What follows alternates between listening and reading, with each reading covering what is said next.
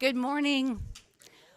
Welcome to the Southwest Region's Small Business Transportation Resource Center's Bipartisan Infrastructure Small Business Contracting Symposium. Organized in collaboration with the Department of Transportation's Office of Small Disadvantaged Business Utilization, otherwise known as OSTBU. My name is Lucy Ann Rudimsky, and I serve as the Interim Director of the Southwest Small Business Transportation Resource Center, also known as the SBTRC. The Southwest SBTRC is operated by the California Asian Pacific Chamber of Commerce since 2010. The SBTRC is funded by the DOT OSTBU and provides an array of technical assistance to build the capacity of small and disadvantaged businesses, which include business analysis, market research and procurement, general management and technical assistance, business counseling and coaching, regional planning committees. We serve as a liaison between prime contractors and subcontractors. We perform outreach and conference participation, capital access and surety bond assistance, and we also have an incredible program called the Women and Girls in Transportation Initiative, where we help to support women in STEM-related fields have the resources they need to access internships. Today's event is dedicated to you, the small and diverse businesses that are here, present, both in person and virtually across California, Nevada, Arizona, and Hawaii. And to our partners and business community in Maui. In the great state of Hawaii, we want to extend our condolences and thoughts to those affected by the fires. Both the SBTRC and the Cal Asian Chamber of Commerce stand with you in support and unity. Throughout the day today, you'll have the opportunity to hear from and engage with the leading procurement, disadvantaged business enterprise, and technical assistance providers who will walk you through the scope and opportunities within their various departments and the resources available to you. It is our hope that when you leave this event, you will feel inspired and empowered to move forward to becoming solicitation ready, to be able to take advantage of the myriad of projects coming down the pipeline. It is our privilege to be able to provide this opportunity to you today. I want to take this moment to recognize and express our deepest appreciation to our sponsors who enable us to deliver this event to you. Siemens Mobility, Department of General Services, the California Department of Transportation, and the Sacramento Regional Transit. But before we get into the event, I would like to cover a few housekeeping items. We want to hear from you, and to ensure that everyone is heard and the event flows smoothly, we ask that you use the cards located in the center of your table to write down the questions and include your contact information. Once you've completed the question and the card, hold it up and we have a runner that will grab it and bring it to the moderator. For those who are attending virtually, make sure to use the Q&A button as a part of the Zoom platform, and we will have someone noting those questions as well and making sure the moderator has them. To make the most of this event, the first step is to get to know your neighbor. If you have not already met the individuals at your table, make it a point to introduce yourself. You never know, you might be sitting next to your future teaming partner or an investor. Lunch will be served at 11:45 and will be available in the front hallway. When you enter and exit this room, we ask that you enter through this hallway area and you exit through the two double doors there. We also ask that in order to get the most of this event, you minimize your external meetings if you can, and stay in the room, be present. We also ask that you shut your mobile phones off so there's no distractions. And we wanted to let you know that this event is being recorded and will be available to all post-event. We will also be sharing any PowerPoint slides to those who registered for the event today. At the end of the event, we ask that you take a moment to fill out the survey, which is located in your programs. It is essential that we know how we can best serve you in future events of this nature. And we ask that you drop them off at the registration table, please. Also, if you're wondering, name tags. Red is for prime contractors. Blue is for subcontractors. So that'll help you kind of navigate your way in the crowd. I'd now like to call Tyra Ridis, the Deputy Director of DOT's SW office, to the stage for her remarks.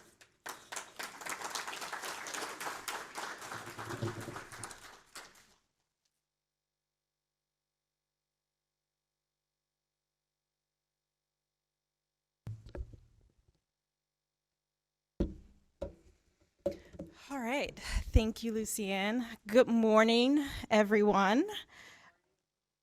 My name is Tyra Ridis, and I am the Deputy Director for DOT's Office of Small and Disadvantaged Business Utilization, or OSDBU. I bring to you greetings from our Director, Bradley Mims, who couldn't be with us today. I'd like to welcome you, all those in attendance here, as well as virtually, to today's Bipartisan Infrastructure Law Symposium to advance equitable infrastructure opportunities for small businesses located in Arizona, California, Hawaii, and Nevada. First, I'd like to say our thoughts and prayers are with everyone in Hawaii, in Lahaina, as well as all those impacted by Tropical Storm Hillary in the region. We are thinking of you and hoping that everyone has a full recovery from the weather events these past couple weeks. Today's event is led by our Southwest Small Business Transportation Resource Center, hosted by the Cal Asian Chamber of Commerce, in partnership with Minority Business Development Administration, MBDA, within the U.S. Department of Commerce, and also the United States Small Business Administration. So our office at OSDBU, we're charged to ensure that DOT small business goals and policies of the Secretary are achieved. We always want to ensure that goals are implemented fairly, efficiently, and effectively. Additionally, we want to ensure equitable opportunity for small and minority-owned business participation in DOT's direct procurement and federally assisted programs. As part of the departmental efforts to implement Executive Order 13985, advancing racial equity and support for underserved communities through the federal government, OSDBU has been actively involved in enhancing small and minority-owned business opportunities for DOT contracts and technical assistance. And I want to pause a moment and just embrace the importance of that executive order. It was the very first executive order issued by this administration, and it's the first time an administration's first executive order has been focused on equity. So that's the importance and attention that's being paid to these issues in this administration. From our Connections Marketplace sessions within OSDBU to our regional BIL Small Business Contracting Symposiums, minority-owned businesses, including our disadvantaged business enterprises, have been able to receive technical assistance, build capacity, and access capital to help them compete and perform in DOT contract opportunities. And in large part, thanks to the efforts of our host, Southwest, the SBTRC organization. DOT is committed to the inclusion of small and minority businesses, and the department supports wealth creation in underserved communities. Today's session is aimed at providing you the tools you need to enhance your knowledge in DOT federal procurement processes, how to find upcoming opportunities funded by DOT at the federal and state levels, and network with state and federal contracting officers and prime contractors. And if we succeed, if we do this right, small business owners will gain valuable insight in federal contracting and specifically our BIL opportunities, and will connect participants with federal and state procurement officials, both large prime contractors as well as technical assistance providers.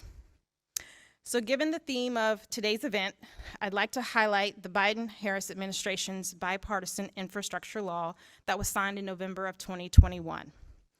It provides a once-in-a-generation investment in our nation's infrastructure and competitiveness. The department will receive more than $500 billion over 5 years for projects including highways, roads and bridges, construction, transit, and airport projects, electric vehicle charging stations initiatives nationwide, and much more. These funds will create well-paying jobs and will provide an opportunity for small and minority business owners to compete and perform in projects nationwide. Our office wants to ensure small businesses are ready to compete for these projects, that you're provided the tools and resources needed to successfully compete and perform these contract opportunities. We want to ensure everyone in attendance today, both in person and virtually, that you're aware of the upcoming opportunities, that you have the connections to the resources that you need, and that you're able to take advantage of these opportunities. One of the things that the Secretary and I have talked about often is shame on us if we don't move the needle in terms of the racial wealth gap with these bipartisan infrastructure law opportunities. And we're starting to do that. We've started to do that with these symposiums. We will continue to do that throughout the rest of our time in the administration. But I want you to know that this is a serious and intentional focus, not only for SBTRC-SW, but for our boss, Secretary Buttigieg, and also the Biden-Harris administration. If you'd like to know more about our programs and upcoming outreach events, you can visit our website, which is transportation.gov/OSDBU, that's OSDBU. Please register to sign up for our newsletter. In our newsletter, we will share upcoming opportunities, we will share the upcoming events that you may be interested in, and also I encourage you to check out our Connections Marketplace. It's free to register to build your company profile there, but that will give you access to our resource partners at SBA, MBDA. You can get information on financing, funding, and again, connections to our operating administrations and all of the opportunities they have through direct procurement as well. So before we continue with the program, I'd like to thank today's speakers, including our panelists and moderators, for taking the time out of their busy schedules to be with us today. Also, many thanks to DOT OSDBU, our Southwest SBTRC, for your hard work and putting this symposium together. We know that this is a lot of work, takes a lot of time, but we appreciate you all. I hope you all have a productive session today. Please take advantage of the people in the room in terms of meeting people, networking. Please come find me if you want to talk, if you want to exchange information. My team is here, MBDA is represented, SBA is represented. Please, please, please take advantage of the people in the room today. Also those virtually, please make sure you're taking down information and contact information for those that you need to connect with. And now, I want to turn it over to our very own U.S. Secretary of Transportation, Secretary Pete Buttigieg, for more remarks for this morning's session. Thank you. Hello, I'm Secretary Pete Buttigieg, and I want to start by thanking all of my colleagues across the administration and our partners for hosting today's event. And to all of the small businesses, large contractors, capital providers, technical assistance experts, and other stakeholders, thank you so much for being part of this. The Biden-Harris administration is committed to supporting small businesses and advancing equity with every tool at our disposal, including in contracting.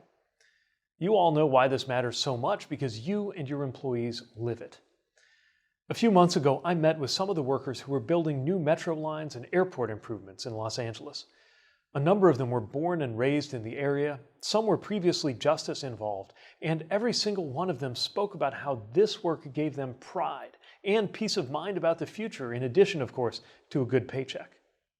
I've heard the stories of businesses like the Hispanic-owned civil engineering firm in Virginia, who got help from our Small Business Transportation Resource Center, and then went on to partner with prime contractors on several road construction projects. That business has grown from 28 employees and a revenue of about $1.3 million in 2019 to 70 employees and a revenue of about $18 million today. And we've even seen how when these contracts are equitably distributed, it can benefit an entire city. I'm thinking, for example, of how a single major set of projects in Atlanta, the Hartsfield-Jackson Airport, helped create one of the largest, strongest Black middle classes in the country by ensuring that Black residents and business owners had a seat at the table when it came time to hand out and win contracts to build and staff that effort. That happened years ago under Mayor Maynard Jackson. But when I visited Atlanta to meet businesses involved in today's rounds of improvements, many of them made clear that they got their start with the generational opportunities from before, and they were scaling up even more today on the strength of that prior experience. Now, we need to ensure access and fairness in contracting with the thousands of projects that we're supporting through President Biden's historic bipartisan infrastructure law. Every small business owner, and certainly every small disadvantaged business owner and DBE, knows how hard it can be to secure transportation infrastructure contracts. From bonding requirements to a lack of access to capital to challenges with workforce development, there are so many barriers that can stand in the way. And it's important to acknowledge that the federal government can and must do more and do better to support businesses like yours. We're committed to doing just that, and to creating equitable access to the intergenerational wealth creation that happens through the delivery of infrastructure projects. That's why our Office of Small and Disadvantaged Business Utilization, or OSDBU, is supporting trainings and capacity building activities, including events like this one, to help you succeed in your contracting efforts. It's why we're revamping our disadvantaged business enterprise programs and have streamlined our procurement forecasts so that you have access to a simple and easy-to-use database of contract opportunities across our department. It's why we've created a new internal procurement equity dashboard so that managers and decision makers can look at direct spending and make sure that we're hitting our small business goals. And I'm proud to say that we are on target to hit a major goal set by President Biden: over 20% of our federal contracting direct spend going to small disadvantaged businesses. We're also helping state partners deliver more of their contracting opportunities for DBEs. And we're emphasizing the importance of creating these kinds of opportunities in our conversations with businesses of all sizes. Still, there's a lot more that we need to do, a lot of important work ahead. That work is as complex as it is important, and success will require continuing effort from all of us. But it's going to be worth it, and we're not going to let up. I'll stop here so that you can continue on to the important work of the day, but I want to thank you again for all that you do. And I want to let you know that nothing would make me prouder than to run into you in the future and hear about the opportunities that you were able to capture and the opportunities that you were able to create thanks to our partnership. So I very much hope that we'll cross paths again in the future. Meanwhile, thank you and have a great event.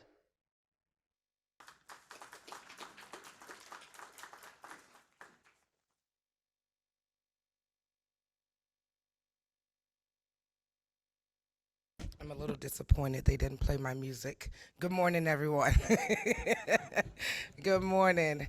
Thank you for being here so bright and early. Thank you, Tyra, for a great introduction and a great start to the day. Thank you, Lucy, for having MBDA. Lynn Bailey, who's always in the background, making sure things happen. And Michelle, I haven't seen you forever since. But anyway, it's so wonderful to be here today. I can't reiterate how important this initiative is today. There's going to be a lot of information. I know you're already feeling it, right? And there's more to come. But this information is so critical because there are so many people vested in ensuring that this community and every community across the country has the resources and the opportunity to be a part of this truly historic investment. There are billions of dollars being spent. It's already started. So if you don't know how to be a part of it, that's the purpose of this symposium. I'm going to tell you, you may have seen a video from the Secretary of Transportation, but he's committed. I brought today, this is my name tag from October of 2022, where we had the first business forum in DC. And it was during one of MBDA's, my agency's largest event. But on the first day of our event, we were at the Department of Transportation. Why? Because of the commitment from the Secretary of Transportation. And this is my badge from that day. And we spoke and we talked about how do we share this outside of DC. And he committed to coming out into communities. We had no idea what that looked like. And from the stage, I kind of volunteered us all to come to every community that we could. And so afterwards, they said, Angela, how in the heck are we going to do that? And fortunately, we had some great dedicated people at the Department of Transportation that decided we're going to try to get around this country as best we can. And for the last 12 months, that's what we've been doing, from Philadelphia to Florida to California.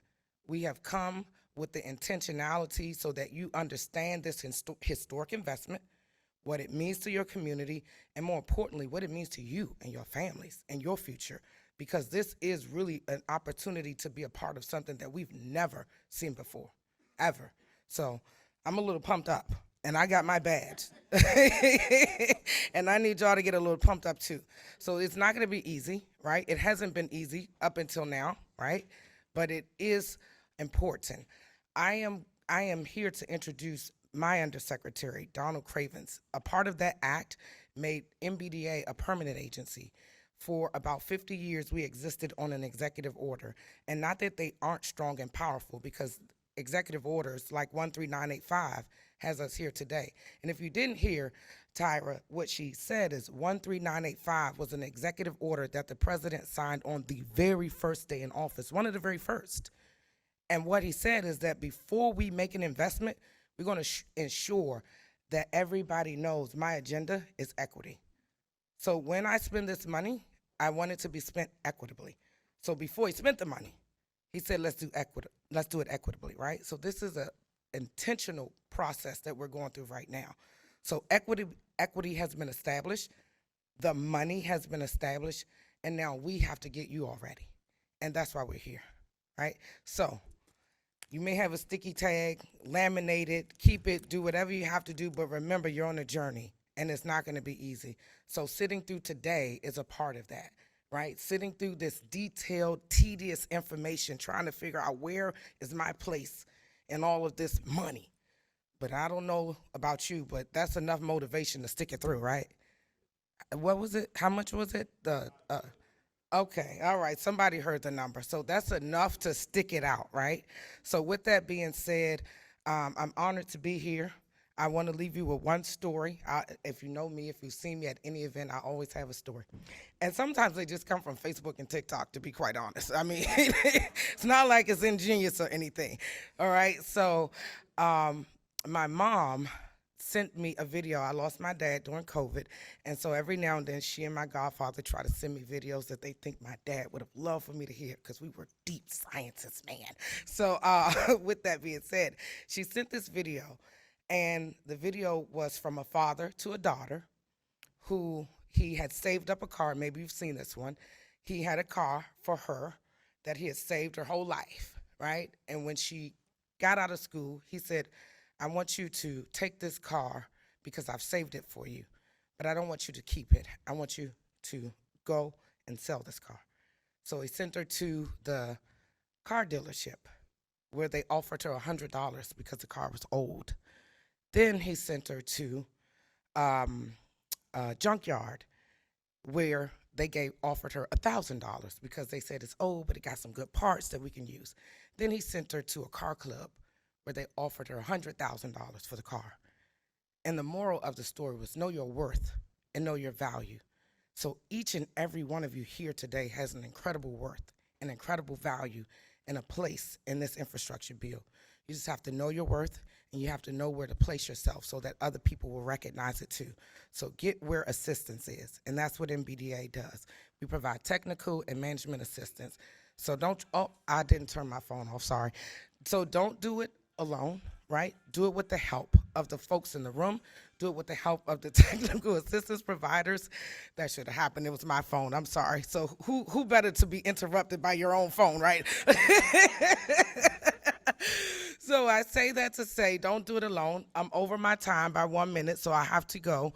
But thank you all so very much for being here today. Please stick it out, and I hope you have a wonderful day.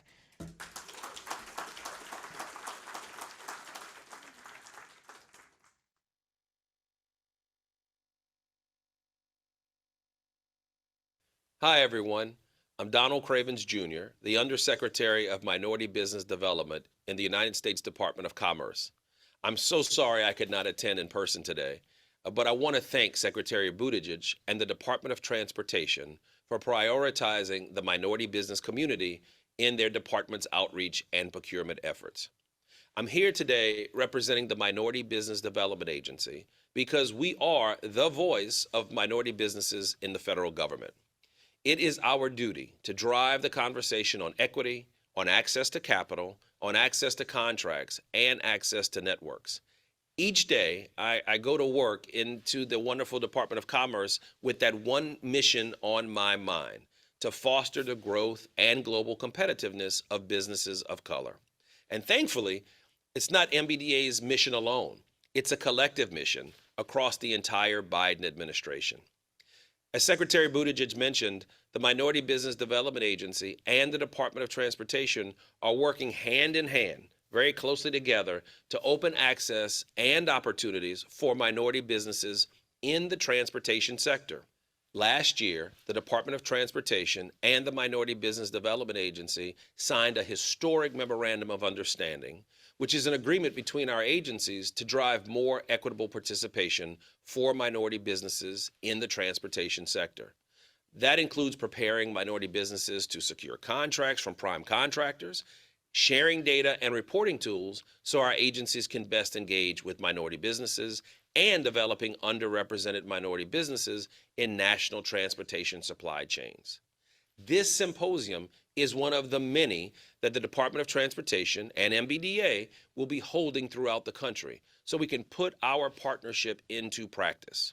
Today, you, our small and minority businesses, will have the opportunity to interact with and learn from leading voices in both the public sector and private sector about how you can take hold of the opportunities available to you in the growing transportation sector. Ladies and gentlemen, we have a once-in-a-generation opportunity before us. Through the Infrastructure and Investment and Jobs Act and other investments, our nation is investing trillions of dollars to revitalize and to strengthen our nation's infrastructure, from our roads and bridges to our ports and public transportation. This historic investment means new projects, jobs, and contracting opportunities for American businesses. President Biden made it clear on day one when he announced a whole-of-government effort to increase the share of federal contracts going to small, disadvantaged businesses by 50% over the next 5 years. It is MBDA's mission to help small and minority-owned businesses secure their fair shake of these opportunities. And we're grateful that the Department of Transportation is partnering with us in that mission. Because small businesses of color don't just want to drive on the new roads and bridges. We don't just want to use electric vehicle charging stations. We want to design the roads. We want to build the bridges, and we want to own the electric vehicle charging stations. With greater intention, greater effort from the federal government, the kind that is represented in today's symposium, we will be able to give every American business an equitable shot at achieving their potential and achieving the American entrepreneurial dream. I know you will all learn a great deal from today's event, but if you, our business owners, ever need help, be it technical assistance, business support services, or just a guiding hand, don't hesitate to reach out to the Minority Business Development Agency. We operate 88 business centers and grant programs all across this great land, and we get results. Just last year, MBDA helped businesses secure over $1 billion in capital, over $1.6 billion in contracts, and over $200 million in capacity investments. That's the kind of impact we've had for over 50 years. And it's our efforts like today's event with partners like the Department of Transportation that will help continue to make MBDA more impactful and more intentional for small and minority businesses. It's very simple, folks. When our minority businesses succeed, our nation succeeds. We're excited to work with all of you to make that happen and to help our nation's economy reach its full potential. Thank you very much. Have a great event, and God bless.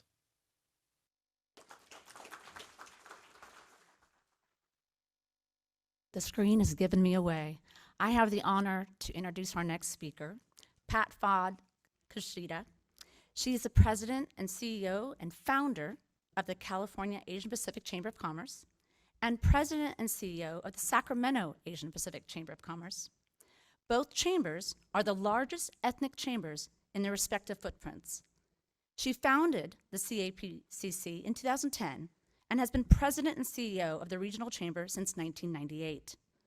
Serving as president and CEO and founder of the CAPCC, Pat has built a best-in-class enterprise model utilizing innovation to build its ecosystem of business, government, and community partnerships to further inclusive economic development opportunities, and gives a voice for California's diverse small businesses community.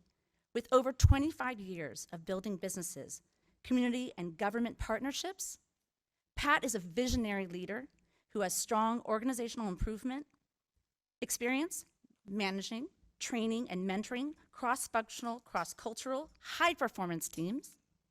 Pat is an entrepreneur who understands the nexus of business, government, and community, and she doesn't take no for an answer. It's thanks to her that we're here today, and so if I could ask Pat to approach the dais. Thanks so much.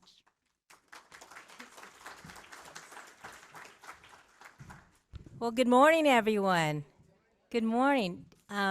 You've been talked to a lot this morning, so I'm not going to be here long, but I will tell you I am so pleased to be here and so pleased to see so many of you here in this room. And also, I think we've got another 100 plus remotely. So we've got over 200 folks here that are very interested in what we have to offer today. First of all, I want to say thank you to Ms. Angela and Ms. Tyra for coming all the way out from DC to be here. And that shows commitment. You know, the Asian Chamber is probably one of the few entities in the country that run an MBDA center, that run an SBTRC, and run an SBDC. So those three entities, I think for the first time in a long time, right, have all come together with a singular goal, and that is to help you all be successful. You know, you heard the Secretary Angela, Secretary Buttigieg, but Cravens, right, yeah, thank you. Oh my God, this is called 25 years of brain. You heard both of them say this is a generational opportunity, right? And we're talking about $500 billion to $1 trillion if you count FAA and all of the other money that's coming forward. It's going to be difficult. It's going to be tough, right? But the commitment is real. The first time that equity is actually embedded in making sure that you all get access to these contract opportunities. And if you look around this room today and you see these tables that are here, all these folks are also committed, right? So Caltrans is here, SMUD is here, all of our centers are here. Everyone here is committed with a singular purpose, Siemens, to make sure that you guys get access to these contracts.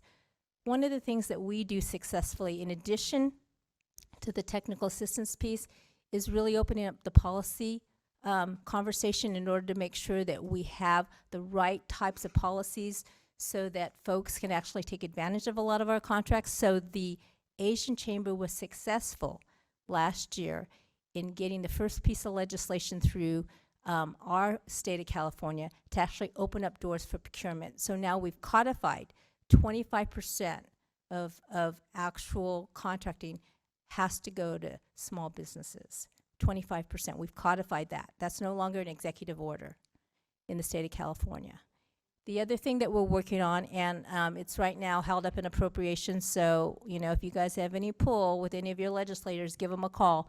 But we've got two pieces of legislation. One of them is called our Equity and Energy Bill, which basically says we know we're transitioning to an electrification economy. We know that's all coming. California, we've drunk the Kool-Aid, right? We all know what's happening by the year 2035. But before we do that, it has to be equitable. We have to make sure it's affordable, we have to make sure it's accessible, and we have to make sure it's adaptable. Those three things are critical if all of us want to fully participate in California's new economy. Because if we don't, it's all not going to happen. We're not going to get there. So that's a really important piece of legislation. And then the final piece of legislation, which I know is going to get out of appropriations, is AB 258, and that's really our front door bill. We were successful in getting that through And it's about creating a front door, one front door for you all to walk through. Have you ever tried to go through government, state procurement, or state contracting in California? It's difficult because everybody has their own small business utilization programs. Everybody has their own websites. All of the things, it's hard because you're searching for just that right fit. Well, AB 258 is going to put everything in one place for you all. And it's not just going to be something that you're still going to have to search. It's going to be more interactive, where they're going to, through AI, really decide if you, for example, have a service, a janitorial service, I'm just going to say, that intelligence is going to know that, and you're going to start to get information based on what you are actually searching for. So that's coming online, and we're hoping that goes through appropriation. So those are 3 pieces of legislation that the Asian Chamber, the Hispanic Chamber, and the African American Chamber sponsored last year and this year. So we're really proud of that, those bills, to help you all. The final thing I will say is this work isn't easy, and it isn't easy because, and I've been doing this work a long time, 25 years of doing this, and all of a sudden, right, equity's sexy. Who knew? All of a sudden, diversity's sexy, right? We have a moment in time. I do think this is a sea change. I feel the change. I don't think we're going to go back. But this moment in time is a generational opportunity. We got to take advantage of it. So we know how difficult this is. I've been doing this 25 years. I know how difficult this is. We're a small business. We're a nonprofit, but we're a small business. We go after contracts. We got to write them. We got to put teaming. We got to put partners together. We've got to put teaming agreements together. We got to fund it. We got to cash flow it. I got to go get a line of credit in order to do it. You all know, right, how hard this work is. So I will just say I am so honored to be here today and so pleased to see a table that is committed to this work. So thank you very much.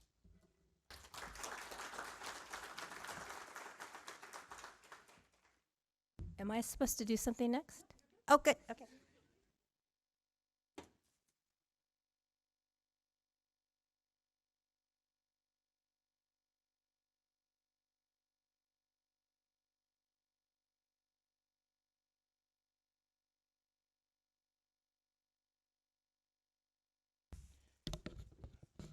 Good morning again. I promise you, I am really not the star of this show.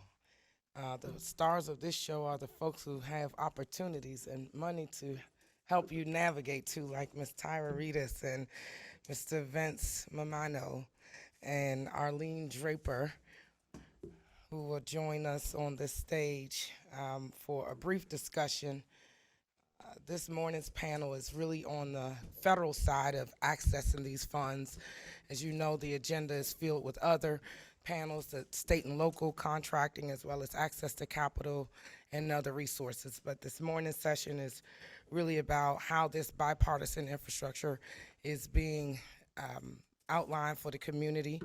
We have the job of also getting you all back on task. So I'm going to skip my introduction since I believe I introduced myself. I'm Angela Washington. I'm a Senior Business Development Specialist at the U.S. Department of Commerce, Minority Business Development Agency. You heard from my boss, Don Cravens.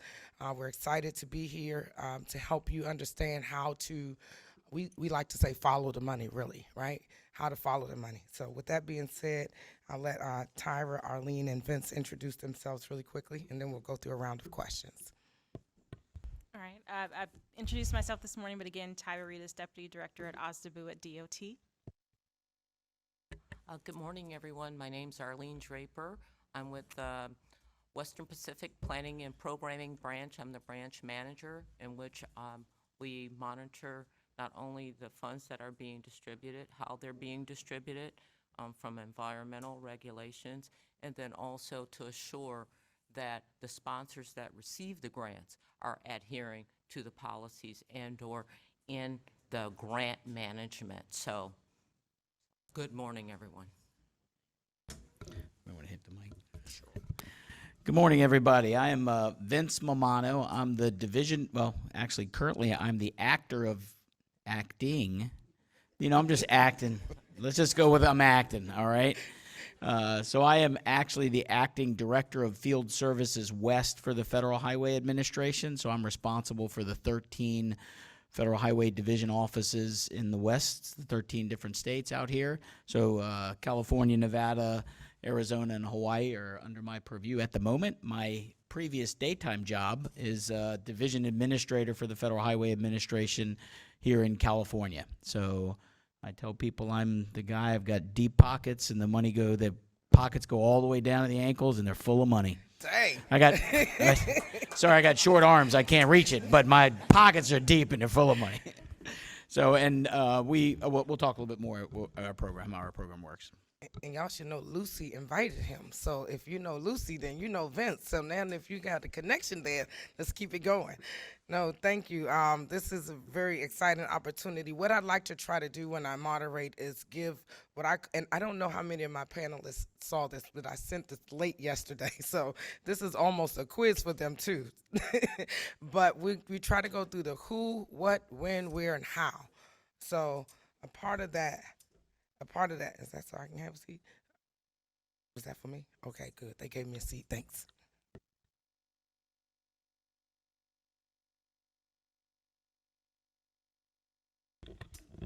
Okay, now I feel like I'm a part of the family. All right, so looking out for me. So the who, what, when, where, and how. So I'll start, and what we'll do is I'll ask this question, and I'll ask each panelist to answer it, 2 to 5 minutes to answer. We'll go through a couple of those questions, and they are procurement driven. So Tyra, starting with you, tell us about your existing federal investments, the programs and initiatives your agency has established that may be on the horizon as it relates to this conversation here today. So who you are, the agency, and what your agency role is in helping get these funds to the community. All right, thank you, Angela. So, what's going on at DOT? Lots of good stuff, lots of important work around equity in procurement. But I'll start first just with, obviously, you know, SBTRC-SW, we're responsible for, again, making sure that we're providing opportunities for small disadvantaged businesses across the country in both our direct funding and federally assisted funds. But some of the initiatives that we've been focused on in the last 24 months around our equity action plan. First, with Secretary Buttigieg's support and cheerleading, we've increased our direct spend goal. So I think the department was around 18% 2 years ago. And we have committed to increasing that percentage to 22% by fiscal year 24. So for fiscal year 23, our goal was 21%. And I can tell you that we are on track to exceed that goal for this fiscal year. And in fact, I have some numbers I'd like to share with you. It just shows the hard work by our operating administrations like FAA, as well as our OST offices. But we spent so far $1.2 billion with small disadvantaged businesses in our direct procurement this year. And again, that is a substantial increase from years past, so we're really excited and proud of that. But that doesn't mean that we're stopping. We're going to keep moving. And so next year, our goal will be 22% to spend in our direct procurement with small disadvantaged businesses. And on the federally assisted side, some of the exciting initiatives that I can talk about, you heard the Secretary mention, we're modernizing the DBE program. There was a rulemaking that's still in the process. We're hopeful to get that finalized here soon. I wish I could give you a specific date, but I don't have that to share. But really what the rulemaking did was look at P&W cap for DBEs, increasing that. We're also looking at how can we streamline and make interstate certification easier. We know that trying to get certification in different states has been a burden to small businesses, particularly minority-owned businesses. And so we want to make that process easier so that you can just go, once you get certification in your home state, It's just a simple process to then get certification in another state. That gives you much more flexibility than to go after opportunities in other regions, to make sure that you're building your capacity in your business. Some of the other things that the rule looked at is what is counted in terms of your P&W when it comes to retirement assets, because we know that had become a barrier for a lot of small businesses to qualify for the DBE program and also stay certified in the DBE program.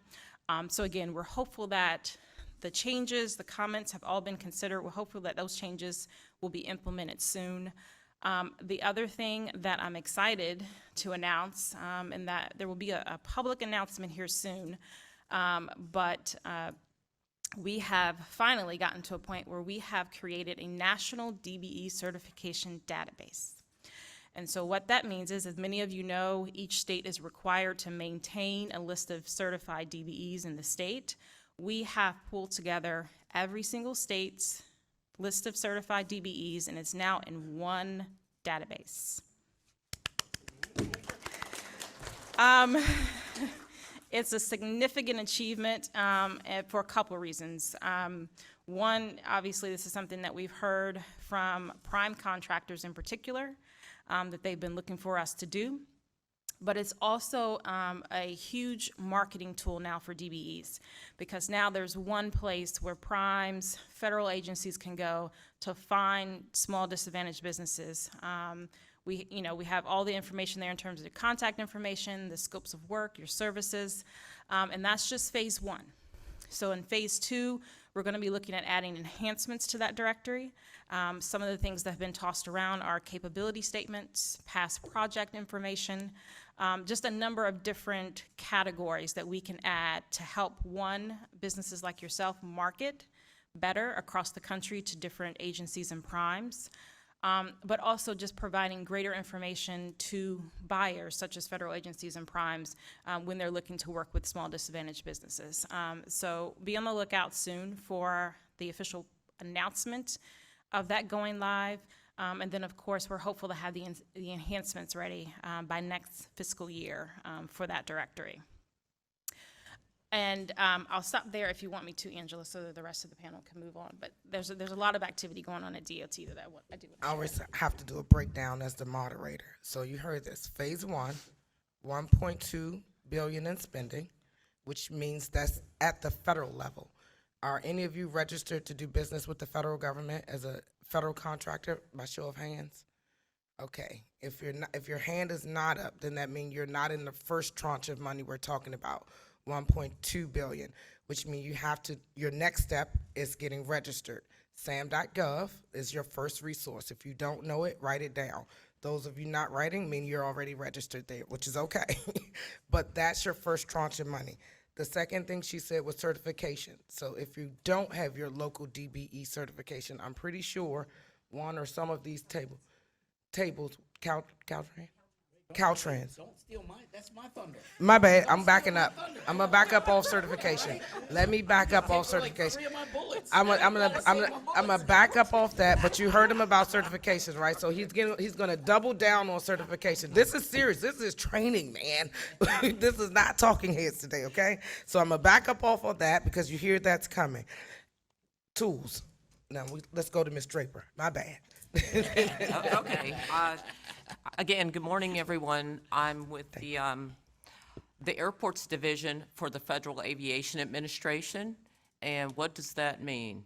Okay, from the planning and programming, we're given legislative reauthorization each year, not only for BIL, but also for airport improvement programs, too, and we have another facet of other programs on board.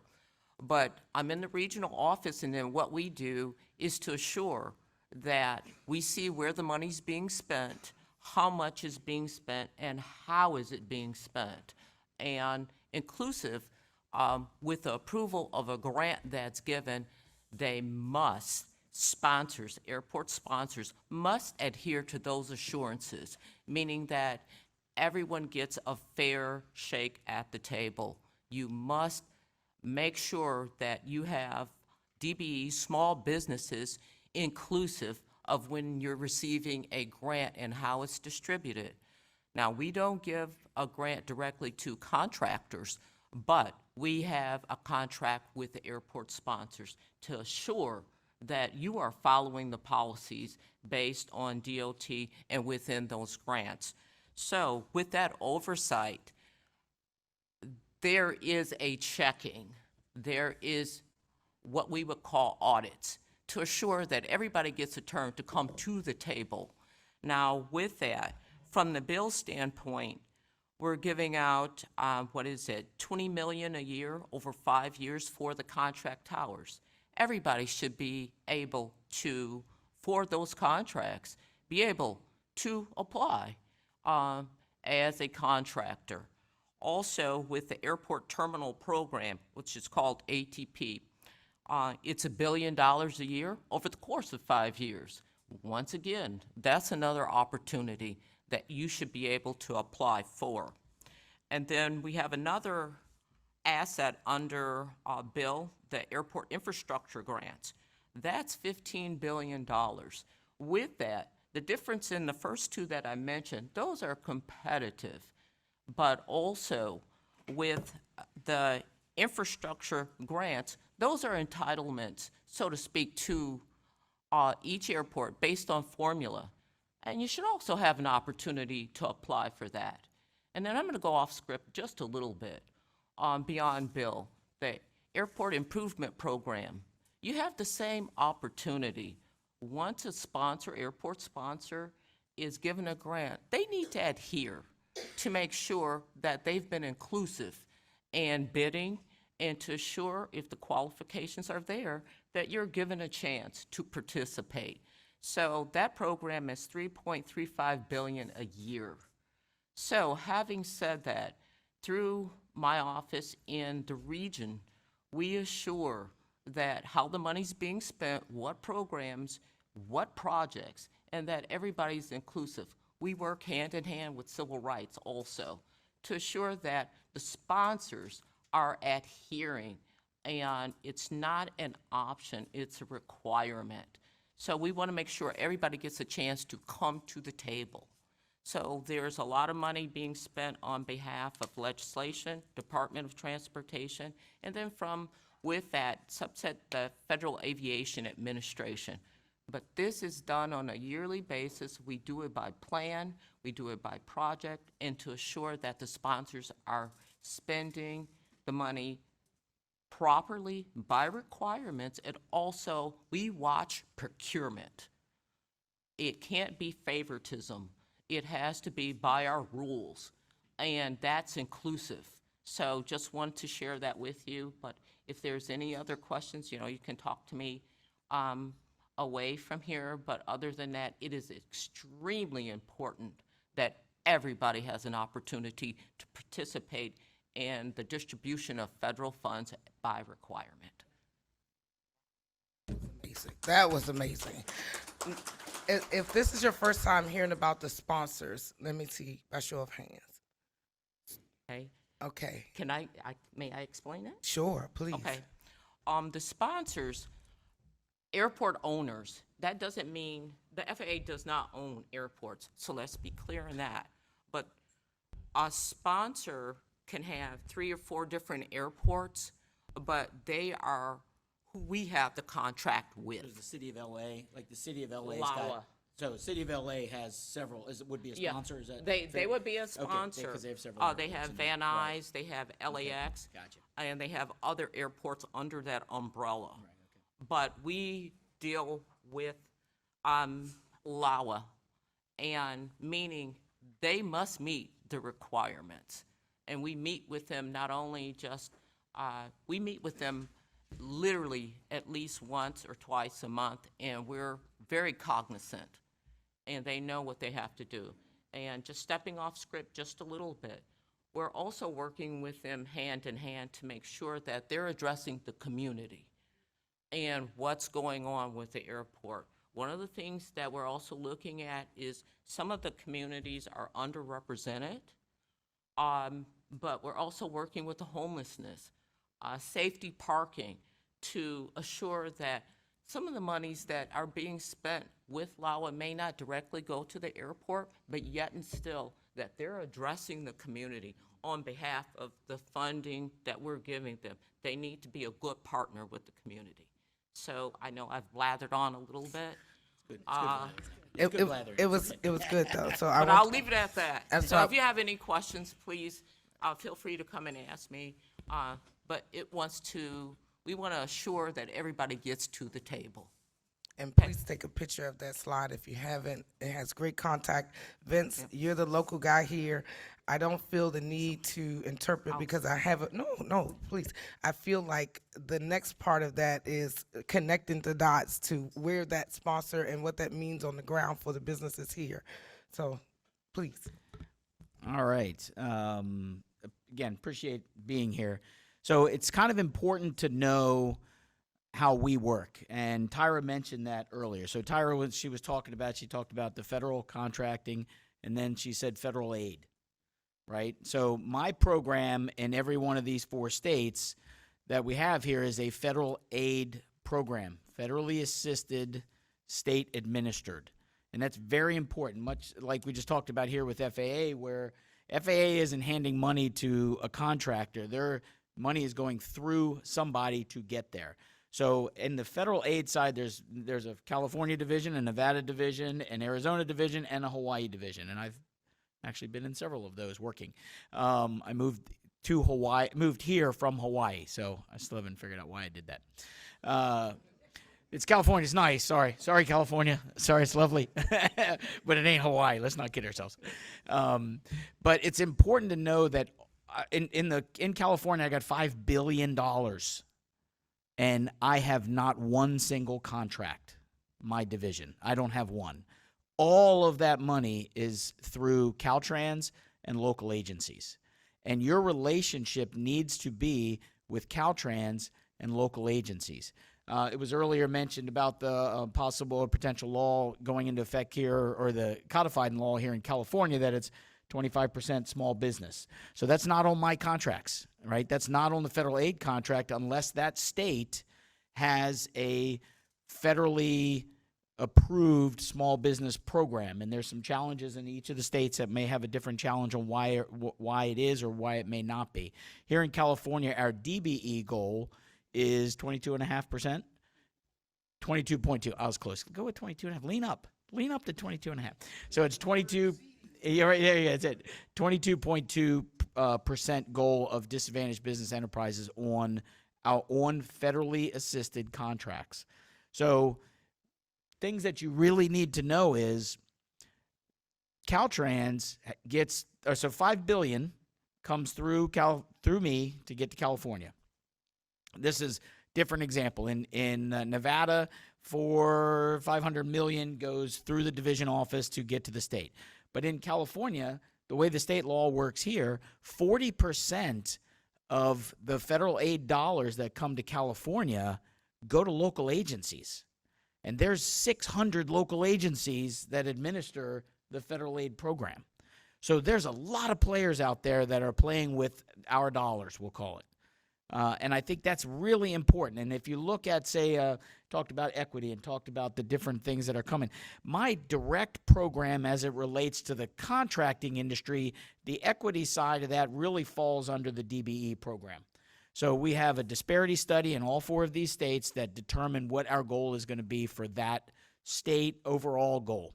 So that's really our equity program as it relates to a contractor. But as it relates the whole program, there's a lot of different things that they're playing in, right? So a lot of a grant might go to the city of X or the county of Y, and because of an equity, their grant application was addressing equity. We have the Reconnecting Communities grants. There's all kinds, Safe Streets and Roads for All grants. There's a lot of different grant programs. But things to know is that Safe Streets and Roads for All program, we had 50 grants here in the state of California, and every single one of those are direct recipients.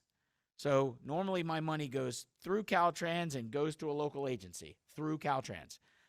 I got 50 grants that are going directly to the local agency, right? So it's really important to know where our money is. So follow the grant notifications. Make sure Caltrans is here in the corner. Wave your hand, Caltrans over there. Caltrans, Office of Civil Rights, small business program, they are a critical piece to playing in my program because they are my primary managing partner for all of the federal dollars. Michael Caliendo over here, I want to introduce him. Michael, wait, stand up. Thank you. Michael is... So if you're looking for my information, don't bother. Ask him. He's smarter than me. He deals as he's our civil rights manager in our California division, and he's a very important player. So his day-to-day working is with the Office of Civil Rights at Caltrans. And so it's just so important to recognize you need to be certified. I would also, if you should also be small business certified. You should be both, right? So you don't want to just play in my world. You want to play in Caltrans' world, right? So I think that's really important to know. There is one portion of federal highway that does do direct grants or direct contracting, and it's our Federal Lands Highway Division. So Federal Lands Highway Division, I'm called a Federal Aid Division. There's a Federal Lands Highway Division, and they do all the work in the National Forest, National Parks, Department of Defense. They do all the work for those land management agencies. So if you're in Yosemite National Park and you're wondering who's building that trail or you're wondering who's building that road, it's the Federal Highway Administration's Central Federal Land. So the 4 states that are on here, that office is out of Colorado, and they're the ones that do all the contracting on federal-owned lands. And they actually do direct contracting with a contractor. They administer the contractor. They'll hire consultants to do some design work. They'll do all of that stuff. So there's 2 different sides. The big program is the federal aid side, and that's the relationships with the states. So your Nevada DOT, your Arizona DOT, and your Hawaii DOT, all of you, and California DOT, you need to be certified with them so that you can play in my world. Is that fair? That is so fair. I told you he was going to get the certifications, okay? Now, if you're not understanding the importance of certifications, I'm pretty sure you will by the end of this panel, right? But the second round of this discussion is the market intelligence. It's, okay, this is great information, but then what next for me? How? Where? Where do I go to get access to this information? We try to design the second round of the who, what, when, where, and how to be more about how an entrepreneur can gain access to these particular programs, if there's particular opportunities or a specific way you suggest that they connect. I say that with, don't forget about the basics, simply going to the website. Do not forget about going to the Department of Transportation's website, whether it's at the federal or local level. We take transparency very serious at the federal level. This is how we believe that we speak to the mass at one time. So don't think it's too elementary to go to the website and do a little bit of reading. It's a lot of effort put into making sure the information is available and accessible. And guess what? The very, very large companies know this. That's how they've become very large. They know that this information is public and they use it. So this market intelligence that you have to do is really critical. So you do have to go back and do the homework. You have to look at the programs, you have to look at the procurement websites, and you have to be registered. But most importantly, there's assistance to do that. That's a lot of work to do for businesses who are saying, I'm already doing a lot.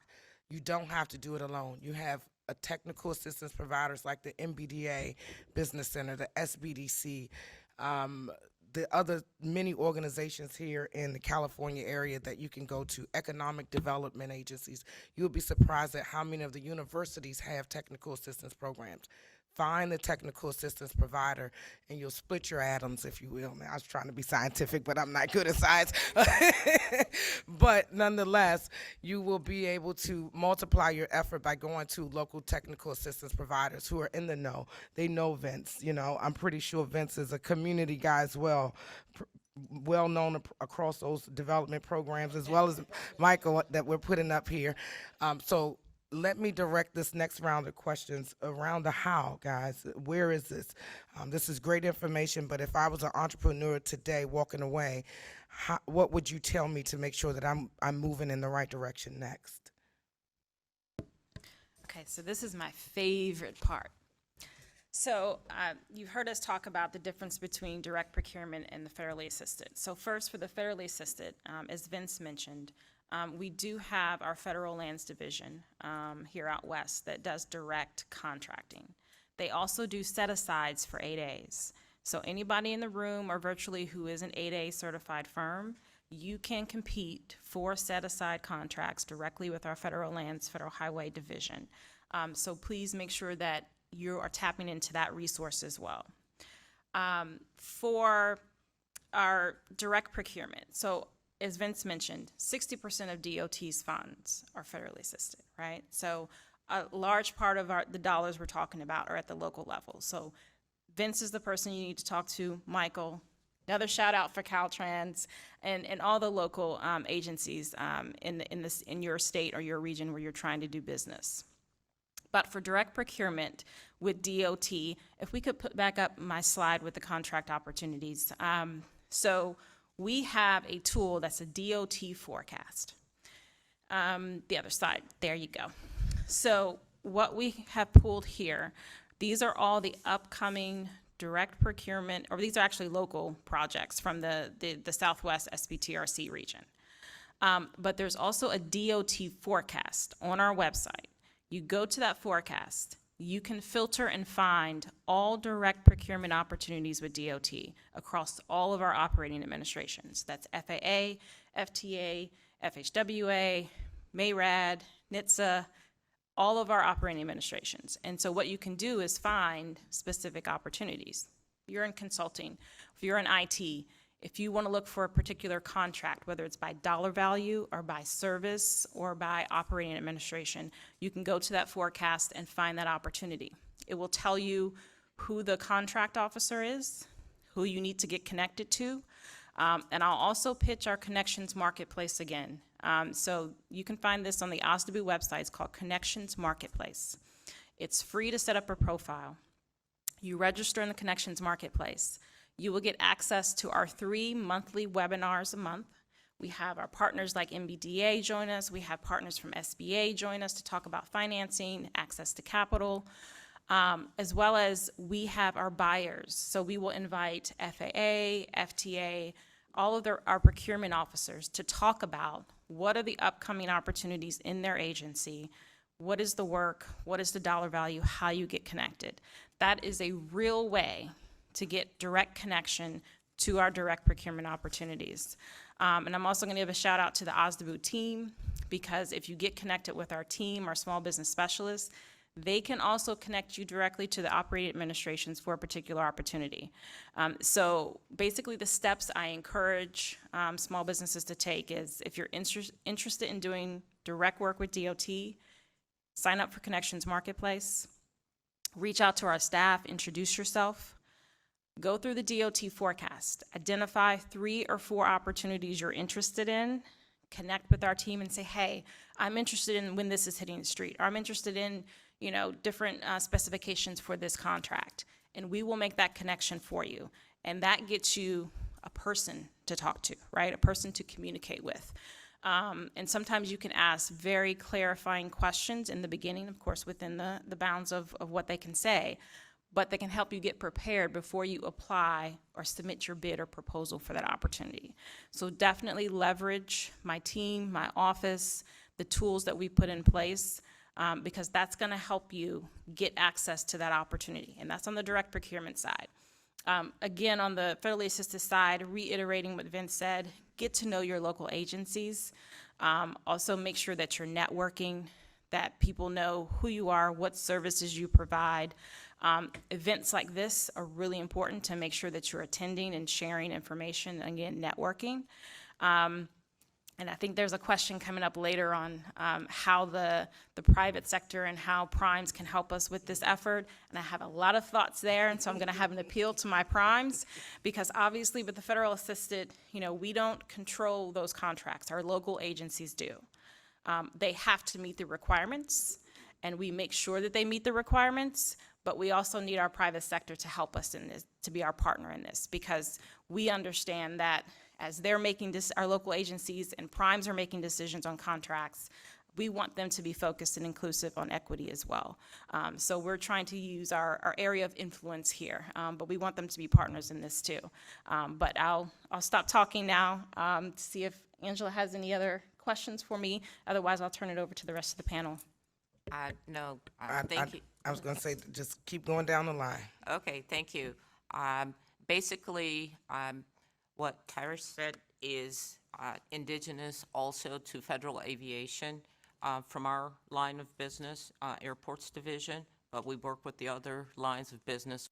But you know, right now we've got direct contracting where city of Riverside has probably got some emergency relief work they're doing. Tribes all over the state, particularly in Southern California, are dealing with major flooding, and they're going to have our emergency relief program. They're going to be using our ER money, we call it. And at Caltrans has director's orders to do direct contracting for an emergency program, an emergency issue. Or they also do all their minor B, right? All your minor B money is done with small business.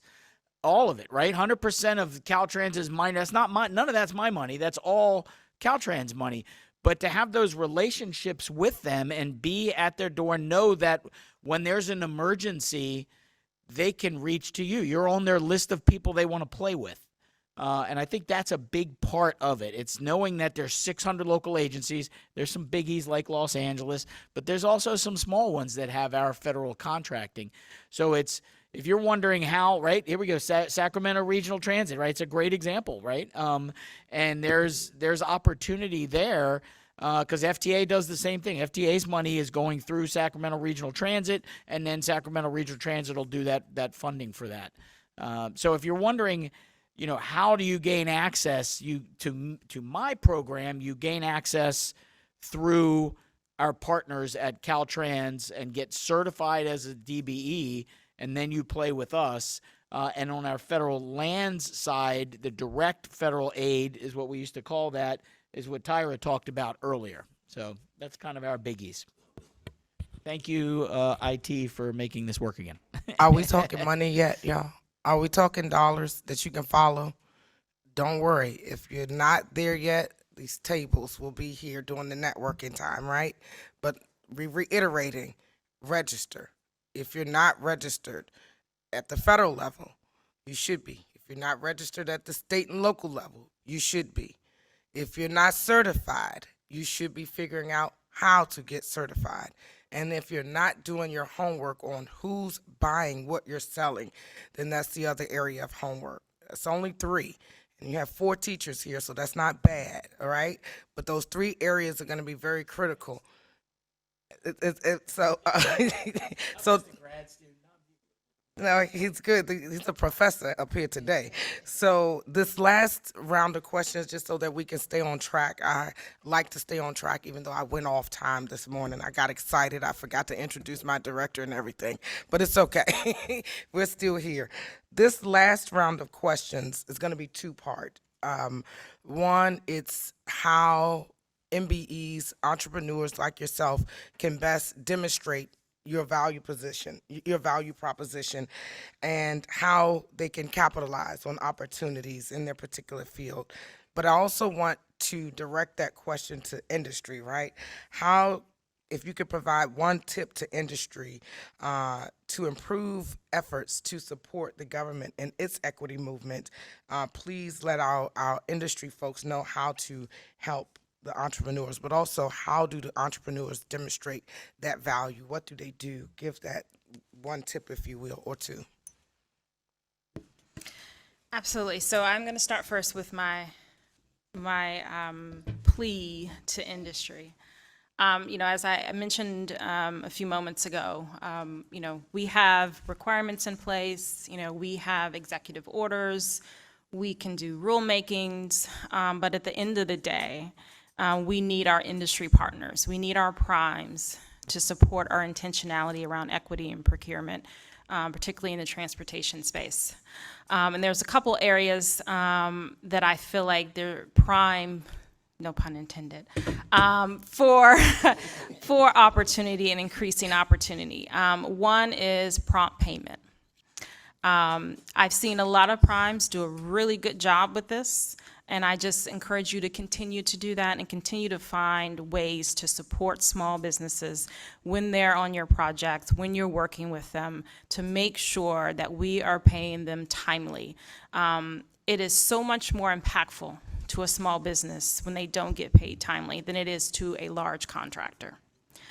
And so we just want to encourage you to make sure that you're working with the small business, that you're paying them on time, and that you're setting out the clear requirements in your subcontracts for what that timely payment looks like. The second thing is going to be unbundling. I know it's not a favorite thing, and I know that bundling is much more efficient in some respects in terms of the administration of a contract. But when we have these large infrastructure projects that are being funded by the bill, unbundling is going to be crucial to making sure that we are inclusive and that we have the greatest participation from small minority-owned businesses. There are just opportunities, I think, where our primes can break apart the contracts so that we can have greater participation and also more successful participation, right? I think sometimes we have businesses that come to the table, and because they're hungry and they want the work, they'll take it on.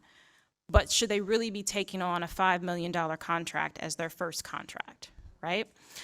So I just plea for the industry to help us as we're trying to be intentional to unbundle where you can, to make sure you're ensuring prompt payment, because those are two barriers that I've seen since I've been in this space that can really be negative and harmful to our equity and procurement efforts and what we're trying to do from the government perspective.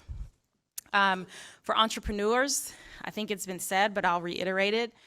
Relationships, relationships, relationships. Not only with federal partners, but with your local partners and with your fellow entrepreneurs.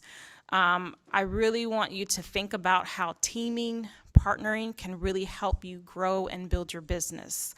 I know it can be scary. The unknown is always scary. But if you take some time to take advantage of the resources that are out there, talk to folks who have teamed successfully.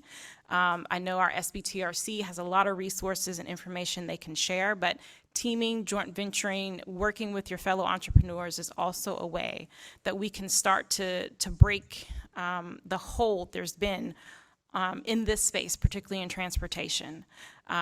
So make sure you're networking with everyone in the room, because that's going to be important, I think, to the opportunities that are coming out. It's tons of money. There's enough for everyone. And we want to make sure that everyone in this room is able to get access and to compete for the opportunities that they want to compete for. So again, I can't encourage it enough, but take advantage of the days that you have like this where you can be in a room and network, talk to people, exchange information. And then finally, I'll say, know what you do and know what you do well. That's going to be really important. There's going to be a ton of opportunities thrown your way. You're going to want to take it all, but really understand what is the work that you do well, and that you know will help you really grow in the space you're trying to grow in. And I think those are the key tips that I would leave you with today. Excellent. And just to reiterate the websites that you mentioned earlier, I just want to make sure that everybody understood. Was that to go to dot.gov? What was the specific website? So if you go to transportation.gov and search for DOT forecast, you can find the forecast of all the direct procurement opportunities. If you go to transportation.gov/OSDBU, which is OSDBU, that will give you access to our webpage where you can then link to the Connections Marketplace to sign up. You can also sign up for our newsletter where we share a lot of the same information. And then we also do have links to our partners, MBDA and SBA websites as well from our website. And then I finally will share that to that vein.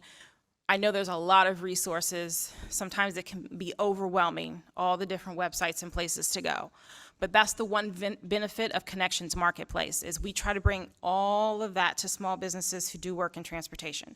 So if you go to that one platform, you can get links to MBDA, everything that they provide, as well as SBA and everything that they provide. So that's what we're trying to do to limit the different places you have to go. But they are our partners in this work, and certainly want to make sure that we're sharing out all the great things that they're doing as well. Excellent. Arlene? Okay, just to reiterate on that, for industry, when a airport sponsor is given a grant, we watch and monitor the invoices, approve them, and the oversight of them. And from time to time, we've run into where maybe a prime was not paying, a smaller business, a minority business. We will step into the sponsor and talk to them about that. Now, we've had some complaints, but you're not out there alone. If we know it's important that you get your funds delivered to you in a timely manner. So with that, just want to reassure that we are watching to assure as the invoices are coming in and the prime is being paid, they need to definitely, as work is eligible and required with the necessary eligibility, that their subcontractors are being paid as well.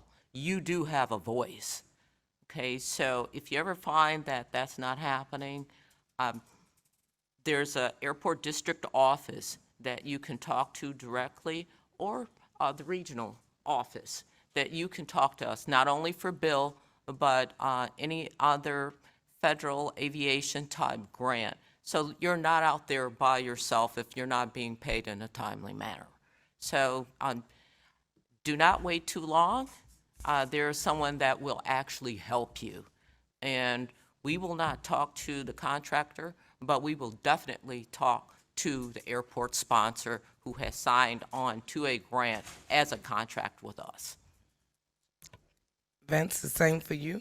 We're about at our final 2 minutes, so I know this is a very local group, so as local as you can be in terms of where they should go, websites, offices. I know you mentioned that the 600 offices, I don't know if they're all centralized on one website. Not even close. Not even close. So I was hoping, guys. Work through Caltrans. Work through Caltrans. Work through Caltrans. Work through Caltrans. Work through Caltrans. Have I made a point of working through Caltrans? I That think Caltrans is an important player, and it's very important to work through Caltrans. Did I get that? Is that message out? I Is the think you message got out? Good. All right. Good. So, quick tip for contractors. And we all grew up hearing this from our parents or whoever our mentors were. Your job is to make your boss look good, right? Everybody's heard that, right? I actually taught a leadership course one time, and I said those words, and I regret saying those words because my job is not to make my boss look good. My job is to help everyone around me succeed. So that's my peer, that's the people below me, and my bosses around me too. So my request to contractors is help everyone around you succeed. My direction, if I'm allowed to give a direction to small business, minority business, is help everyone around you succeed. You talked earlier about make sure you're talking to your peers, your competition, right? I mean, I've been at contracting events where all of the prime contractors, they all know each other.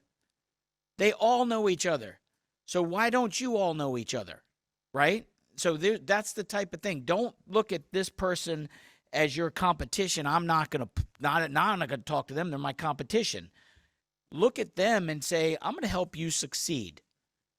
And then, because they're going to help, by helping them succeed, you're going to succeed too, and they're going to help you succeed. Tyra talked about a handshake. About making sure it's relationships. So making sure you're talking to the contractors. Make sure you're in front of them. Prompt payment's a giant issue for us, as always. So I would say, and that's something that we're working on with Caltrans, is improving that prompt payment to subcontractors. And then my last thing to you is my tip to you is, and you know this already, I'm going to say what you already know. No one's going to hand you a daggone thing. If you're hoping that someone's going to hand you something, it is not going to happen. That's the same thing my dad told me. So we're all telling each other that, right? No one's going to hand you anything. Go get it. You know, we talked earlier. Give me your name again. Is it Jess? Thank you, Jess. Jess was talking about Nevi. He's an electrical or small business in electrical, and he wants to go play in that Nevi world, right? And we were taught. So he wasn't sitting there going, I hope it comes. So he was asking, hey, where does that? Who plays in that? Where is that played? I walked over, I talked to Caltrans. I said, so Caltrans team over there is like, you know, Vince, we don't know that. We're going to go find that out. So just so you know, Jess, I would go talk to Caltrans, make a connection, because they're going to try and figure that out, right? So they're going to, who plays in that Nevi world? So you have to be innovative. You have to think like an entrepreneur, like you all are, right? You have to think who's playing in that Nevi? Nevi's National Electric Vehicle Infrastructure, right? New program that's coming out, giant program. Broadband's another big issue. Who plays in that? Who's already in that world? Let me go talk to them. Let me make a connection with them. So you have to think about what's coming, what the new legislation is coming out. Equity, a lot of small business, a lot of direct recipients. So like I talked about, a lot of cities and counties and MPOs that didn't used to play directly are now playing. So make sure you have relationships with them. Make sure you know what's on their agenda. Make sure you know what projects are coming from their side of the thing. That's kind of my biggie. Well, we are out of time. I tried to use every minute we had to make sure you had the information you need. So thank you very much for your time today. We'll be around, and I hope this is a great event for you all. Thank you again. Thank you to the panelists. What an amazing job.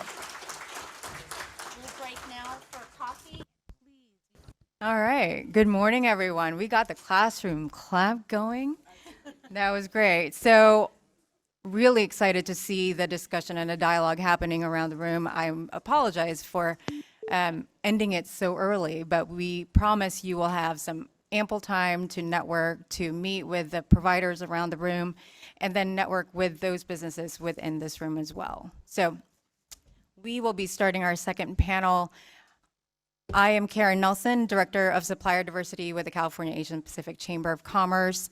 My main focus is really connecting our small businesses, minority businesses, and disadvantaged businesses to contracting opportunities, both in the private and public sectors. So I am joined here today. I'm hoping all of our panelists will be joining here soon. 3 of them will be virtual, and 1 we have here locally with Zach RT and Ms. Shevlin. But I just wanted to comment. We are following a panel that just provided a good amount of information at a higher level. And what was really resonating with me is I wrote down access, education, relationships. And so what we're going to look at now is how we access those relationships, access those opportunities more from a local perspective. So we do cover 4 states, California, Arizona, Nevada, and Hawaii, and we'll look at we'll highlight local agencies within each of those states. So without further ado, I'd like to just introduce our panel, and I'm gonna look to the back of the room just to see if we have all of our panelists here today. But they will be Daniel Williams, DBE Program Supervisor with Hawaii Department of Transportation, Candy Worley, Division Chief, Sustainable and Emerging Transportation with Nevada Department of Transportation. I have here with me, to my left, your right, Jessica Shevlin, Disadvantaged Business Enterprise Liaison Officer with the Sacramento Regional Transit, and Candace Huff, Deputy Aviation Director with Phoenix Sky Harbor Airport. So we're just going to go and have our panelists go ahead and talk about each of their agencies as well as some of their initiatives. So I will go and turn it over to Mr. Williams up in Hawaii. Aloha kakahiaka, everyone. This is Dan Williams, and that's good morning to everybody. We are not able to hear you at the moment. Oh. Hang on one. Can you hear me now? Yes, okay. Aloha, everyone. Aloha kakahiaka. Good morning.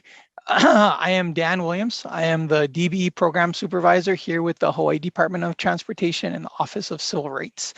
So what I'm going to do today is talk to you about some of the priority projects or priority efforts that we're taking with our IIJA and BIL funding. And then I'd also like to share some informational websites with you regarding contracting, things of that nature. So you can go ahead and next slide, or you can put the slides up, please. And if not, I can share my screen.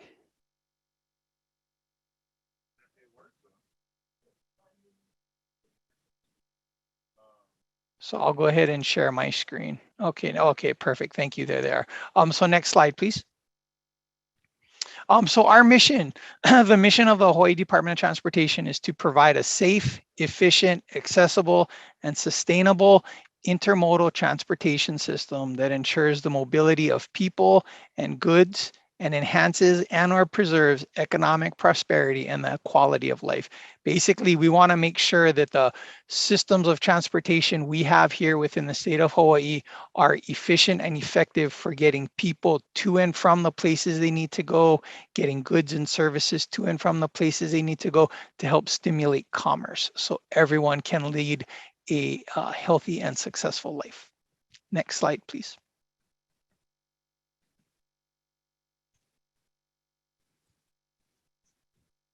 Okay, so with the BIL funding and the IIJA funding, what it's going to do, it's for all states, but here, especially for the state of Hawaii, it's going to provide 5 years of funding and policy stability, right? So we know what we're going to be getting with that. It increased our FHWA funding by 21%. That's a huge number. It's going to allow us to establish new programs, some formula-based bridge improvement programs, some carbon reduction programs. We're going to be able to promote resilient operations for transformative, efficient, and cost-effective transportation. And then the EV charging, the electric vehicle charging stations, we're going to be real heavy in that. And that's a big push for a lot of states, and Hawaii is one of those also. And we're going to, it's going to help us prioritize efficiency, equity, resiliency, and cross-jurisdictional cooperation. In Hawaii, we have, we're set up a little different than other states. We have basically each island is a county. So we have Oahu, that's the city and county of Honolulu. We have Hawaii County, which covers the island of Hawaii. We have Kauai County, which is on the island of Kauai, which covers Kauai. And then we have Maui County that encompasses Maui, Molokai, and Lanai. And speaking of Maui, we just want to say thank you very much for everybody's love and compassion that has been outpouring throughout the country, throughout California, throughout the nation. And our hearts go out to everybody that's being impacted also by the flooding and the disasters that are happening in California. So we just want to say thank you very much. Mahalo, everybody. So next slide, please. So this is the formula funding that we've been receiving. So it's a 5-year funding, right? So as you can see, those are some pretty large dollar amounts. Like the previous panelist has said, it's really important that if you are not a DBE yet in your home state, please become one, because if you're interested in doing business or working here in the state of Hawaii as a DBE, you first right now need to be certified in your home state, and then you can do an interstate application. And so that way you could access some of the opportunities that are going to be happening here in Hawaii. But as you can see, each county is going to be getting quite a bit of money from IIJA and the BIL funding. So it's really nice to see. And so we're going to be getting incremental amounts every year, and those amounts are going to be going to our priority projects. So as you can see, because if you're not familiar with the way Hawaii is the county of Honolulu, which is on the island of Oahu, that is our largest and most populated county. And so that's why that one receives the most funding, right? And then we have Maui County, which is going to be receiving the next largest amount. And we have Kauai County and then Hawaii County. So next slide, please. And so these are our discretionary funds, right? So these are the different authorized grant programs that we have and the appropriation amount that's going to be occurring with that. So we have project program, we have bridge investment program, national infrastructure project assistant, culvert removal, replacement, restoration, safe streets for all, charging and fueling infrastructure, national electric vehicle formula program. I believe the previous panelists talk about NEVI, the congestion relief program, reconnecting communities pilot program, rural surface transportation grants, and the national infrastructure program assistance, right? And so all that comes out to $51.65 billion. That B is billion, so that's a lot of money. So please, again, if you haven't become a certified DBE in your home state, do so. If you are, please look at becoming here in Hawaii through the interstate application process. So next slide, please. Okay, so here's some our apportionment. So here's our authorized programs, right? So we have the National Highway Performance Program, the Surface Transportation Block Grant Program, Highway Safety Improvement Program, Rail Highway Crossings Program, Congestion Mitigation and Air Quality, Metropolitan Planning, National Highway Freight Program, Carbon Reduction Program, the Protect Program, and the electric vehicle formula program. So that's $228.2 million worth of funds for those programs. So we do have quite a bit of money coming in. We are going to be having a lot of projects that are going to be out here in the near future. And I'm gonna, in the next few slides, I'm gonna show you where you can go to see about accessing those solicitations so you can learn more about them and make contacts to the contracting officer and things of that nature. So next slide, please. So our goals, based on the bill and the IIJA, the State of Hawaii Department of Transportation has set up some pretty attainable and aggressive goals. So we want to improve safety, right? So we want to have 0 fatalities, and we want to have that through speed reduction, right? We want to foster system preservation. So we have FHWA through FHWA mandates and the TAMP goals. We're going to improve system efficiencies. And one of the ways we're going to do that is signal modernization and spot improvements. Another one is multimodal integration. So we want to have the bike plan refresh, and then the plus up for all modes across projects. And then we want to encourage, of course, economic vitality. And encouraging economic vitality is helping ensure that DBEs and other small businesses have access to subcontracting information or project information so they can go ahead and make contact and network to see how they can be a part of this. So we're going to have freight movement, and then we want to incentivize commercial and residential developments. And then the last but not least is improve resiliency. So we're going to have system upgrades throughout the state, and we're going to have greening operations. So those are our overarching goals with the use of the IIJA and BIL funds. Next slide, please. So the main priority projects that we're going to have here in the state of Hawaii for Department of Transportation is safety, system preservation projects with our pavement and bridge. We're going to improve system efficiencies, multimodal integration, and again, we want to encourage economic vitality. So those are the overarching ones. And over here, the main islands or the main counties where these projects are going to be happening are Oahu, which is City and County of Honolulu, the island of Hawaii, or otherwise known as the Big Island. That would be the Hawaii County or County of Hawaii. Then we have Kauai, which is the county of Kauai, and then we have the island of Maui. Again, the island of Maui consists of, Maui County consists of 3 islands. It's going to be Maui, Lanai, and Molokai, right? So next slide, please. So the types of potential types of subcontracting opportunities through all those programs, right? So we have a pretty good list right here. But again, this isn't all encompassing. These are the main ones. So we have pavement marking and striping, landscaping, trucking, concrete curb and gutter, concrete sidewalks. We have concrete flat work, masonry, electrical work, reinforcing steel, fencing, traffic control, erosion control, guardrail work, the different type of pavement, right? HMA, PMA, things of that nature, and signage. So those are the major subcontracting opportunities throughout all those different projects. And then we're also going to need we're also going to have subcontracting opportunities on the professional side too, on the engineering side, on the construction management, on the design side too. So if you know of anybody who works in these works in these areas, please make sure you let them know about the DBE program and how they can become certified. And then we'll talk a little bit more about that. I'll give you my contact information at the end. So next slide, please. So this is probably what everybody's most interested in right here. So this is doing business with the state of Hawaii and with the Hawaii Department of Transportation.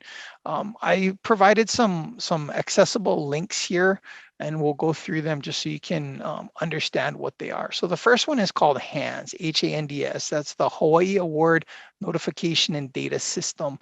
It's a one-stop shop where you can look at procurements for all counties here in the state of Hawaii, right? So I talked about Honolulu City and County of Honolulu, Hawaii County, Maui County, Kauai County. If you click on this link, it'll show you links, or it'll show you procurements on all counties, and it'll show you procurements for not just the Department of Transportation, but for other state agencies and county agencies, right? So I'm just gonna take a second and click on this link. Oh, can you guys go ahead and click on that link for me? That one that says HANDS. Thank you. I'm sure it's gonna pop up here in just a second. Perfect. And the one thing that we're always going to ask you to do is to sign up for HANDS so you can get notifications. So there is a process. You can go ahead and sign up to receive notifications about the different types of solicitations that are going to be out there. So it's always going to be in your best interest to sign up for this. But if you wouldn't mind clicking on the bidding opportunities tab.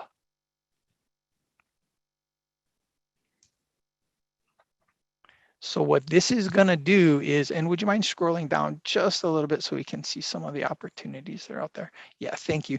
So what this tab does is this is going to show you, and this right now is the way it's set up, it's going to go from newest to oldest, right? So it talks about all the different types of procurements that are going to be out here, and it will tell you on which island it's going to be. So one of the columns, you'll see a column that says Kauai, Oahu, Hawaii statewide, Maui, Oahu, Honolulu.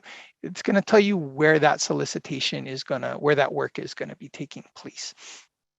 And if you wouldn't mind scrolling up to towards the top of it, there is a search bar. So if you enter the keyword, if you wouldn't mind typing in the keyword transportation, what this is going to do, if you type in the keyword transportation and hit enter, it will show you all the different types of transportation solicitations that are out, whether it's from the county or whether it's from the state of Hawaii, or anything that has to do with transportation. And so you can go and learn more about the solicitation opportunity. And then if we look at that third one where it says construction, if you were to just click on that, yeah, perfect right there. And you can go ahead and click OK. So what this is going to do is this is going to give you a little bit of information about the project. So if you don't mind scrolling down just a little. Over here, it does talk about who the contracting or the contact person is for this project, it would happen to be a gentleman named Alan Hilton. So if you had questions, you could go ahead and contact Alan, and he could either answer the question for you or point you in the right direction. And then if you see the last section, it says attachments. That's going to be where you can actually download the bid specifications for the project and any attachments or addendums that may be on there. So thank you. You can go back and you can exit out of this one. Yeah, so that's what HANDS is. So I really would like everyone to take the opportunity whenever you have time to go ahead. And again, it stands for Hawaii Awards Notification Data System. So if you wanted to go to your favorite search engine and just type in HANDS Hawaii, this will pop up and you'll be able to take a look at that. The next one I wanted to show you is the HDOT Highways Project Status Map, if you wouldn't mind clicking on that one.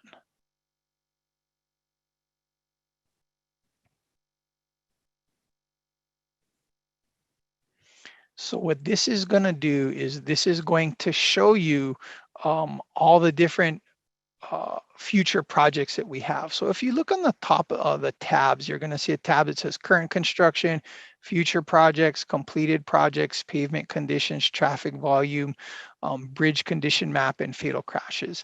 We're going to look at that second tab that says future projects. And then, so what this is going to do is it's going to give us information on future projects. And if you wouldn't mind scrolling over to the right of the page, it says go to PDF list of projects by area. Yeah, right there. What this is going to do is, and then if you wouldn't mind clicking where it says click here to view PDF version. Yeah, thank you. Yeah, I believe it was that top download.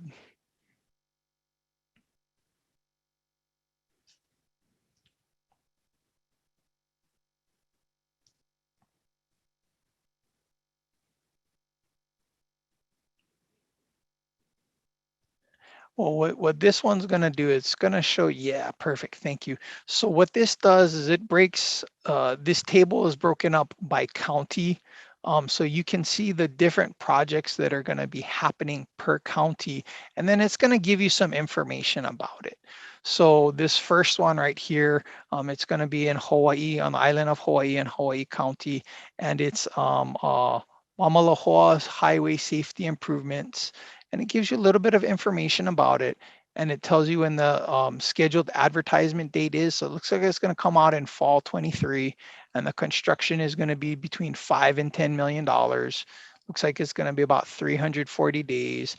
And it tells you who the design consultant would be. So this document here, it's broken down by county. So you can see it by county and all the different projects that are going to be happening. So that way you can become more familiar with the possibilities are out there, and you can start looking to see how you can make kind of contact into that, and you can look for maybe the solicitation on hands. And then so you can get out of this one. That's fine. Thank you. You can minimize or X out of that one. And then if you don't mind going back to the slide, please. Okay. And the next one is going to be the Statewide Transportation Improvement Program. So this is our STIP program. So this is going to show you all the projects that are in our STIP. So the reason I wanted to show you all these different links is so that way you can be aware of the different projects that are going to be happening here in the state of Hawaii in the near future.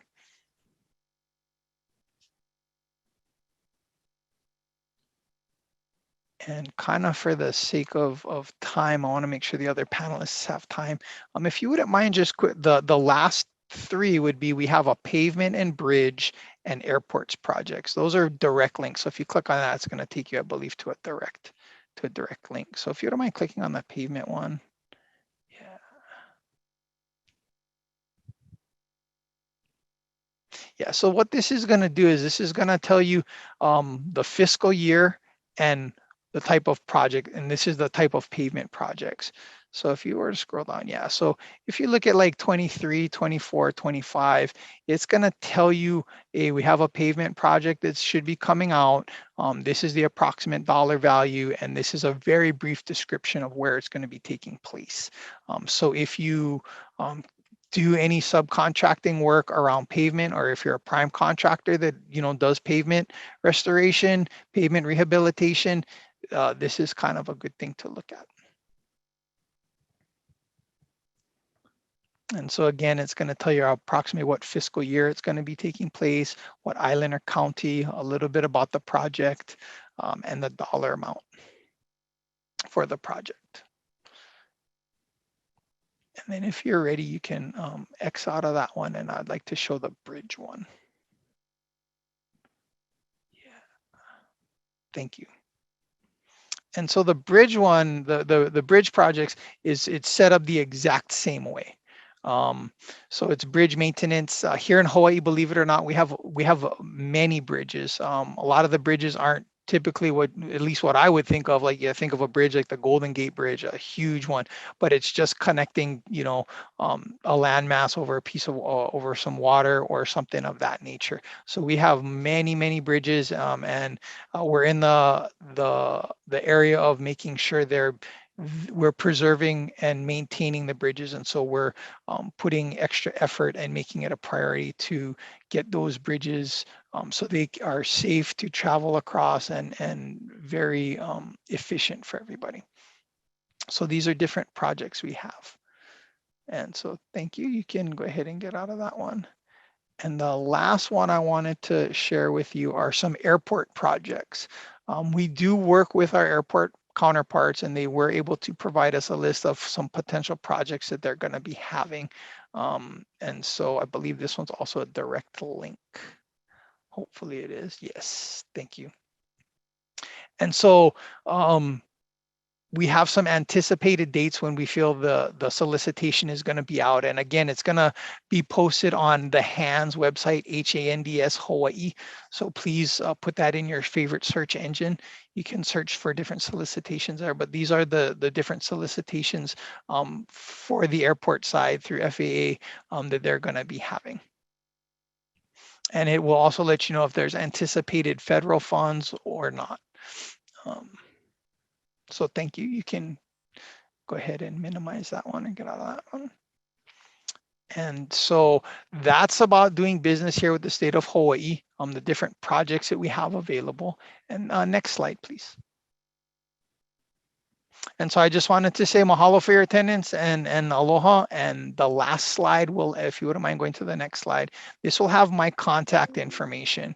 I'm the DBE program supervisor, so I help oversee the DBE certification, outreach, and networking. And so please feel free to reach out to us. When we were part of one of these panels a few years ago, we had quite a few people who were interested in the interstate application process. And so please, if you are not a certified DBE yet, talk to your home state. If you are a certified DBE, please reach out to us, and we can help you with the interstate application process. But again, I wanted to say mahalo to everybody for your attendance, and thank you very much. Aloha. And such a comprehensive presentation, and hopefully those that have joined us virtually from Hawaii is able to see all the opportunities available to them in that state, locally, in each of your different counties of those islands. I want to turn it back now locally for our Sacramento California, just to look at what we have available for the Sacramento Regional Transit. So I'd like to turn it over to Jessica. Oh, gotta turn on that microphone first. Thank you, Karen. Thanks everybody for being here. My name is Jessica Shevlin. I am the DBE and Small Business Program Manager at Sacramento Regional Transit. Next slide, please. So SAC-RT is the regional transit provider in Sacramento County. So we service Sacramento, Citrus Heights, Elk Grove, Folsom, and Rancho Cordova.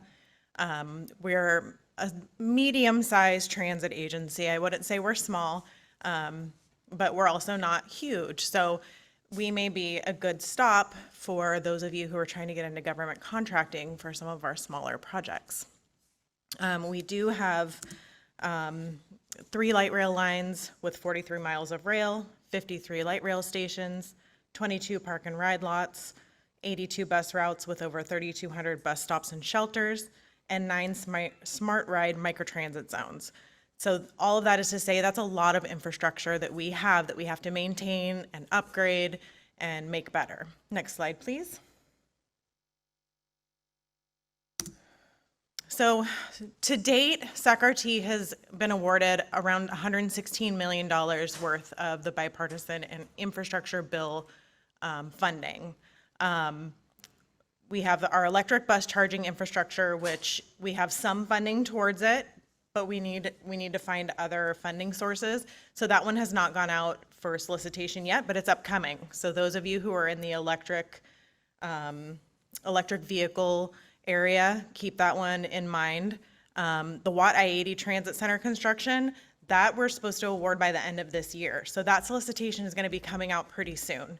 That's going to be a really big project. The Watt I-80 Transit Center is a 2-story transit center where Watt Avenue goes over a bridge, and you have to take an elevator to go down. They're trying to totally revamp the station to make it more accessible and safer and frankly prettier, okay? That's going to be a big one. And then we also are getting new buses. We've gotten 40 out of the 41 buses that we've ordered using this money. And then we're also getting low-floor light rail vehicles. We've gotten, one of them is getting delivered today. As of yesterday, we had 13. The 14th is getting delivered today. It's really exciting. Tied to that low-floor vehicle replacement, we are going to be updating all of our stations to raise the platform to meet those low-floor vehicles. I know that sounds backwards because they're lower, but right now you have to step up into the train, up a couple of steps. The new trains, we have to raise the platform so that it's level with the step-on of the new trains. So those are going to be going into service probably, I want to say it's next year or 2026 because all of those stations need to be redone. Next slide, please. I think the next slide has, no, it's the one after that. Oh no, Blue Line is on there. So my grants department gave me a bunch of information about, where we're spending our BIL money. This is our anticipated awards or funding applications. So we're looking at a Safe Route to Transit project. That's a planning project. So that's going to be like a professional service contract. Transit signal priority for Sacramento County. That's another planning project. The Blue Line low floor vehicle station conversions. Right now the Gold Line is under construction. Blue Line is next. That's a lot of concrete work. There are other pieces involved, but it's a lot of concrete work because they're bringing the platforms up. And then the bus stop improvement plan is another planning project. Next slide, please. Another big project that's coming probably in 2026 is what I've been hearing is the downtown riverfront streetcar. That's going to be taking basically our light rail from the current terminus at Sac Valley Station over to West Sacramento. So you can take the train all the way over to Raleigh Field to go to the River Cats games. So that's going to be a really big project. It's been in the works for a number of years, and they've had to scale the project a little bit, but we're hoping that with this, by this bill money, that we will be able to get that project moving forward. Another one tied to the electric vehicles is the vehicle chargers at our light rail stations. That's going to be going out pretty soon. And so if you're in that industry of the electric vehicles, electric charging, please get on our list, and I'll go over that in just a couple of minutes. Next slide, please. Okay, another really big one is the Dos Rios light rail station. We're working in partnership with SHRA to build a new light rail station in an area that is really in between.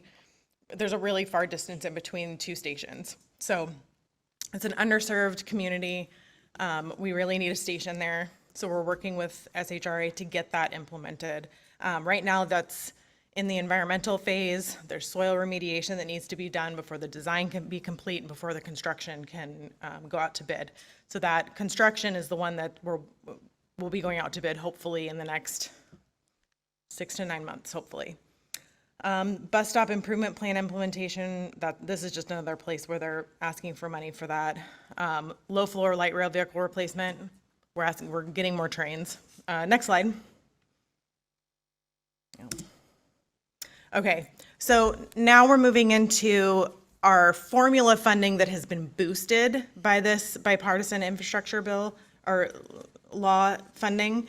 These are projects that we potentially could not have done except for the fact that we've gotten extra money from this bill money, okay? So hydrogen distribution is a possibility that we're looking into. We may get hydrogen buses if we can identify that hydrogen is the sustainable way to go, and that, you know, if we can put a fueling station in place, then we can get our hydrogen buses and run those, and that would be cool.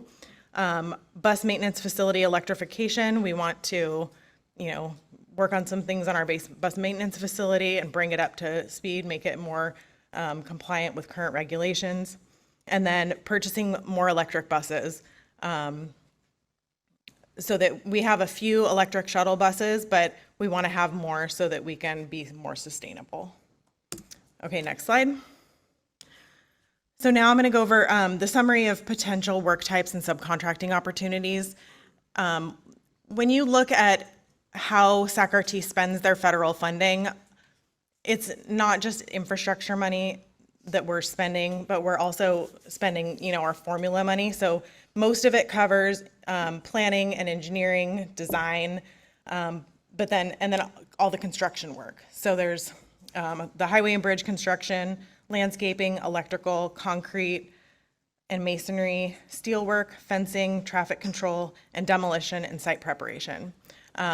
What I didn't put on here is that we also spend our money on bus and rail inventory, and it's really hard to find DBEs in those industries. So that's why sometimes we have a hard time, because we spend so much money on preventive maintenance on those vehicles, sometimes we have a hard time getting DBE participation in that section.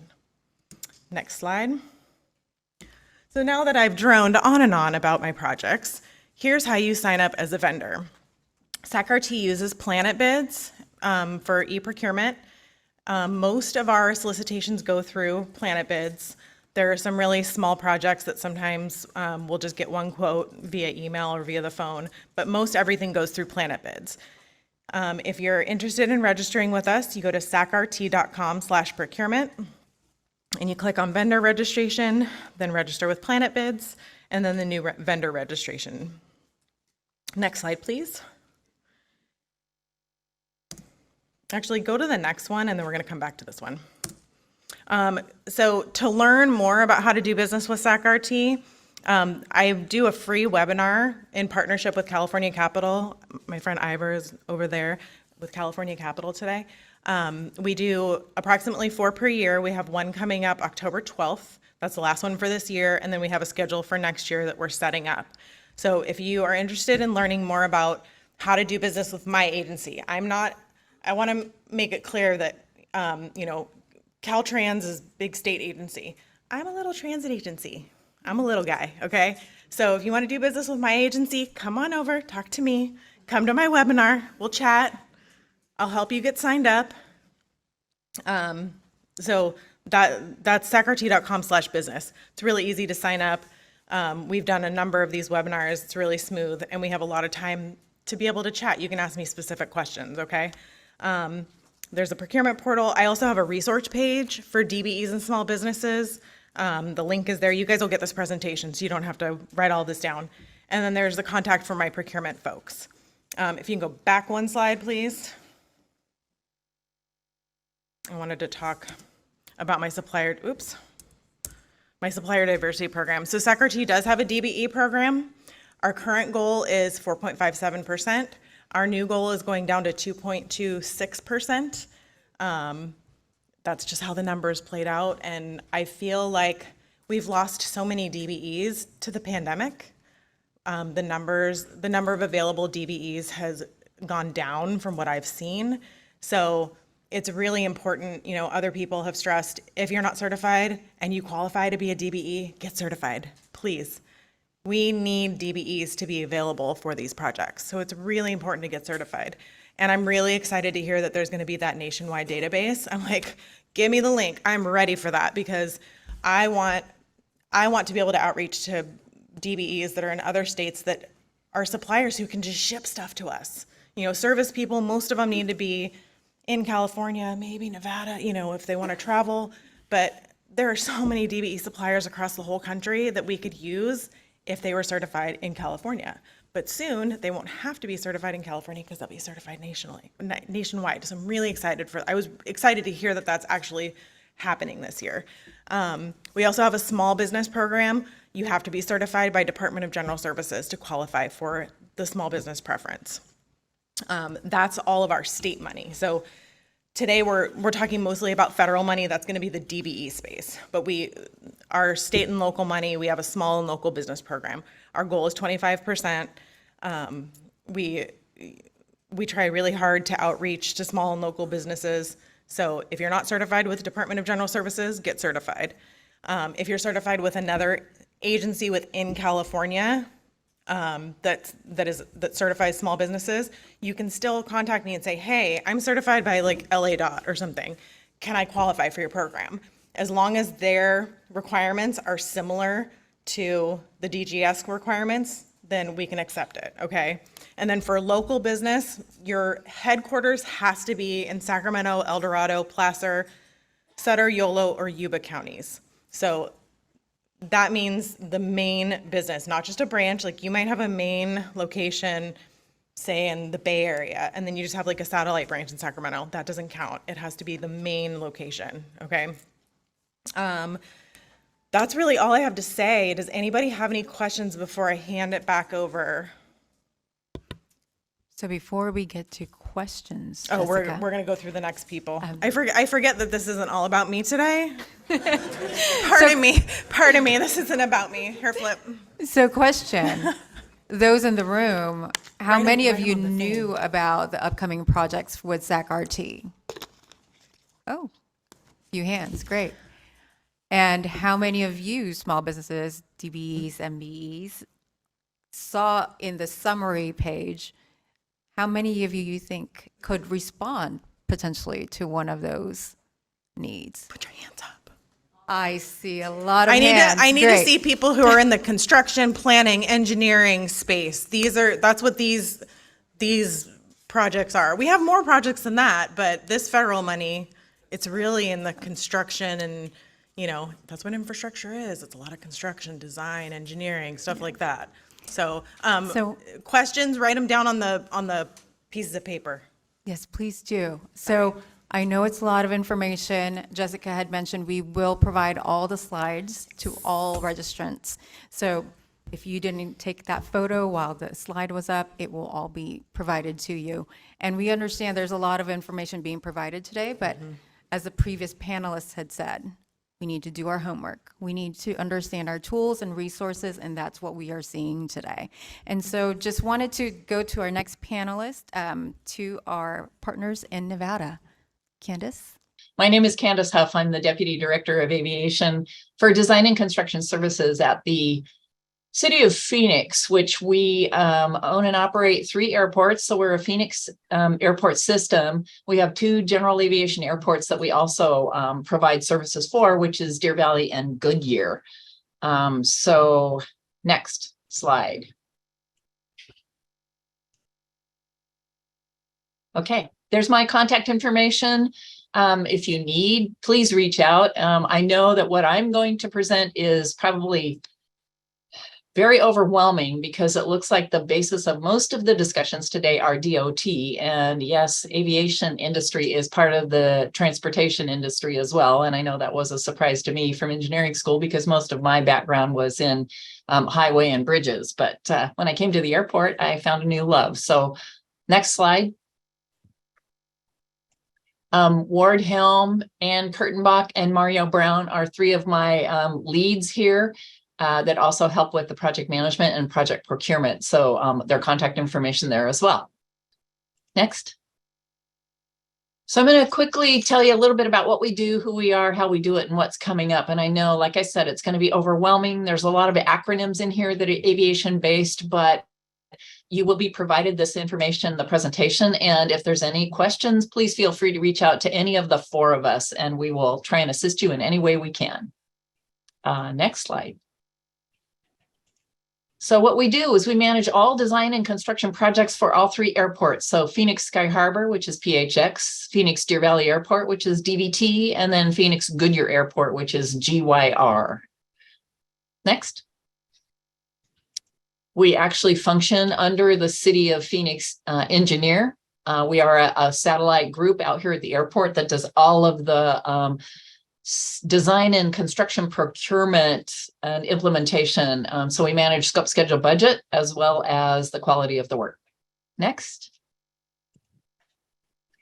Our processes are qualification based for our professionals and our contractors, unless it is a low bid. So we do low bid projects, design bid bills. But when we do qualification based, we do CMAR, we do design build, we do job order contracting. Typically, the JOC is not subject to grant funding. Everything else is. So our design procurements and our low bid and CMAR and design build procurements are consistent with federal funding. Next.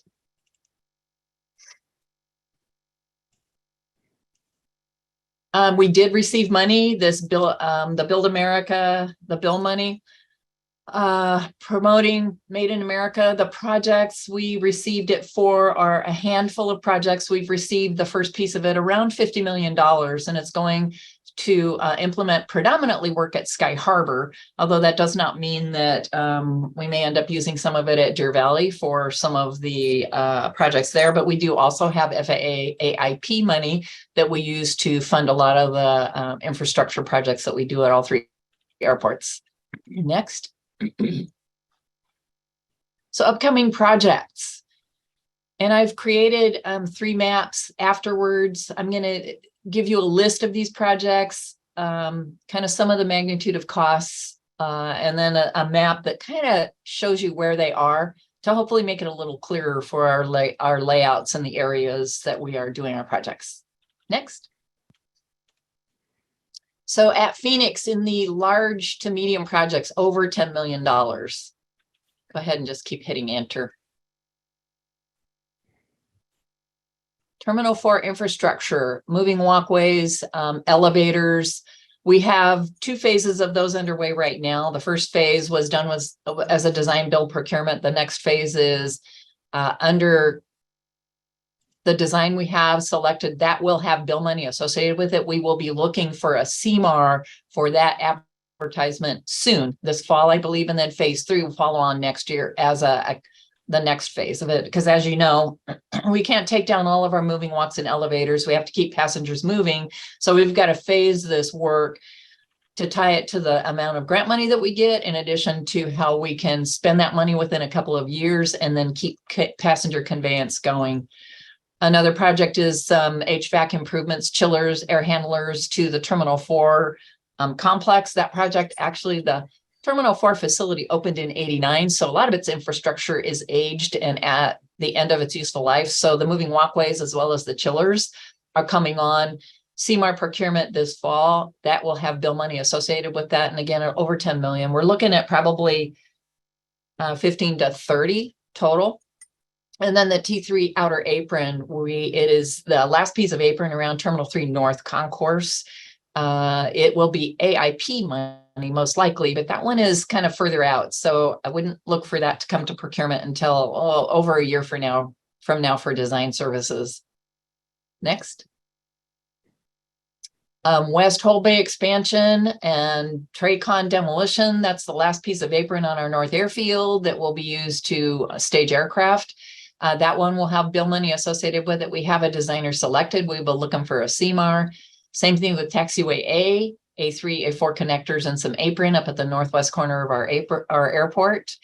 That one will be a CMAR procurement. And then above that, again, our boarding bridges on Terminal 4. That's our international concourse.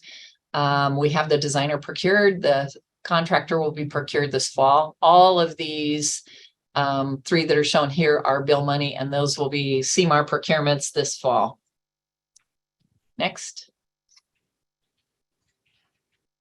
Also solar canopies. That's one of the initiatives that we're looking at. We have 3 locations on our airport that we would look to install these canopies. One is a 24th Street surface parking lot. Another is an employee lot up at 44th Street, kind of at the northeast end of our airport. And then to follow on as the last piece will be canopies on top of our T4 parking garage structure, so above level 9. Also, there is a recirculation roadway improvement. That one actually is an earmark project, but we would look to advertise for design and possibly CMAR if we are allocated earmark money, and that won't be known until probably January or February. So that procurement would come out for a designer and a CMAR to improve some roadway issues that we have at the airport. Next. Subcontracting opportunities. We have several contracts that are underway right now. One major one is our Crossfield Taxiway U. Kiewit is the contractor on that. There could be subcontracting and supplier opportunities, as well as our T4 bag handling system and explosive detection system improvement. So we're looking at gutting that whole system and replacing it on Terminal 4 North area. It actually serves our international and oversize and mostly American Airlines. We have infield paving going on. Oh, White's Company is the contractor for that. Bannock is a contractor on our utility upgrade and infill paving. So we're raising utility vaults and then paving infields to help with debris that ends up on our airfield system. And then Terminal 3, we have a new North Concourse to the east of the existing North Concourse. Multiple packages related to that. One is relocation of a security gate and a cargo mail sort facility for American off to the east side of the airport. Kiewit is the contractor on that package. Package 3 and Package 4 are actually the main concourse, along with some enabling work that has to happen to clear the way for the concourse, and McCarthy is the contractor on that. So several subcontracting or material supplier opportunities with those companies. Next.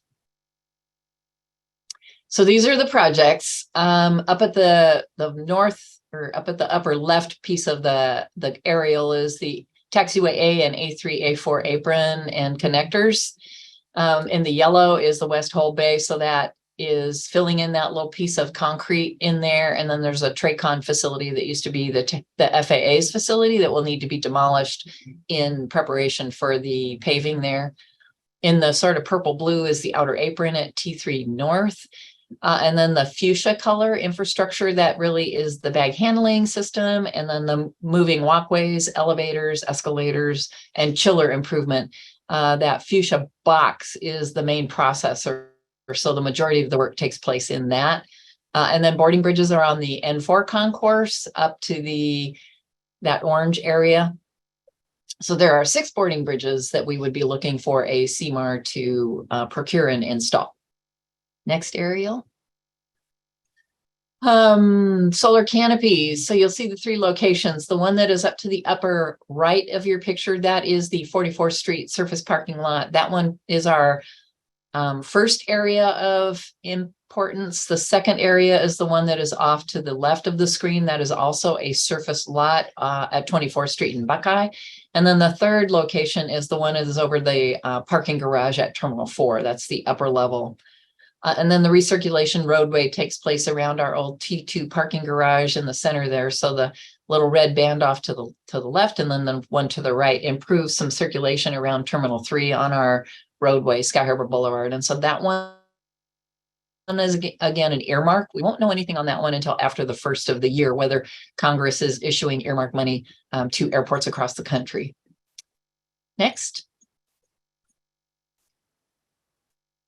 And this is the subcontracting opportunity. So taxiway U is off to the far left there of the picture.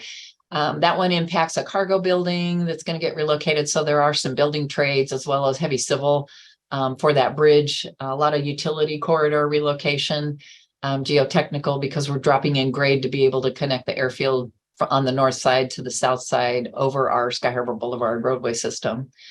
The N2 concourse is the yellow box. That one again has McCarthy for the main concourse, and then there's Security Gate and Sea Point that gets relocated off to the east end of the airport. And then the BHS system upgrade is everything kind of under that fuchsia box. The green utility infields, that's the last piece of our paving of the utility infields, and then raising vaults to get out of drainage issues. Next. So Deer Valley does have some opportunities. We have a little bit smaller projects up there. We are looking at C connectors. So there's a series of connectors for Taxiway C. This is an ADOT grant funded project. We're looking for approval to use CMAR. It will be implemented in several packages. ADOT's grants typically range from 1 to 2 million. So we try and design these at a level of efficiency so that we can package like C4, C5, C6, and C7 together as one package, so that we economize the impacts to the runway system while we're doing construction, because you're inside the safety area, which means a lot of the work will have to take place at night when you're in that area to keep operations going during the day. So again, those will be implemented in packages depending on what we get grant funding for. And then the relocation of Taxiway B, that one has been let to Bannockey. So opportunities could be from subcontracting and suppliers to that one. And that one, again, gets implemented in conjunction with whatever grant money we get. To do the whole thing was probably about 23 million. FAA is not going to issue a grant for that whole thing. So we're probably going to do that in 2 pieces, an east piece of Taxiway B and then a west piece to follow on once we get the associated grant funding for it. But Bannockey has been issued that contract. So there could be subcontracting supplier opportunities there. Next.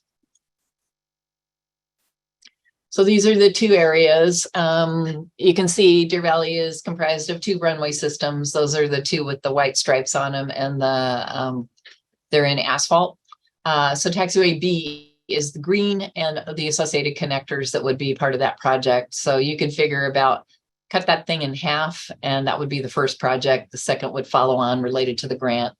And then the C connectors, you can see the series of them. So we would package 2 to 3 of them in conjunction with what ADOT's grants issued to us would be, so that we can expend 100% of the grants that we're given. Next. Goodyear, T-hanger, apron reconstruction. We would probably be looking to hire a designer next spring. And then follow on to that, there are concrete aprons out there it's kind of southeast of the runway system that we would look to see, start replacing in sequence. Goodyear used to be a naval aviation base, and so a lot of the concrete has been there since the 40s. So we're systematically going through and replacing that and bringing it up to current improvements. So next slide kind of shows you where those are, I believe. Maybe not. Subcontracting opportunities. Infield paving we have going on at Goodyear as well. That's an ADOT grant. Bannockey is the contractor on that. And then Bannockey is on the Taxiway B out at Deer Valley. Next. And so Goodyear, this is an aerial of Goodyear. The T-hangers is the blue. They are in existence. So it's an asphalt apron that you would work to design and replace in kind. So we would stay with asphalt there. The concrete aprons are the green that are kind of up there to the upper left of the picture. Those would be in sequence consistent with what the FAA would issue us with grants. So you could probably look at that green and cut it into 3 sections to be able to align with grant funding. And then the fuchsia is a series of opportunities. Bannockey is the contractor for those infield paving, and I believe they're starting at the bottom of the picture, working their way to the north, or most likely at the ends of the runway system to attack those first, and then work toward the center of the airfield there. And those would also tie out consistent with what the ADOT grant issuance are. Next. So tips, start early, look for the solicitations that we have. And I do have a link where you can access that information. We work through the City of Phoenix streets procurement website, and those are all of our solicitations are through that avenue. Don't wait until the deadline. Get your stuff together. If you're confused, work with us, work with streets procurement on how to put together a statement of qualification as part of what the city's requirements and what we look for. Attend the pre-submittal meetings that are scheduled. Make your proposals easy to read, concise. Don't make it these huge, lengthy, paragraphical type proposals. People do well with concise bullet points, concise paragraphs, hit the major things that we would be concerned about in your proposals, and that leads you to a successful SOQ. Next. I think I have all the website information on there. So skyharbor.com is the airport's website. We also have an outreach link through our business group. We do actually at the airport, we have two mechanisms to contract. Ours, the engineering, design, and construction is through the city engineer and streets procurement. We do have another avenue that is a lot of our concessionaires and goods and services platforms. So facilities custodial, facilities, goods and services that you can access through the airport business / business outreach site. Streets procurement is the solicitations.phoenix.gov. And then we have a design contract procurement newsletter as well that you can access. Skyharbor.com does let you know about a business opportunity. We have been doing this on an annual basis. It's an aviation summit where we put together not only this, but our EOD department, our equal opportunity department, who oversees a lot of our disadvantaged business and our small business enterprise coordination, certification, tracking. They do outreach events as well. We tag on to the city engineer's office for opportunities, and then through the aviation summit, which is usually in the spring, January, February, March timeframe, that you can find on skyharbor.com. We start to advertise that probably this fall to get people in the, staged, in the know, ready to go. We have EOD come and talk about how you can get certified. We work with city downtown. All of our FAA and BIL funded projects are disadvantaged business enterprise avenues. There are no goals specifically set for those because we are race and gender neutral now, but we do encourage it. We do track it. We do report on it. On the other side of it, the city of Phoenix has small business enterprise mechanisms, and we do set goals related to SBE on our non-grant funded projects. If we do have SBE participation on our grant funded projects, we do track it and report it on behalf of the city of Phoenix. So we do encourage that. We support it.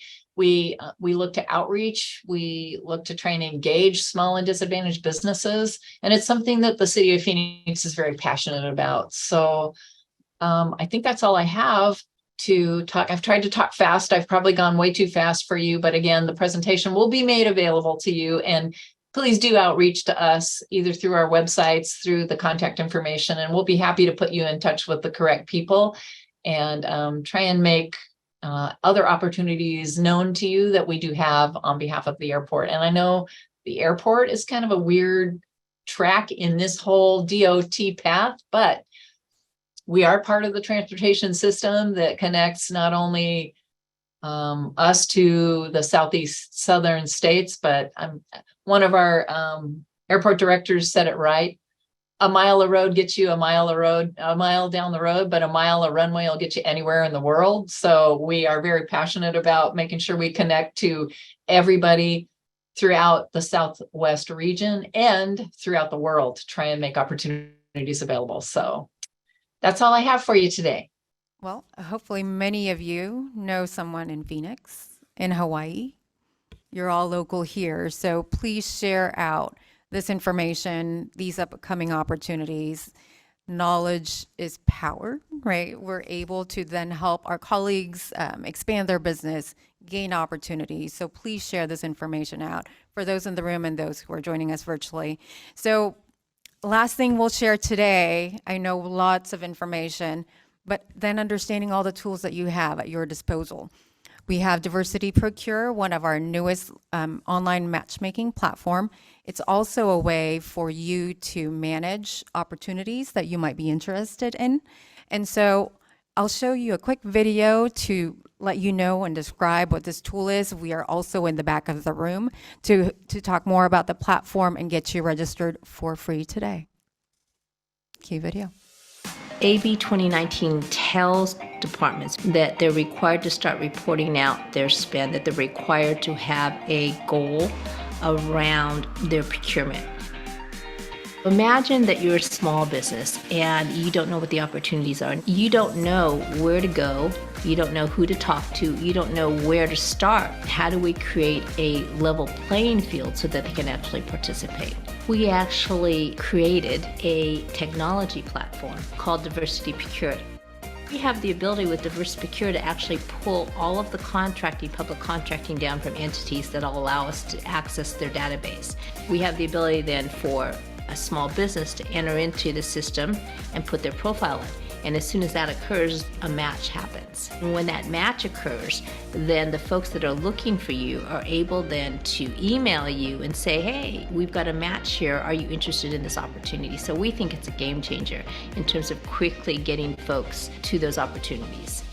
We want to create a one-stop shop for a small business. So there's a one entry point, there's a simple application process, there's an understanding about what type of opportunities are available that are easy to access. Small and diverse businesses really make up the fabric of California. There needs to be pathways for success for some of these businesses, and particularly minority businesses. I am so glad that the Cal Asian Chamber of Commerce will ensure that all of your members are connected to the Department of General Services so they can apply and compete for a state contract. Thank you so much. So that concludes our panel today. We do have 3 questions. So if you wouldn't mind coming back to the room, we will answer these for you. And thank you to our panelists who had carved out time to share information today. And again, every slide will be provided to all registrants.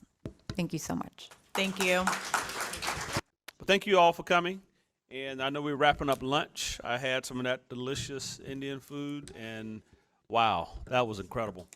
The only thing that topped that was the morning sessions where we had such great discussion and exchanges. And so we're going to move forward, and we're going to jump into the access to capital piece here. Oh, we got Delphina. Perfect. And so just a couple of caveats. Access to capital is the lifeblood of business. So everything you've been talking about, you can't do it without capital, right? So just to be fair, we're not going to be able to answer all your questions and to solve all your problems in this hour panel. Okay, just to put that out there. In fact, hopefully you're going to leave here with more questions than you came.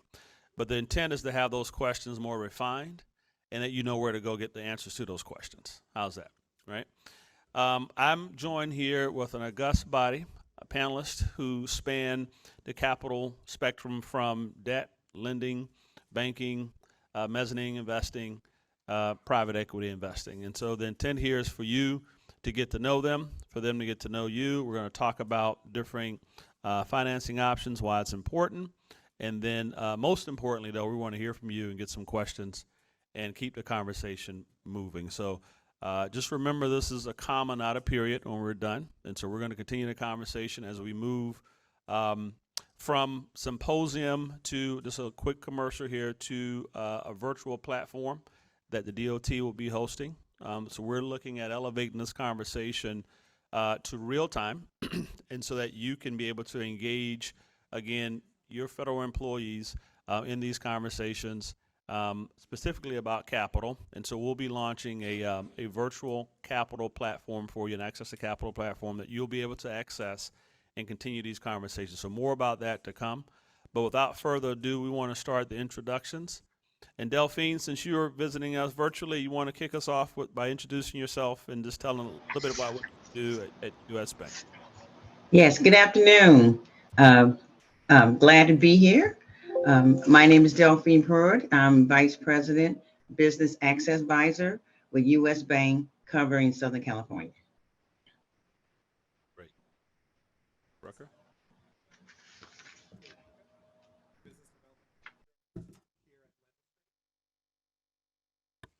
There we go. Can everyone hear me? Perfect. All right, so my name is Rutger Choquehuanca. I am the Business Development Manager at Lendistry. We are a minority-led, technology-enabled CDFI, so we provide working capital loans. We're an SBA-approved lender, and really I'm here to kind of talk about our contract financing. So guys, once you get that contract and you're waiting on those payments to come in, how are you going to finance that? How are you going to get that mobilization capital? And that's really where Lendistry specializes in. Hi, I'm Carrie Ellenwood. I'm with the U.S. Small Business Administration. I'm the Deputy District Director for the Sacramento District. We cover the 21 northeastern interior counties of California, and there's 67 other districts across this country to serve you if you're not in our district. And if you have friends, let them know. We have people on the street ready to help them. Good afternoon. I'm Lourdes Landa. I'm Vice President and Surety Manager at McGriff Insurance Services. I help contractors obtain bonding. I'm an SBA agent. I also participate with bond assistance programs for the City and County of San Francisco, County of Alameda, Oakland, Fresno, City of LA, County of LA, and Metro. Good afternoon, everybody. My name is Vaibhav Natgowda. I'm managing partner with Moneta Ventures. We are a venture capital firm based out of Folsom here, 20 minutes away. And we are in the business of providing equity capital to early stage businesses to help them grow and become big. That's what we do. Hello, everyone. My name is Chris Carlson. I'm a principal over at the Central Valley Fund, CVF Capital Partners. We're a mezzanine fund, and I can get into what that means a little bit later. But essentially what we do, we look to provide event capital, so either expansion capital or, let's say, transactional capital to businesses on in the Western United States. We're an SBA licensed fund called an SBIC, and happy to be here to meet with all of you. Well, thank you. Okay, so we're going to throw around a couple terms around today: venture, mezzanine, private equity. It's all capital. Okay, so let's be clear about that. It's all money, right? So the point of the matter is, what's the difference? Why does it matter, and when do you think about each of these types of capital? So if you think about in terms of building blocks, banking is capital 101, right? So with that, Delphine, if you would, just talk to us a little bit about some of the banking services U.S. Bank provides, but more importantly, as a small business coming to you, what are some of the things that they would need to have and be cognizant of? And equally as important, what are some of the things that they want to make certain that they stay away from in terms of pitfalls? Great, thank you. Let me just start off by telling you a little bit about my role at the bank and why this role was created, and then actually go into some of the products and services. At U.S. Bank, our mission is to power human potential. This role is part of a larger access commitment that we focus on to help decrease the wealth gap, the racial wealth gap. And my job as a business access advisor is to serve as a trusted advisor, for Black-owned businesses to help them, to help level the playing field and help them navigate the process internally here at U.S. Bank by providing access to coaching, resources, and tools to help them achieve their goal. The bank have a lot of resources and services and products, and it's hard for anyone to know all the resources we have. So my role is to help them navigate that. So I initially sit down with clients that come in, Black-owned businesses or minority businesses, is sit down and do what I call in a financial assessment to see where they are on their path to growing and sustaining their business. And then from that, it's customized. I begin to see what their challenges and needs are, and then discuss the type of products and services that might fill those needs. For one, we are a commercial bank, so we do lending. We provide loans. We provide lines of credit. We provide equipment financing. It goes across the gambit. But depending on what that individual need, sometimes we have specialty programs like our business diversity lending program that is targeted for minorities, women-owned businesses, and veteran-owned businesses. And if you're at least 51% minority owned, woman owned, or veteran owned, then you're eligible for that program, which gives you extra flexibility, around credit in terms of getting access to capital.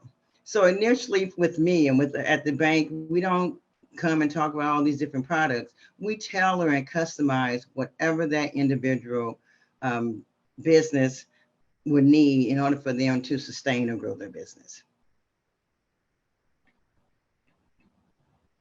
That with that, Rucker, if you could, because I know you look at a lot of balance sheets and income statements, right? And so when folks are walking through your door, what are you looking for in terms of just some of the basics so you can get to know them? Yeah, absolutely. So Lendistry is a cash flow lender.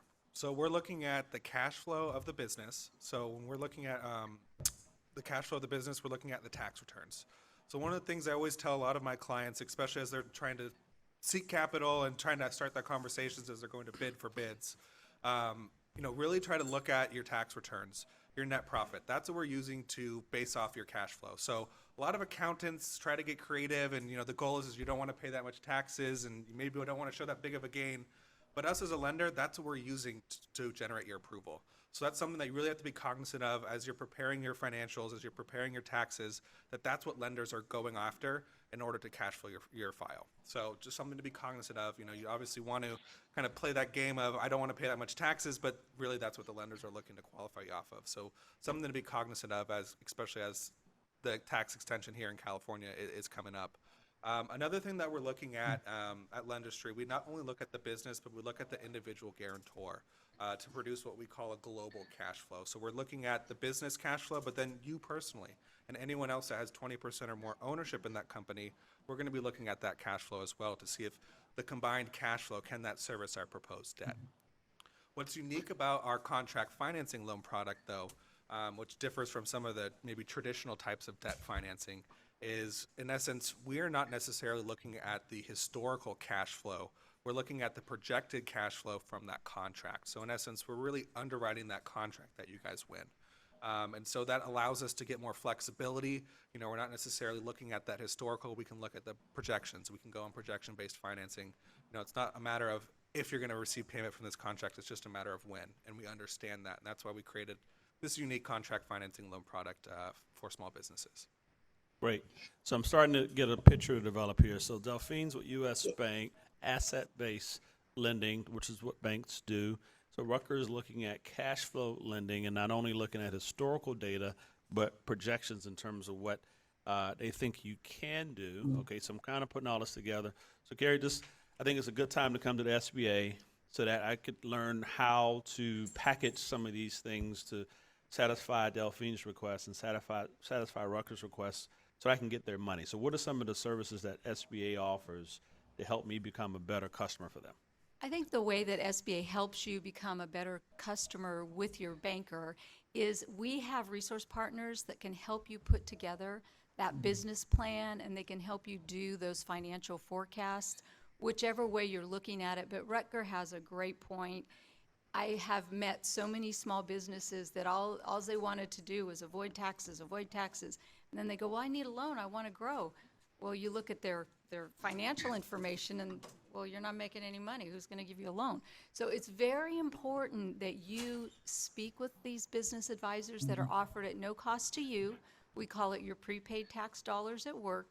You then can get that information that you need, and they'll walk you through, well, what type of loan are you looking at? What kind of information do you have? Maybe there's some things you can do prior to filing your taxes to make sure that you have what that lender's going to be looking for in your loan package request. That's great. I mean, some of those ideas about not wanting to pay as much taxes probably came from a friend who told you should not pay as much taxes, right? And it might be a good friend, but may not be the best advice. And so I think the takeaway from the SBA is, let's test out some of those friend theories with some experts who are hired to work with you. And before you go to Delphine or Rucker, right? And so that you can have, I'm going to throw that one out. Thank you for helping me vet that.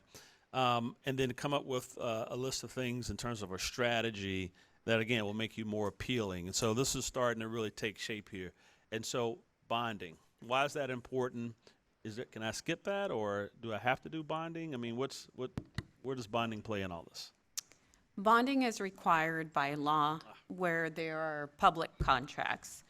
There's a federal law called the Miller Act that requires that contracts in excess of $150,000 have a performance and payment bond. The states enacted their own versions of the Miller Act called the Little Miller Acts in California. Wherever there's California funding for a contract in excess of $25,000, bonding is required. Perfect. And so I know for a fact, because you're with a private bonding company, but our SBTRCs, which are here, which is why we're here, we're hosting, has bonding education, right? And so again, we keep kind of coming back to these resources that are here for you. So as you start to look at private bonding options, being educated about how that works and being certified, you can get here from your government dollars, SBTRC, right? And so that's helpful. We're going to come back to bonding because I think as we start talking about positioning for prime contracts, right, having a track record of bonding is going to be helpful. All right, so let's move on into the other end of the spectrum. These private equity folks, we heard V mention that he does venture capital. So V is for venture capital, right, V? Yeah, there right? we go. And then we got, that's the first time I heard that, yes. See, I was paying attention.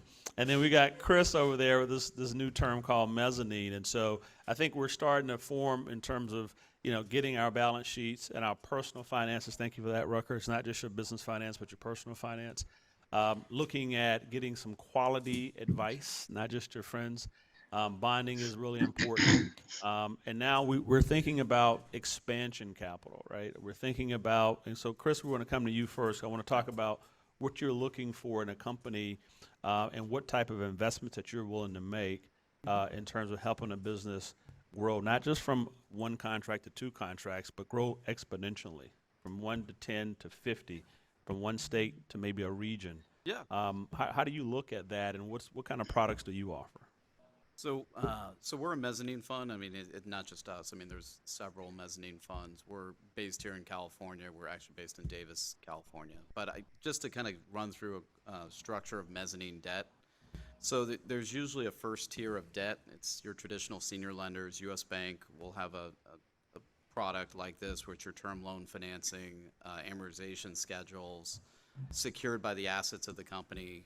Mezzanine debt is it's kind of dipping down into the equity stage, but it's not equity funding.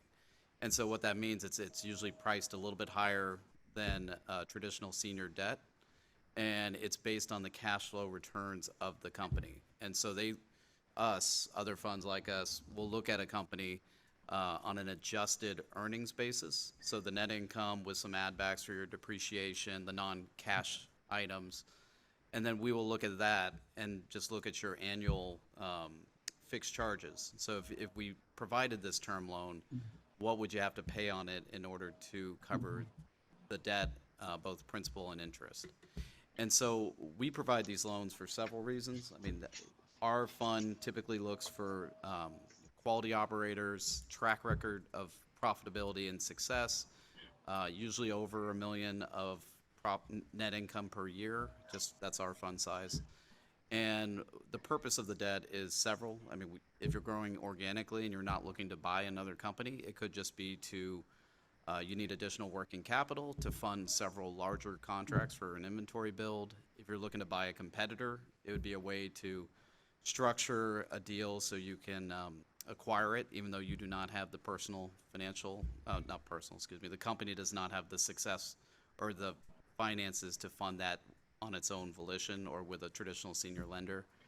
And so we try and mix several of these options. And then, of course, the ultimate option, if you're looking to exit your company one day and you're trying to find a buyer, mezzanine debt and equity will be used in combination with traditional senior funding to allow you to acquire, to sell your company to another buyer.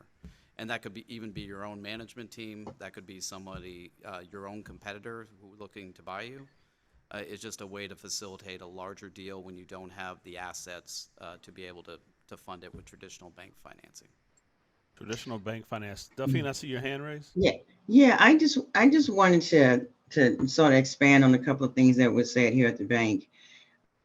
when you come to U.S. Bank, we understand we're a financial institution and we're going to look at, cash flow and credit. But the one thing that we do, I think is really unique and different is that behind every transaction is a human individual. So that business is run by someone human. So we have a empathetic ear and really trying to learn as much as we can about that business, and then trying to explain and be transparent about the process. Why are we looking at cash flow? Why you look at tax return? Because during that discovery process, when I've met with clients in the past, it wasn't as clear to them about what the cash flow was. The more we got into it and spend time with them and then work with them through one of our partners, that individual was able to really understand her cash flow, and the numbers actually change because she's able to sit down and do those numbers and provide that data, to her account to maybe generate that. So often we look at this just as a transaction, but I take a step back and look at it as somebody, as a human behind that transaction, and whatever it's going to take to help them get their loan. So if I need to send them to Lendistry or another CDFI, that's what I'm going to send them. So when they come to me, they have a clear path and they understand their financials, and we're very transparent about the process. We have products and we don't require financials. And we got products, we do quick loans where we don't need, any financials to do that. So it just depends on that individual business, but I try to learn as much as I can about their business and help them be transparent about the process so they understand not only what we need in terms of financial information, but why we need that, and them understanding that, how that's going to help them grow their business and get access to the financial solutions that they need. Great.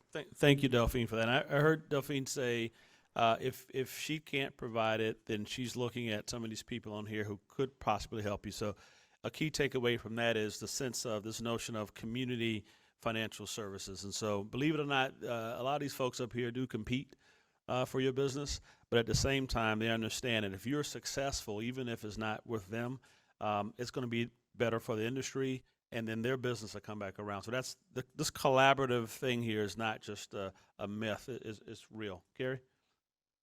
Thank you. Delphine made a really good point, and I just want to add to that your banker that you choose to work with for your small business is like a partner with you, and they want you to be successful, and they want to support you in that. So it's very good to take your time and select a lender and a banker that is going to understand your business. When they go to speak with you about a loan, they're going to understand what you're doing. They'll be able to support you and help you, and they're a good person to have in your corner. So think of that as like a partner with your business. Absolutely. Okay, so I want to come back, Lourdes, to you on this whole notion of bonding. Again, and that's for mostly construction. Want to make certain? Correct, but it could be for any contract where there's public funds. It could also be used for private GCs whenever they are working with a new sub, or just some of them have a requirement that any sub over $50,000, they're gonna require bonds. But it could be for like IT services for a city or county. It could be for janitorial services. There's a lot of, in court bonds, you can need court bonds if you're appealing a case.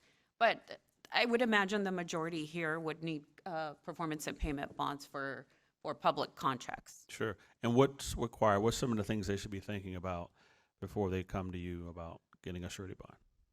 What we look at is character, capacity, and capital. So we are a lot like the bankers. We're going to look at your financial statements. We're going to look at what's your working capital and net worth. Your character is going to be your credit, your personal credit and your business credit. And capital is going to be what have you successfully performed in the past. And typically you qualify for 2 times whatever you've done in the past. Okay, perfect. And so again, just keep in mind that those 3 C's are consistent across all banking, but the SBTRCs do have bonding education programs that you can plug into. Chris, I wanted to circle back to you before we come to V, in that you said that mezzanine financing is a really good option when traditional banking is not. So can you just talk a little bit more about that? Because again, I think this whole notion of this circular relationship here is important. So why would someone come to you when traditional banking is not enough? Yeah. What does that mean? A couple reasons. I mean, I would say if you have the assets to get a traditional loan or even an SBA loan in certain situations, it's going to be less expensive. It's going to be probably the better option in most of the cases. Mezzanine financing is kind of the next stage. So, for instance, if you have some pro forma or I wouldn't say hypothetical cash flows, but you think if we do this project, it's going to generate this flow of income into my business. And for whatever reason, some lenders do not want to back that, or they think there's an airball between what they have on coverage on their loan and what amount you're looking for. So it could be in combination with a traditional loan or just in place of. And what it allows you to do is get a piece of more expensive debt, which I will just tell you, it's in the teens usually on interest rate. And that will allow you to then have a little more flexibility on your amortization schedule. So most of the time, the interest is similar to a loan, but principal payments on the loan may not be straight line. They may be more back-ended. So that'll give you some time to kind of build cash reserves, fund capital projects you have. And that's kind of the flexibility you're paying for with a mezzanine loan. And then the second one is just if you're looking to do a deal that, if you're valuing a competitor and you want to buy their business, a bank may give you, if it's a $10 million deal or even $5 million deal, a bank may give you $2 million because that's what their balance sheet looks like.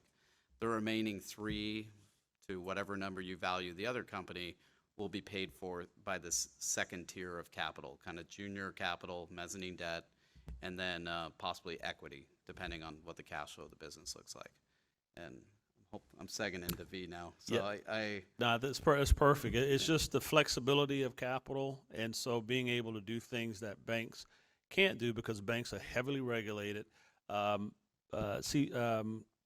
Chris's firm is an SBIC, so they're regulated by the SBA. And there's some, federal regulations as well, but very few as it compares to banking, right? And so when you talk to Delphine is hemmed up in terms of what she can offer, how she can offer it, what the ratios have to be. Chris has a lot more flexibility. Now, he's investing other people's money, and so he has to do those analyses and get it right, or else he loses money. But the point of it is you've got other options. And so if you're thinking about growing, you have to talk to Delphine. Delphine, I'm just using you as a typical banker, okay?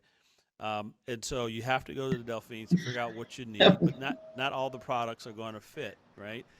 You have Rucker, right, in terms of cash flow lending, but again, those are other options. And so as you start to look at growing, I think you look further into Chris's world, into mezzanine. But again, as you grow, guess what? You develop more, you get more assets. So now here comes Delphine again, because now you have more assets. And that's what I mean by the circular nation. So it's not a no, it's just not right now, right? So if you think of it like that. So, but I want to bring V into the discussion because the reason why we know about names like Google and like Microsoft and like YouTube is because of people like V who get in early and put a lot of money in, and then those businesses blow up and then they become household names, right? So V, talk to us about venture capital, and how is it that you have a government-backed SBIC? What venture? I don't think about those two together. What is that? No, it's a good question. So yeah, you heard about Google, Microsoft, and everybody who's done PIL, and probably about 1 million others that you never heard of because they never made it. But we also put money into those companies. So, when you think about the risk spectrum here, we're probably, and when I say we, I mean the venture capitalists are probably on the riskiest side of the business angle here, right? In the sense that everybody we heard here so far is going to give you money in some kind of a debt, which is essentially a loan, and maybe with some equity to kind of give them some upside on that loan.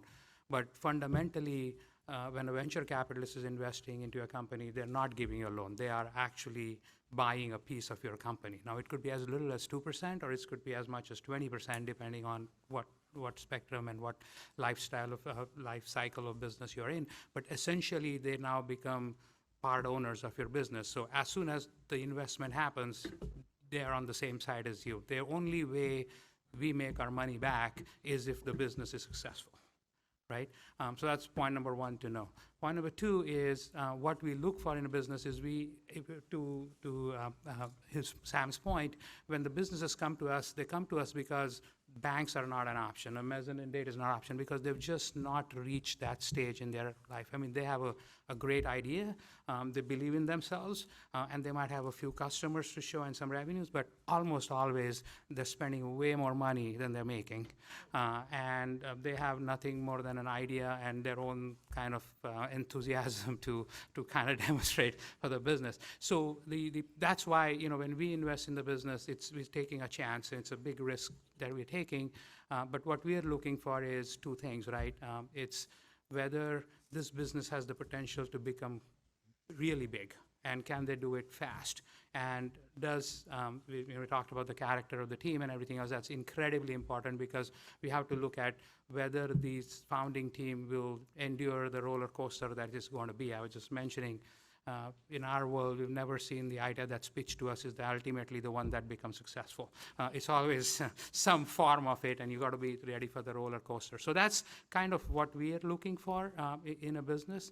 And to Sam's point about how do we partner with the SBA, for example, we are also an SBIC firm, and they've done a great program where they incentivize us to invest in certain areas, and therefore banks actually invest in firms like us, and we therefore invest that money into small businesses, and SB has figured out a way to give banks credit for that investment. And now you actually have banks' money, but it's not a loan, it's more of an equity money for you, and we facilitate that through our SBIC funds. But gives us a lot more flexibility to invest in businesses that are way early in the life cycle. Hopefully that answers your question. Thank you, V. So there's that word again, flexibility.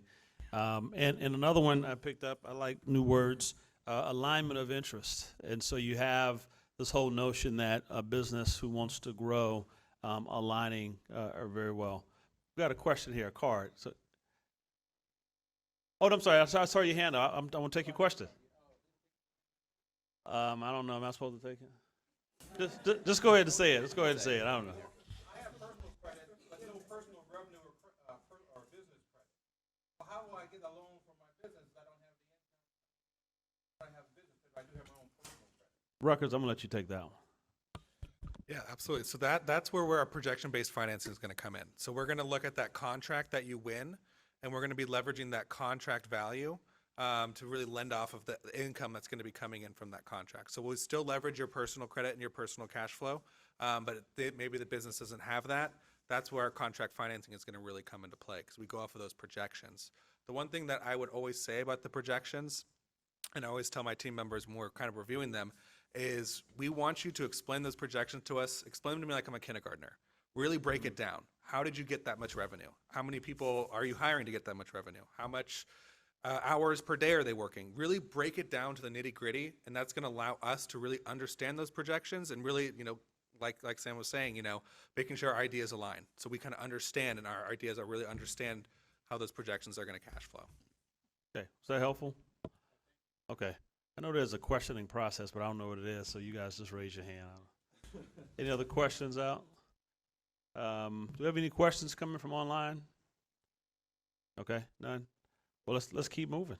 So, Carrie, I know you were modest with your SBA example. I'm by admission, full disclosure, I'm a recovering SBAer. So there's a lot of service. You won't recover. I won't recover. That's helpless. All right. I am in counseling. But anyway, no, just teasing. Enjoyed my time there. I know there's a lot of services. And so if you could just spend a minute talking. You talked about the counseling, and I'm thinking you're talking about SCORE with that. SCORE, Yep. Small Business Development Centers, Absolutely. Women's Business Centers. Go on and talk about some of those other services. Because one of the things that SBA used to do many, many moons ago, SBA used to actually lend out money, right? That hasn't happened in eons, 40 years probably. what now the banks, so Delphine lends money, right? And Delphine lends, one of her products that she can lend is an SBA loan, right? 504 or 7A loan. So that SBA has pushed that off to the banking industry, right? So that's where you would go to get that. And the way that works is the loans that Delphine will lend you, that's a 7A business loan, it's backed by the SBA. And so she's got more margin of error there, if you will, because SBA is going to guarantee up to 70% of that. Up to 90%. Up to 90% of that. Yeah, So that Depending on the kind yeah. of loan. that gives Delphine, like, she's got a lot more wiggle room. But so now SBA is not in the lending business anymore, but SBA does a lot of other things in terms of So I just wanted to set you up there for what are some of the other services that people can look for at SBA. So if you go to sba.gov, you can find out just about anything you want to know for your small business, how to do a business plan. You can learn more about surety bonding. You can learn more about our loan guarantee programs. And one of the points that Sam made is we no longer lend directly for your small business loans. We work with the banks as our partners, and that guarantee piece of it allows, I like to liken it to insurance, because if their credit box is this big without an SBA backing on it, you give it that SBA 50% to 90% guarantee, and that lender can open that credit box a little bit bigger for you, especially if you're a startup business, new in an industry, things like that. It gives them an insurance that, and I'm going to have to talk about the downside of getting loans, it gives the lender an opportunity to have a way to make sure that if the loan goes bad, that they will receive some of that back. So I'm going to tell you this, the other side of getting a loan, because we're all happy to get a loan. We're going to grow our business. Well, sometimes things happen, and your loan, it goes into default. So what the lender is going to do is they're going to liquidate your business assets, and then they're going to come to SBA for that guaranteed portion. So whatever's left, let's say it's a 50% guarantee on a $100,000 balance, SBA is going to give those funds to that bank, because that's what that SBA guarantee is all about. The other side of it is when you have a federally obligated debt, it does not go away. So then what SBA will do is turn that to the Department of Treasury, and they're going to try and collect that remaining balance. So it's very, very important that you build that relationship with your banker, you work with our business advisors, so you don't get in front of yourself and take on more than you need to. And as Sam said, friends can give lots of advice, but it may not be maybe what you want to hear, but it may not be what you need to hear. So that's where your business banking partner, our resource advisors, can help you make better decisions in your business finance, especially if you're starting new. Absolutely. Delphine, you have a comment? Yeah, I just want to comment to say, first of all, and she's totally correct. We work very closely. I do with the Small Business Development Centers here in Southern California, SCORE, some of our other CDFI partners. U.S. Bank is a top SBA lender here in the state of California. And in Southern California, we're like #1 in terms of units, which means that we are making the loans to those small businesses who need those additional resources to sustain their business. We are a SBA preferred lender. And so in having that designation, is because of our expertise and ability to be able to work with SBA and get these loans through.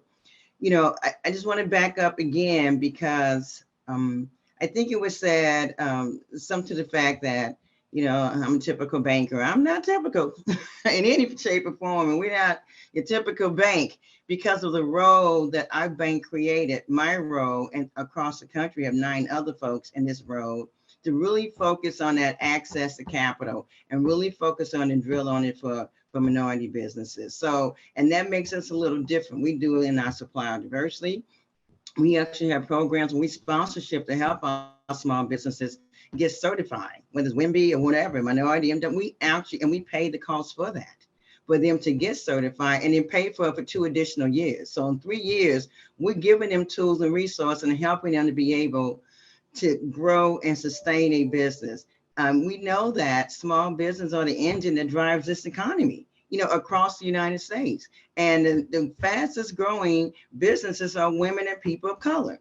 And they are often have not have access to resources and tools, and capital to do that. So we operate very differently here at U.S. Bank. And I just want to make that very clear because of this initiative we created from my CEO on down, the role of creating this access commitment program to really help amplify and give resources to those who might not have been able to get access in the past. All right. We got that. U.S. Bank is different. That's right. It is not your typical bank. So thank you. So Delphine, I know your colleague services this area. Will? What's your colleague's name? Yeah, my colleague that does Northern California is Will Jackson. Will, He's based okay. out of Oakland, but he's the Sacramento. He's actually very excellent. Okay. And I've known Will for years. So some of the folks might have met him and know him, but Will covers Northern California and I'm in Southern California. So between the two of us, this dynamic duo, we got California covered. All right, there we go. That's it. So we got the best of the best. Thank you. I wanted, before our time's up, think of more questions. I'm going to come back to you guys for questions. But we talked a lot about what to do and some of the good stuff. I want to hear about some of the faux pas, some of the things you should not do, some bad examples. Like you said, hey, sometimes loans don't make it, right? So what are some of the things that happened leading up to that? In retrospect, you say, you know what, we should have seen that coming. So Rutgers, do you have any bad examples that you could everybody be thinking about some things that didn't go well? Because I want you to learn, my old baseball coach used to say, you don't have to make all the mistakes. You can learn from other people's mistakes. Okay? And so let's hear about some of those and different ways that they can be avoided. Yeah. A couple things that we're looking at. I think it's kind of, when you're getting a mortgage, one of your mortgage officers, they tell you, don't go out and get additional credit while you're in your underwriting process. Same thing's going to apply for us on the business side. So while we're in our underwriting process, until you get those funds in your account, do not go out and try to get hard inquiries on your credit, drop your credit score, seek additional financing. We are looking at that in the beginning and then at the end as well. So definitely something to be cognizant of. Don't try to get additional credit while you're in that underwriting process. Another thing that I've been seeing that's very common is tax liens. So make sure if you guys have taxes that are outstanding, you're on a formal payment plan with the IRS. Sometimes it can take a little bit longer to get those set up. Really make sure you're either taking care of your taxes or you're on that payment plan, being ahead of the curve on those. I've had quite a few files as of recently that get blown up because of that. And so if we can get ahead of that, get those set up before you come in and apply or pay off those those taxes as soon as you can, that's just going to ensure a smooth funding process. Great. Carrie, any bad I would examples? have to say, similar to what Rutgers says, is don't get in front of yourself. You want to have a good plan. And I'm not saying you have to do everything in the plan. Sometimes it changes. But just have that plan. So when you start watching that plan and you're seeing stuff going south and you're like, uh-oh, that's not in my plan. What can I do to mitigate that? Because I've got a plan and I know where I'm going. So take the time to plan out what you want to do and learn about what you need to learn about before you jump into the fun pond of small business ownership. And if you need help with that plan, you can come to the SBA. Yes. There you go. See, We it have keeps coming resource back. partners, our district offices That's all right. across the country here to serve you. Absolutely. Lourdes, any horror stories? Well, Let's check out. I would say that also choosing your priority. If your priority is to get bonding capacity, call your bonding professional, ask what it takes to get there, and ask them before you make major financial decisions, because oftentimes take the money out of the business and you're killing your bonding capacity. Also, what I've seen where contractors have lost a lot of money is in not bidding a job properly and not having a second set of eyes. So I would really, I'm big on paperwork, on what we require. Make sure you have it. Make sure you're on QuickBooks or some other financial management program, and decide what your priority is. I'm always going to give you advice on how to get the greatest bonding capacity, but if that's not your priority, go ahead and buy that boat. It's okay. Yeah, Lourdes makes a great point. Very innocently, you could take money out of the business to service something that Rutgers is saying you need to pay off, but now that then tilts you outside of the yes box for the so it's not that you can just be, irresponsible. You can just make an innocent mistake. So the plan is very important, and working with folks at SBA, DOT, Department of Commerce, that's what you got to make certain, because you can just make mistakes in being responsible. It's just timing is everything and working collaboratively. So, Lourdes? I'd like to add something else. The SBA bonding will give you bonding capacity based on your working capital. You can have negative net worth. You can have a previous bankruptcy. You can have, a tax lien and be on a payment plan. But if you have no working capital, then how do we extend bonding capacity? Excellent point. V, some of those businesses that didn't make it. Yeah, one thing we've learned is it's never the best idea that always wins, right? You're right. It's this execution. I mean, it really comes down to that. And so when we look at businesses, we look at the teams that are willing to execute well. And to us, it's three things in execution. One is just the discipline around financial, things, making sure you have a plan, you work to the plan, you review it every day and everything. Second is you are in the eye of the storm. And so to be able to surround yourself with good advisors, whether it comes from SBA or investors that you take and board members, and have a open ear and listen to people. You make your own decisions, but listen to people. I think that's incredibly important for people to do, and then be willing to change, because whatever you thought might work might not be working, and then you need to be able to pivot on a dime and go try something else. So those are the things. And it's every time you've seen a failure, it's because you didn't execute to one of these or two of these ideas. It's never because your idea was bad or that kind of thing. So I think that's what we focus on. Okay, great. It's not so much the ideas, it's the process. Is that what you're saying? Absolutely. It's never the idea. It's almost always the process and execution. Wow, that's great. Chris? Yeah, so we're an institutional fund, so we have a lot of community banks, public pension funds as investors. So we do a lot of front-end due diligence, so hopefully we catch some of the issues on the front end. Stuff happens though. So we're invested right now in a casino seating company. So if you go into a casino, they make 50% of the shares in the market. So it's a good company. Not a lot of people are going to casinos in 2020 and 2021. So they were immediately tripping covenants and all sorts of debt requirements. And so that's one where we've just been working with them. I mean, frankly, we just, we're almost equity with our debt in that company at this point, just because there's just not enough asset coverage there. And trying to get to the other side so we can exit. And then we've had companies where it's been great industry and just the operators, because they're not coachable, to V's point, maybe they make independent decisions that go against what we would suggest at the board level, and the company starts tripping covenants, and then they're not workable, and so it's leaves you with fewer options if you kind of get to that stage. And so I would say just being coachable, and our capital comes with a lot of strings attached. I mean, it's just the way you kind of operate a company has to be just to the budget and to the what you've presented to your board of directors. And so if you stick to that and you have lenders who are flexible and can work with you, including U.S. Bank, who we've worked with in the past and has been a great partner, then you can get to the other side. It's really just when you're not showing a path out of any challenges you have and you're just not cooperating with your lenders, that then it just creates headaches. And then you have to kind of come up with a solution, because we have a fiduciary responsibility to our investors, and so at some point those butt heads if the person is not workable. Great. Questions? Any more questions?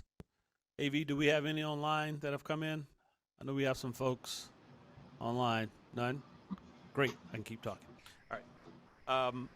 Want to get comments. I want to make sure we end on time, but a couple key takeaways I want to make certain that we focus on.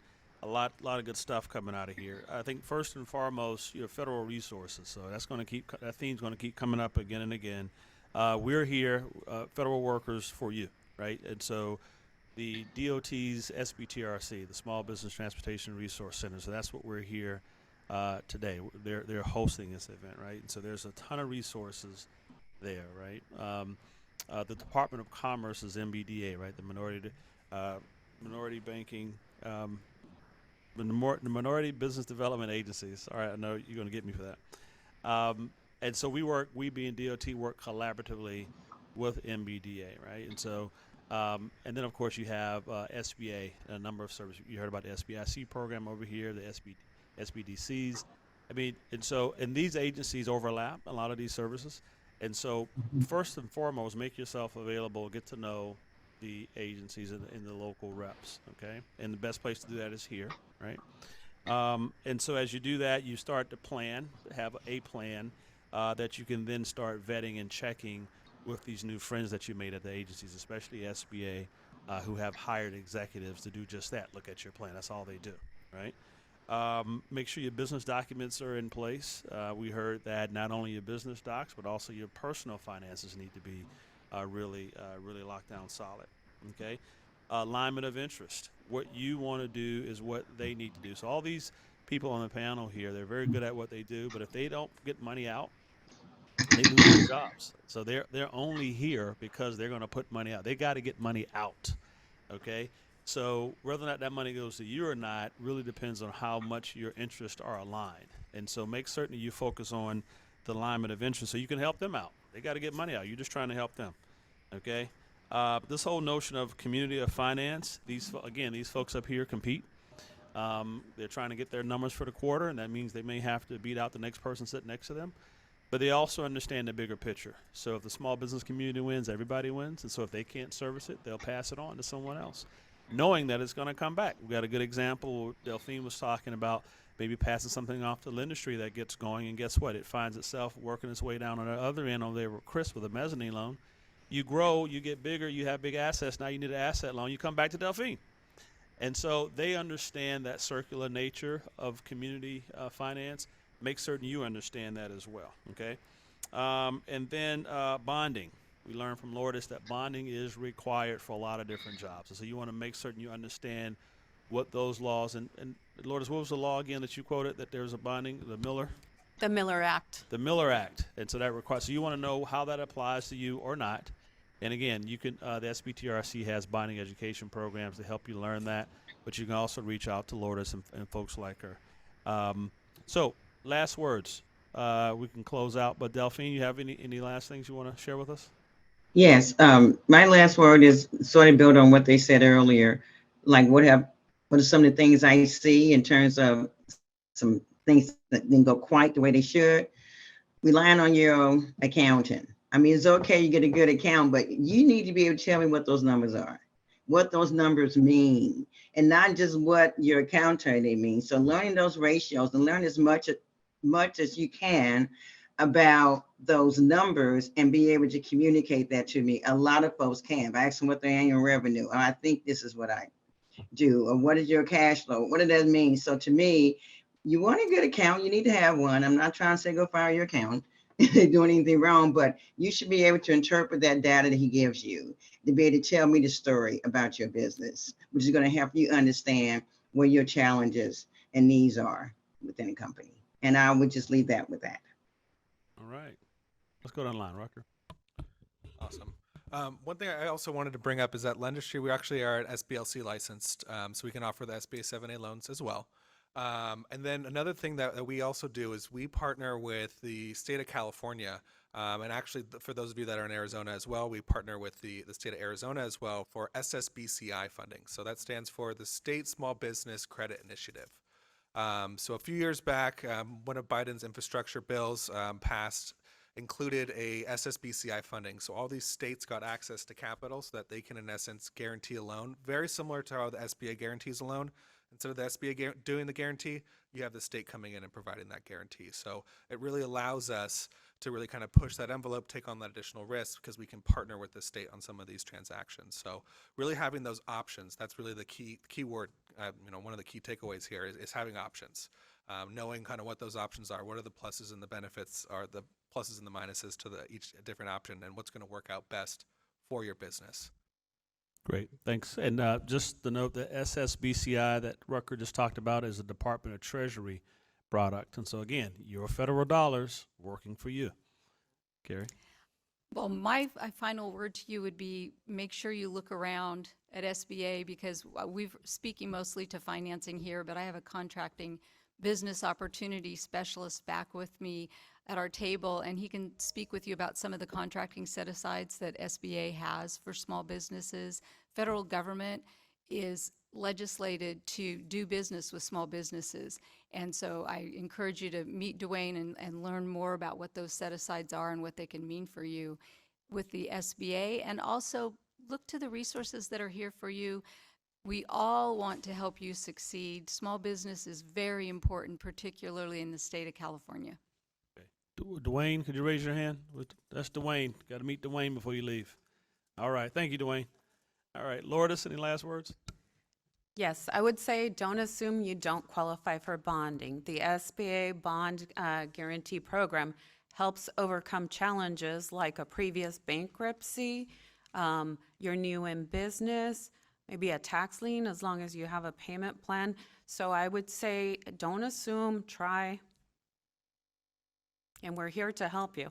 Great. Thank you. V?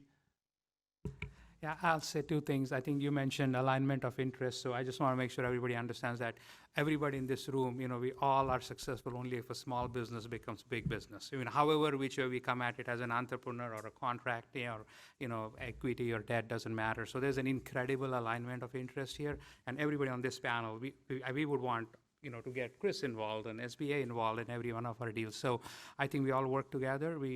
That's one. And secondly, and I've done this with the SBA in the past, but there are incredible resources available here in our ecosystem here in Sacramento. So if you're willing to spend 20 minutes talking to the right person about your contracting issue or your cash flow or your go-to-market strategy, personally as a CEO of a small business, I've benefited a lot from it. And having 1 hour conversation has probably saved me months of effort that I would have otherwise done.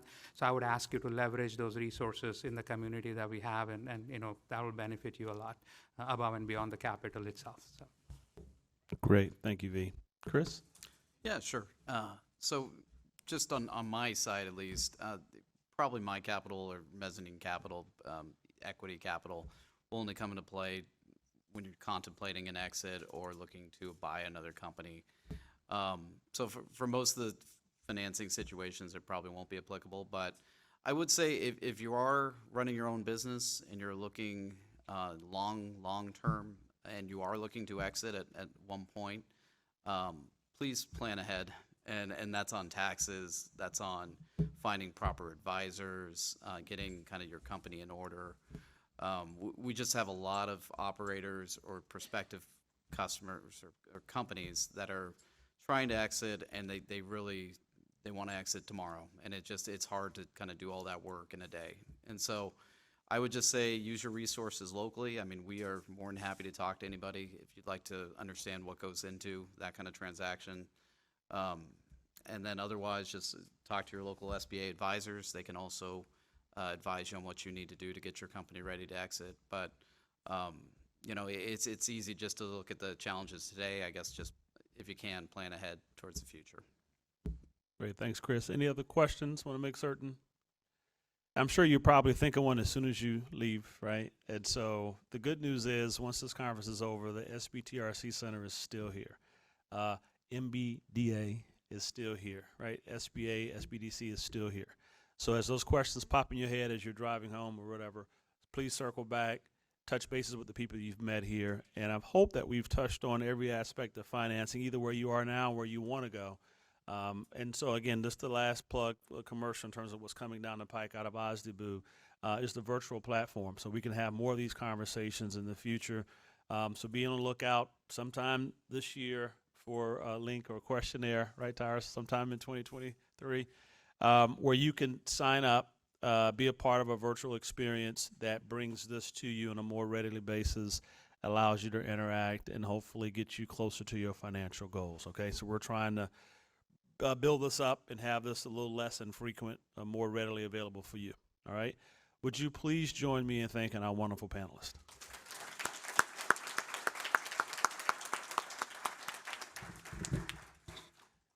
For the record, we're 4 minutes ahead of time, so that's what we do on Access to Capital, you know. On time So we are going to gear up for our last panel, an exciting panel talking about the services and resources available to you and also the people who are leading the change in terms of policy and advocacy work. Right before another exciting segment, which is Meet the Primes, where we'll have Siemens and Granite talk about the opportunities that they're working on, and then they will be available to you for you to interact with. And we're so happy that you're still here with us. So without further ado, I'd like to ask Assemblymember Josh Hoover to approach the stage, Claire Whitmer, Donetta Jackson, May Safan, and Ed Duarte. Thank you. Well, thank you everyone for taking time out of your day to join this panel today. A little bit just to introduce myself. For those that don't know, I am Assemblymember Josh Hoover, new representative in the State Assembly for District 7, which includes Rancho Cordova. I'm very excited to be here today and be a part of this panel. As many of you know, if you run a small business, this is not always the easiest state in the world to do business in. And so hopefully today with some of the things, some of the tools that can be provided by our panel here, you can get some tips on how to navigate some of the great new opportunities that we have in California. And I'm really excited for the panelists here who have agreed to help navigate through that with us today. Just to introduce our panel, so first off, I am the vice chair of the Jobs and Economic Development and the Economy Committee down in the State Assembly, where we are really trying to advocate for the Sacramento region in a major way, to make sure that the Sacramento region is a place where businesses want to come and do business, and it's a place where we can really provide opportunities for our community and all of our workers. And so excited as we continue to see progress in that, and I know we've seen a lot of amazing new companies coming to our region in recent months. We also have here today with us Claire Whitmer, for the Northern California Regional Advisor for the California Governor's Office of Business and Economic Development, or GoBiz. Claire, thank you for joining us. We have Edward Duarte, Construction and Public Works Specialist for the NorCal Apex Accelerator. And we're going to get into a little bit of what each of these offices do in a moment. May Safan, am I pronouncing that correctly, May? Safan. Very sorry, thank you. So May Safan, Vice President of Programs for the California Asian Pacific Chamber of Commerce, and Donetta Jackson, Supplier Diversity Program Manager for the Department of General Services. Thank you all for joining us today. So we're going to jump right in with some questions for each of the panelists, really to figure out a little bit more about what they do. Ed, we're going to start with you, if you don't mind. Put you on the hot seat there first. And just if you could tell the folks here what exactly a PTAC accelerator can do to help them, and a little bit about what you do.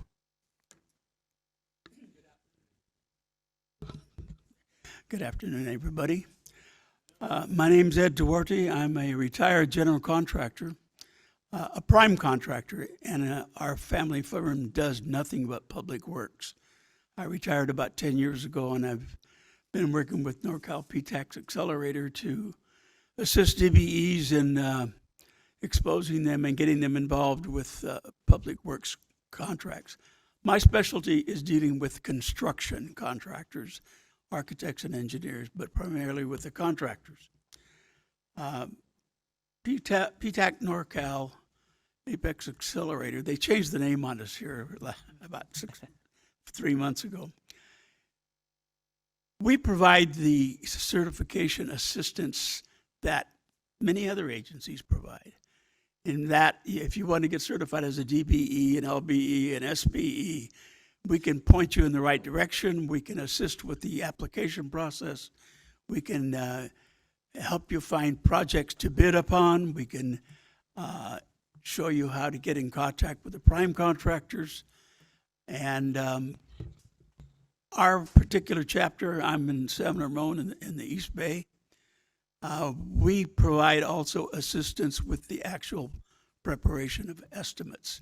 Now, I can't do your estimate for you, because that would be a conflict of interest. And but I can certainly show you how we in the business do it. And for those of you that are construction contractors, and want to bid on this type of work, it's a process.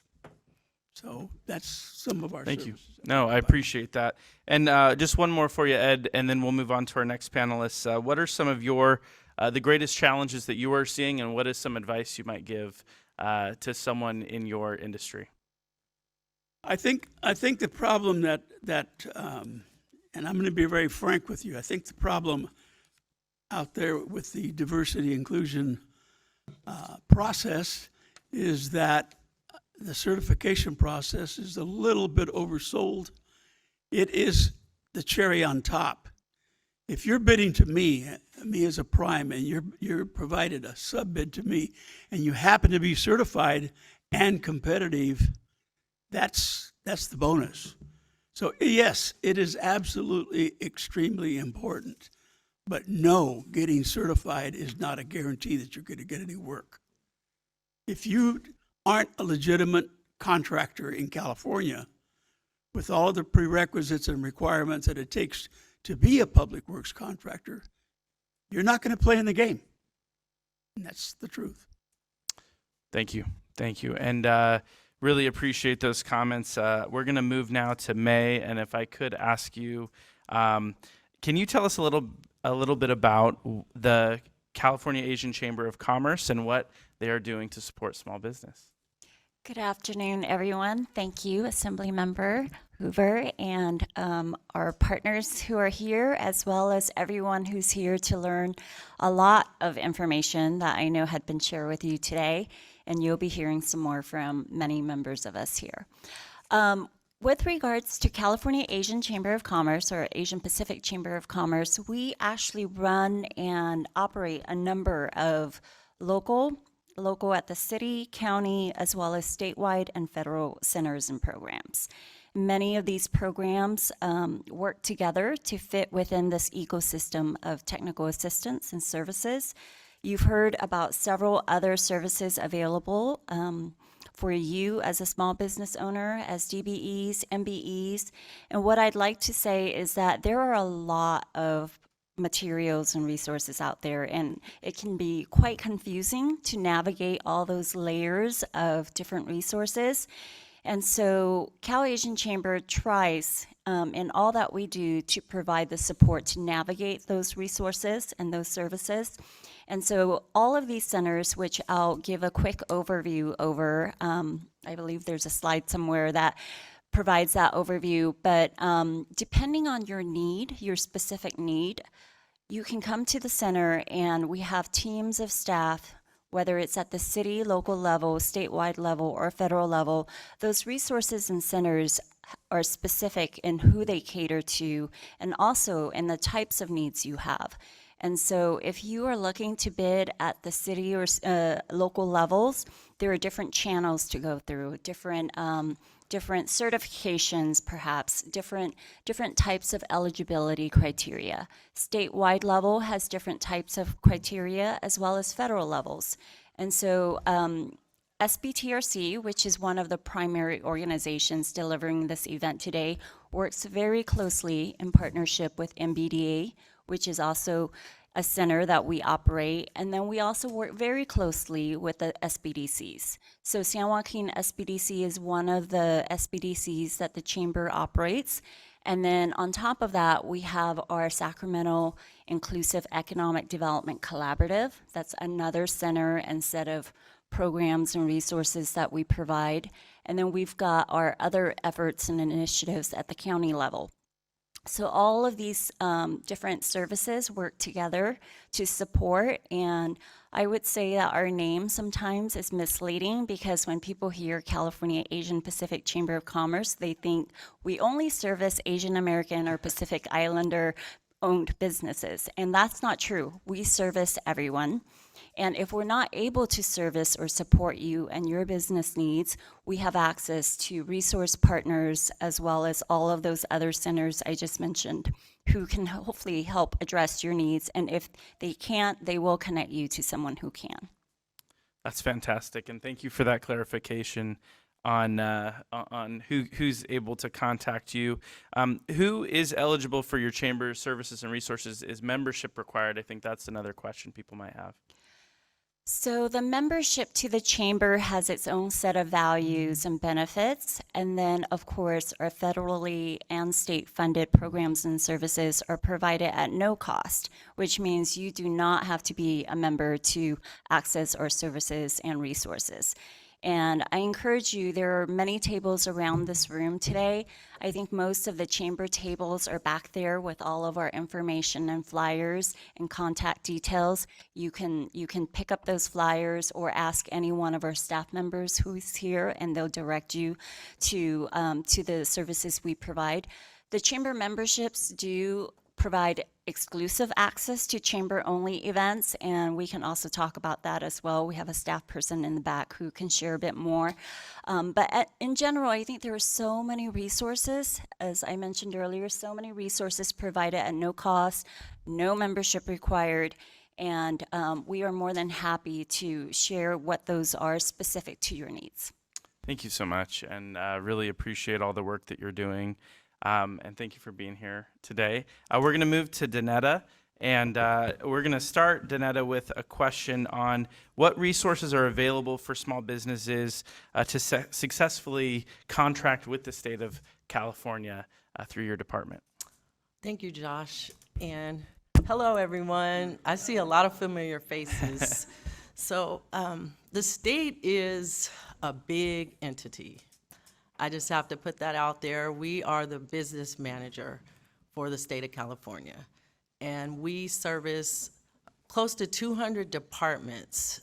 We provide them with direction on how to conduct their purchasing throughout the state. And my role as the statewide supplier diversity program manager is more in an advising capacity, where I work closely with our Office of Small Business and DVB Services. We have a table right over here to primarily integrate strategies and resources to ensure our small and diverse businesses are getting equitably included in our state contracting opportunities.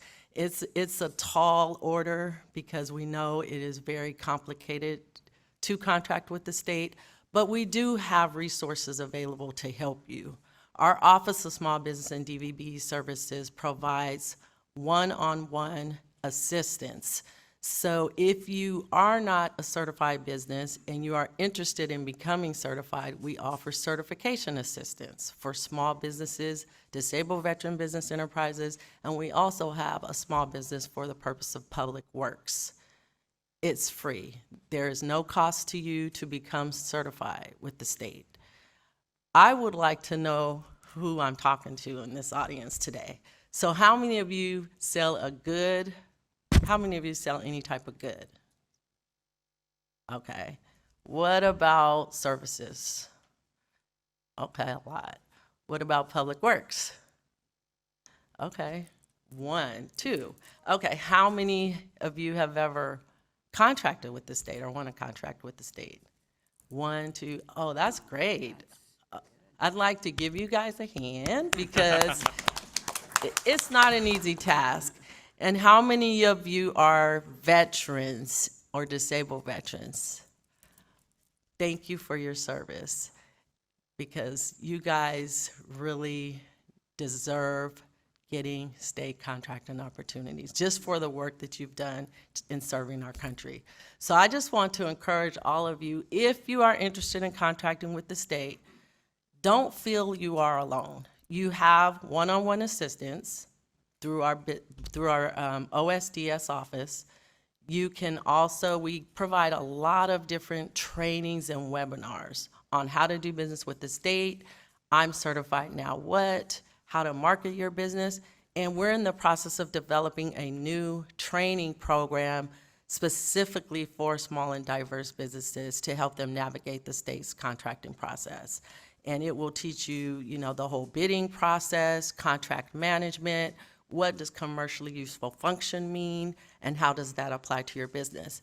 So don't allow the state to be such a big entity that you're such afraid to step into that industry, because there is assistance, as I said, and just, ask for help. That's what we're here for. We're all here to assist you.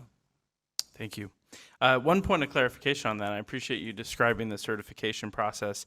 Does a business need to be certified to do business with the state? I think that might be That's a good question. A business does not need to be certified to do business with the state. Any business within California, outside California, can register in our Cali Procure system to do business with the state. However, if you are a certified business, you get special privileges, such as you're put in a database exclusive to certified small business and DVBEs. All the state departments use that database. We also provide small business with a 5% bid preference. Disabled veterans get a 3%.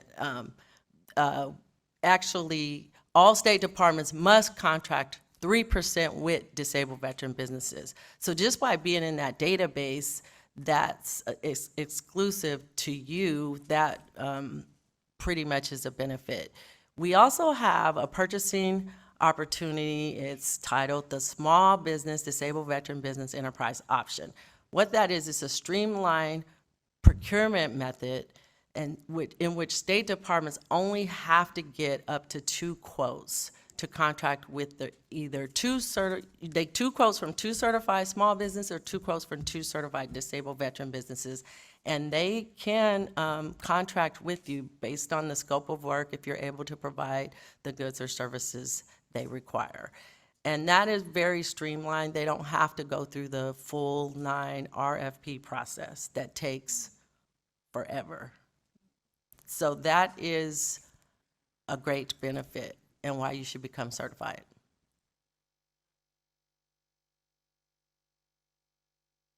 Yes, sir.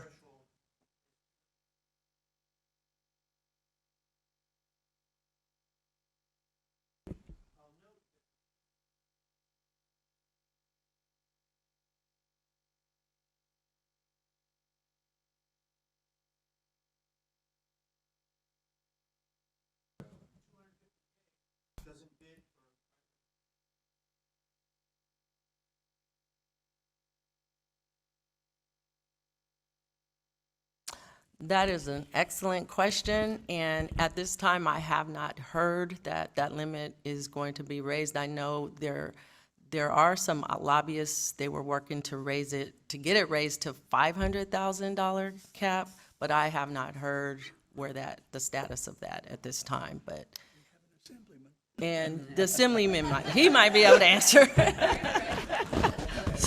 I would love to connect with you after the panel, get you my card, because I would like to talk more about that and about how maybe we could make that happen in the legislature. I do think there are folks on all sides of the aisle that would be interested in doing that and figuring that out. So let's, if you don't mind, grab me afterwards, and we'll get you connected with my team.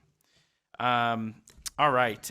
So on that topic of legislation that impacts small business, prior to my time in the legislature, in fact, pretty recently, the legislature passed AB 2019 related to small business enterprises. Danetta, could you tell us a little bit about what that means kind of for small businesses and how this can help them kind of get contracts? Okay, so AB 2019 is a win especially for minority, small, micro businesses, because essentially what that piece of legislation says is that all state departments must contract 25% of their annual contracting dollars with certified small and micro businesses. Prior to this legislation passing, the 25% goal was aspirational. Therefore, many departments did not meet the 25% goal. Now, all departments are required to meet the goal. I know my colleague here will be talking a little bit about the equity plan that's required. Assembly Bill 2019 also requires the state to implement a state contracting and procurement disparity study by 2025 to look at the contracting opportunities basically for minority, women, LGBTQ, our small businesses and disabled veteran businesses to ensure you guys are receiving equitable access to state contracting. And this is the first ever state as a whole contracting disparity study. So this is going to be a game changer for the state of California as a whole.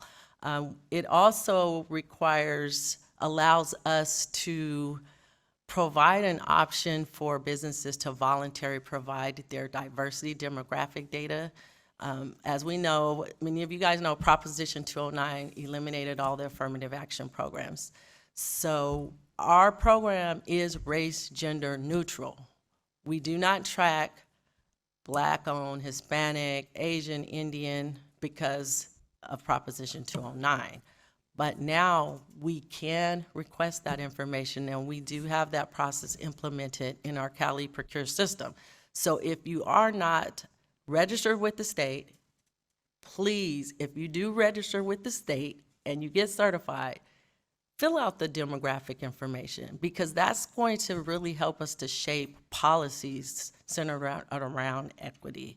If we don't have that information, we don't know who you are. So currently, we have about close to 7,000 businesses that have provided their demographic information since the launch of our supplier diversity data collection.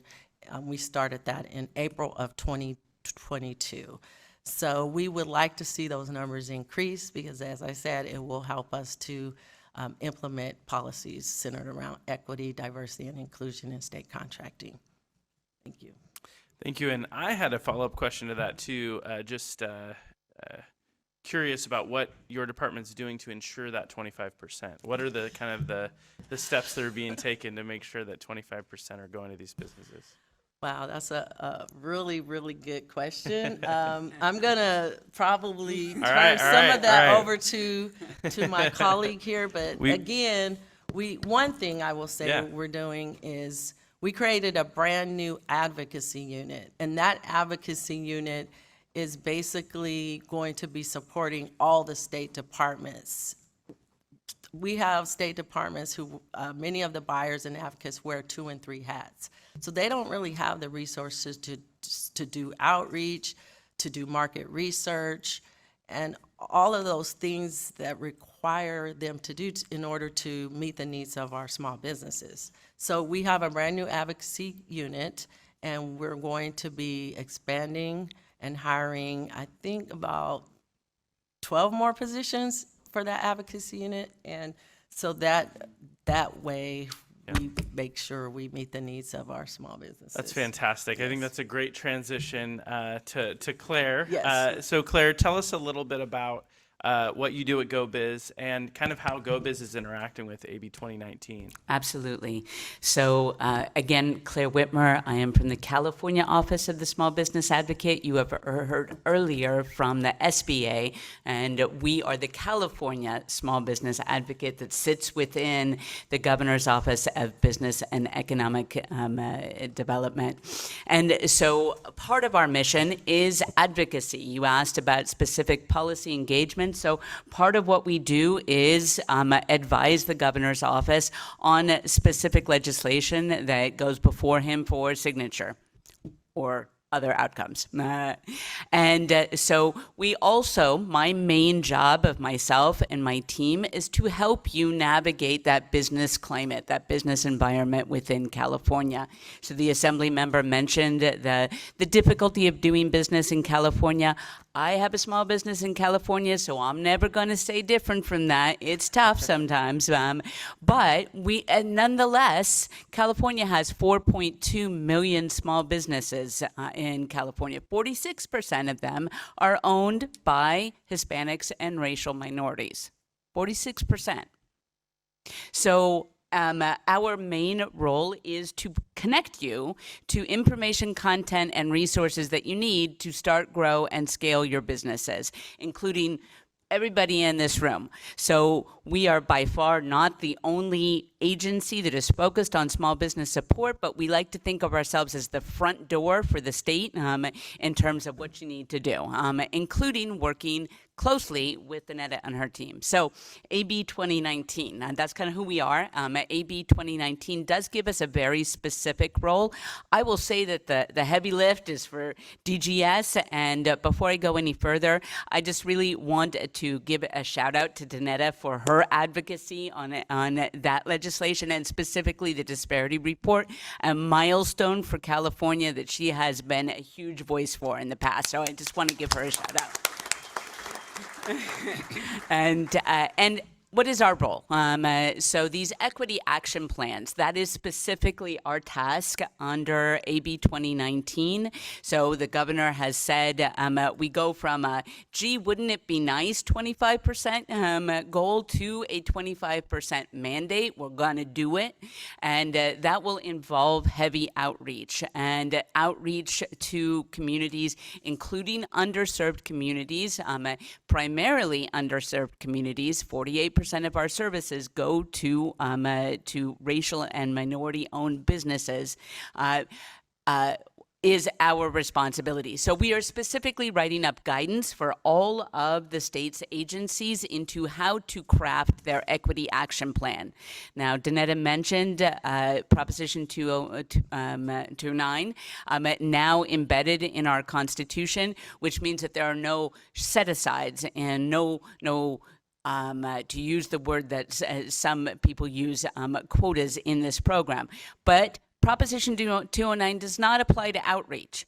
So it is our responsibility to create a bigger outreach machine so that people in every community, every zip code, every language, every town in the state of California are aware of these opportunities. Our other interest is to connect small business owners with market opportunities. And one of our main messages right now is that the era of the large COVID-19 relief grant program is behind us, but the main market opportunity in the state of California right now is government contracts, thanks to investments from the governor and the Biden administration. So making small business owners aware of the scale and the nature of those opportunities, helping agencies craft their outreach plans to make those opportunities well known, and to help people understand, educate people through Apex Accelerator and other technical assistance providers, other small business support centers, help you understand how to get in front of those contracts. So I always like to say that certification is like being in love. It is necessary but not sufficient for a good relationship, right? So certifying does help you, and DGS does enormous outreach and educational efforts on that process. But then what? How do you connect with that agency in order to actually land that contract? So for AB 2019, we will be communicating directly to state agencies about how to do outreach. And then on the other end of that, our technical assistance network, including the Apex Accelerators and the SBDCs and other people that you have heard from here today, are there to help educate small business owners and how to actually engage with those agencies to get yourself those opportunities.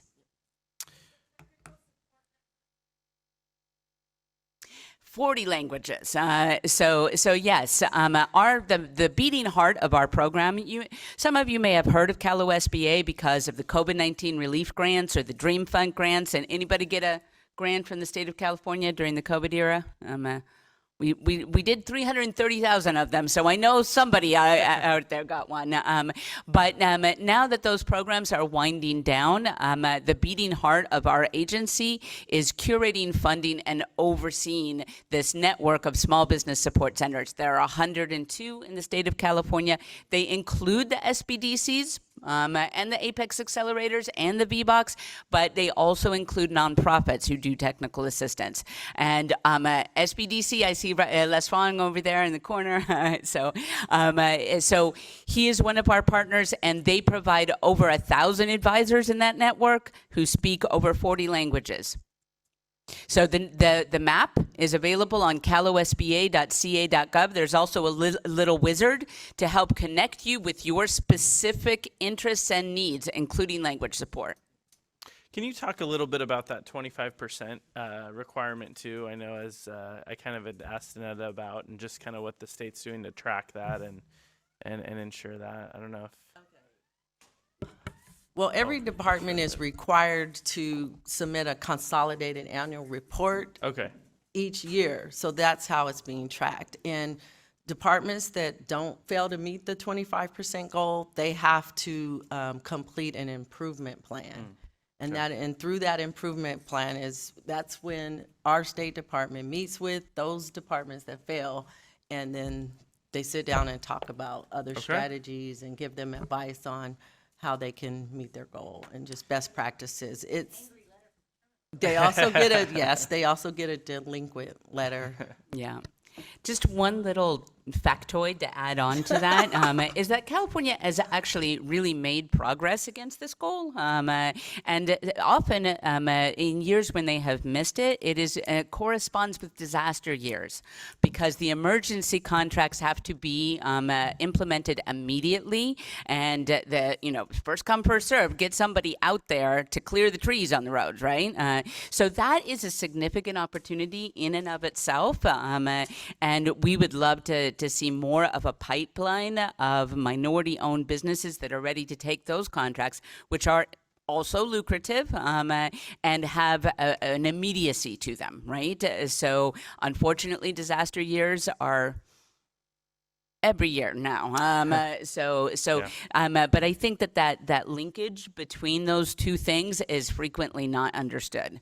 And can I add that we do have an emergency registry specifically for certified small businesses and disabled veteran businesses. So if you are able to perform on any type of emergency contract, please register, because that is another exclusive opportunity for you.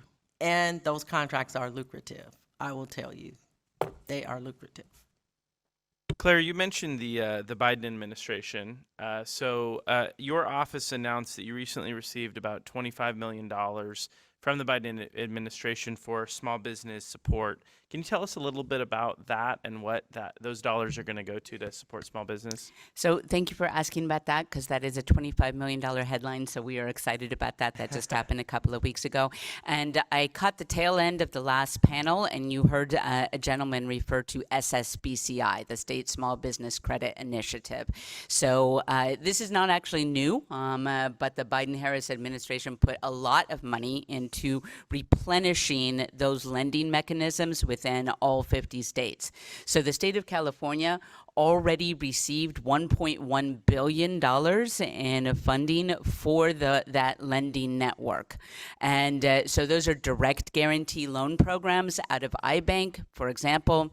They are also a series of different loan types out of the Treasury's office. Specifically, CPCFA is the agency that administers those programs. So that money is already in California, wherever it is that they keep the money. But our new $25.3 million pool is a new part of SSBCI that has not been done before, which is to marry technical assistance, government talks for small business support, with those financing. So people will always talk at you about the 3 C's and getting ready to talk to lenders. And it is always assumed that because you've had an excellent business idea, that you know how to tell your story. But that is in itself a skill. So our role with these dollars is to extend our network that we already have, that I just described to you, and specifically focus on helping small businesses get capital ready, to help you tell your story with words and numbers and pictures so that a lender is more favorable to your application, or then to turn you back to our partners in our technical assistance network and help you get to the point where you are confident that after you've made all that effort, that you're going to get some money. Thank you. No, that's really great. Now, I'm going to ask a question to the whole panel. It's not on the sheet. It's a bit of a curveball. No, it won't be too crazy, I promise. But I am curious to hear, because, we've been talking about emergencies. We've been talking about I think a lot of small businesses went through a lot during the pandemic. And starting with May, I wanted to just get each of your take on how you feel small businesses are recovering, what you're hearing from small businesses about what they need to continue really bouncing back from probably one of the more difficult periods in our state's recent history. Thank you. That's a great question. And I would love to hear from participants here today how they're bouncing back, since their voices, I think, inform a lot of what we do. And as a technical assistance provider at the Chamber, multiple programs that we run, which have been covered by colleagues here at the table as well. I think it really ranges from the early onset of COVID to the year right after, as people were still grappling with the shutdowns and closures of businesses. A lot of the requests we were getting for technical assistance was really for a live person to hear their stories and their needs and their requests for help, or even just navigating the plethora of resources. And if you're not fluent in applying for all of these different resources, the application itself is very daunting, right? So even providing support in navigating how to access those resources was, I think, a big part of what we did as a technical assistance provider. And then the following year, we saw a huge increase from federal as well as state dollars in loans as well as grant awards. And I know a lot of those resources really helped people keep their lights on, helped them to keep their payroll going, helped them to keep their businesses just in the day-to-day operations running. And then in the past year, we've seen a lot of new business startups, which is very exciting because there were a lot of shutdowns in the aftermath of COVID. And so at various stages of the business growth process, the needs vary, right? So I think one of our main goal is to better understand our clients and potential clients who come to us in need of support, because each person's business is at a different stage of growth. And if you're an entrepreneur or a startup, your needs will vary widely from someone who's already contracting at the state level. And for those who are contracting at the state level, you might want to expand across multiple states, right? And for others, you might want to expand abroad. And so we do look at this holistically. We approach it with the mindset that everyone's journey is different, stage growth levels different, and needs are different. Some need a $50,000 loan. Better yet, if there's an award, a grant award, that's even more effective and helpful to them. Others need a $250 million loan if they're looking at multi-year contracting deals. So I think it's quite critical that we don't group everyone together in the same category, because the needs vary so greatly depending on each person's stage of growth. Thank you. And it's optional, but if anyone else has thoughts, please feel free to share. I'd love to jump in on that and kind of turn it around and give it a silver lining. So not to minimize the pain of the COVID-19 era, because those of us who do business support, that was very personally painful period, or to say that the recovery is complete either. But I do think that the COVID-19 era really changed our economy, and May, you referenced this, that this was a nationwide trend, but small business starts actually increased by a lot during COVID-19, and that is still true. We are still significantly above in California and nationwide where we were in terms of small business starts prior to COVID-19. So I think that one of the lessons is really people embracing entrepreneurship as a career option, as an option to support themselves and their families, and committing to those new paths, partly because they were pushed to do it, during the COVID-19 era, but now really seeing it for the opportunity that we would like to think that it always was. So there's that. And I think that a lot of the pain that we see right now in the environment is people talk about inflation, of course, that impacts some industries more than others, and workforce changes. The difficulty of finding employees is probably the most persistent complaint or feedback that we hear about, but I think that the courage and the impetus to start a small business in the state of California and nationwide is actually stronger than ever, and that's exciting. We would like to say that entrepreneurship is a vector for economic mobility, wealth creation. And I think that message has really become part of our vocabulary during this era. Thank you. That was nice. I'm going to take a different perspective because just from statistics and all the various reports, COVID, that era was very difficult for everyone. But I'm going to look at Will McClure because we talk about foundational, being structured foundationally. And we learned that many Black businesses don't have the foundation. I have to just keep it real, and it's not any fault of your own because Black businesses were left out of all the grant money that came about. And it could be education, it could be lack of resources, it could be just not knowing. The word didn't get out, and we didn't do enough to help. I'll be honest. All the organizations, we talk about the SBDCs, the PTACs, all these free resources did not do enough to help the Black community. So 41% of businesses across the nation shut down.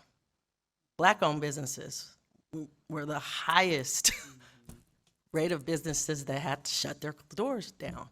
So we really have to take a different approach. Yes, certification is fine, all this stuff is fine, but we have to get businesses at the foundation, the ground level. Where are you at? And take you from where you are and build you up. And Will McClure, my buddy over there, he's with the California Black Chamber. We have these conversations all the time. And he's beating the pavement. He's an awesome advocate, you guys. That man right there, he's an awesome advocate. But we're constantly beating the pavement and coming up with strategies to try to help all businesses, but specifically Black-owned businesses, because you guys need it the most. And that's just the truth. So I had to just put it out there and be transparent because I'm an advocate for all small businesses, but I have a burden for Black-owned businesses because that's where I'm from. You are my people. And I've experienced, things in my life that I felt, were inequitable. We all have. So we really have to focus on foundation, taking you from A to Z and getting you, because state contracting isn't easy, but you can do it. It's available. We spent $380 million last fiscal year just using the small business DVB option. That's the streamlined method I talked about, where we only have to get 2 quotes from 2 certified smalls or 2 certified DVBEs. So those are opportunities. We also have fair and reasonable contracting opportunities under $10,000. State departments they can find you in the system, say, oh, okay, I'll call this business up. Can you provide this? Yes, that's a $10,000 contracting opportunity. So we have to start at the ground level and then grow and scale. So thank you. Thank you, Danetta. Thank you. Well, Ed, I'm we'll going to throw take it off to you. my advocacy hat and put on my small business owner hat. And I have to completely agree with Danetta. It was brutal out there. Still is brutal. And you're talking about 2 recessions. That we haven't recovered, the construction industry in particular has not recovered from 2008. So you add COVID into that, and we had to apply for some of those loans, and fortunately we had the wherewithal to engage the right consultant to help fill out all the paperwork, because that was an unbelievable exercise in itself. So what saved our company during that 3 years was that we were public works contractors. So that's the light at the end of the tunnel. It was very difficult for our employees. We were shut down, told not to work, and yet we had everybody from Bay Area Rapid Transit to Contra Costa County to various cities and water districts saying, this project's got to get built. You have to do this. Well, we have to provide a service for the public. So, you're between a rock and a hard place. The good news is, if you want to make lemonade out of it, and that is the fact that as a prime contractor, I know my son and my son-in-law that they have the company now. They spend 4 to 5 days a month looking for viable, qualified, competent, competitive subcontractors of any color, race, religion, gender, what have you. And we can't find them. So we wind up doing the good old boy network with the people that we've been doing business with. In my 10 years that I've been doing this advocacy work as a mentor consultant, I only have about 7 black-owned firms that have made it. Why is that? Well, there's a lot of reasons why but one of the we'll talk about the black-owned firms. One of the biggest drawbacks is that they are traditionally coming from the trades. Knowing how to build a project is not the problem. My subs don't have a problem. My DBEs, they don't have a problem in pouring concrete, pounding nails, and putting up steel. It's dealing with the paperwork. It's dealing with having enough financing. It's understanding how to read plans and specs, dealing with the formality of the inspections. And how are you going to learn that if you don't get in that mix and have that kind of training? It's like the banking of the 30s. I need a loan. Well, what kind of a credit? I don't have any good credit. Well, then I can't give you a loan. Well, how am I going to get good credit if I don't have a loan? How am I going to get a job if I don't have an experience if you don't let me bid on the job? So it's a vicious circle. So one of the things that I've advocated for years is that these diversity programs need to provide training. And for my industry, for you folks that happen to be, if you are contractors, if you don't have a good level of skill in reading plans, call them blueprints, that shows you how old I am, you better get it. And if you're still putting your estimates together on a legal pad, you're working with 2 hands tied behind your back. If you're not using an Excel spreadsheet to prepare your estimate, you're never going to figure out how to bid a Caltrans job, ever. So the preparation and the training is what will help all businesses succeed, and in particular DBEs.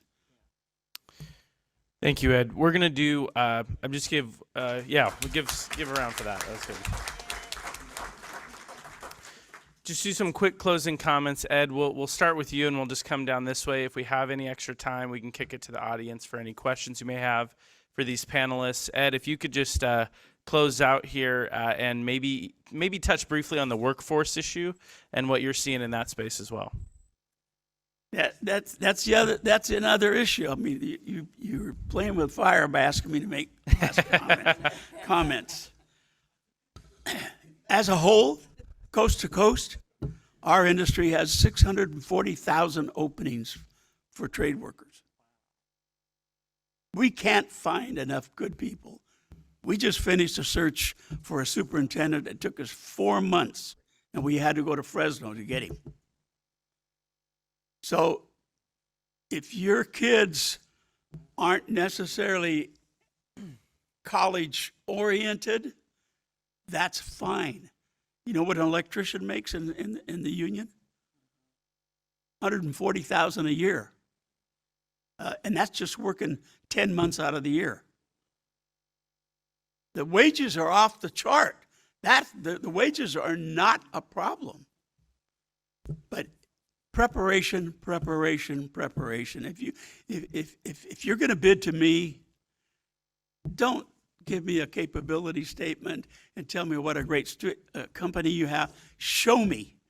Tell me, Ed, I'm an electrician. I want to bid on this school job. I've looked at the plans and specs. I'm prepared to bid the electrical section per plans and specs. Boom, I'm going to take a look at your proposal. And if you're anywhere reasonably close, we're gonna talk. You can't sell yourself to a prime contractor. You have to show me what you can do. Thank you. We seem to have taken a real step to the keeping it real department. So just a couple other comments. Good. So it's my job to talk about getting capital ready, but we didn't talk about interest rates, which will make people cry right now, right?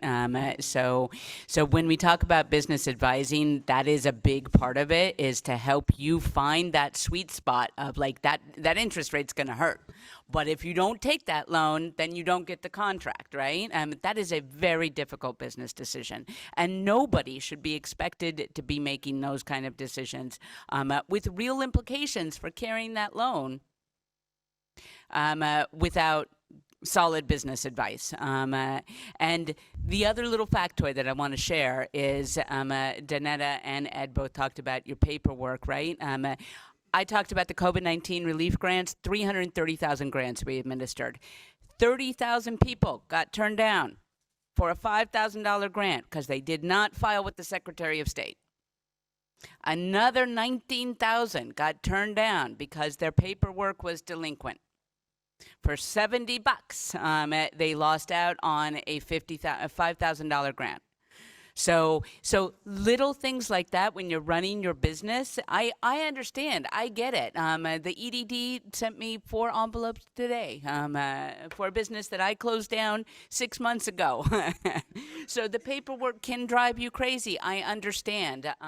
But when she talks about, I call it keeping normalized. People who do not have business banking accounts, or their Secretary of State, or they miss 1 year in their income taxes, and then they miss out on these opportunities. And we're there to help you kind of backtrack, but that makes the mountain even higher.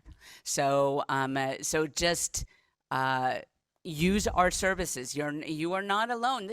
Did I mention the part about where this doesn't cost anything to you? I should have mentioned that. So you go into the SBDC, you go into one of our other business support services, Apex Accelerator, you can get to Ed for free. So just take advantage of those services.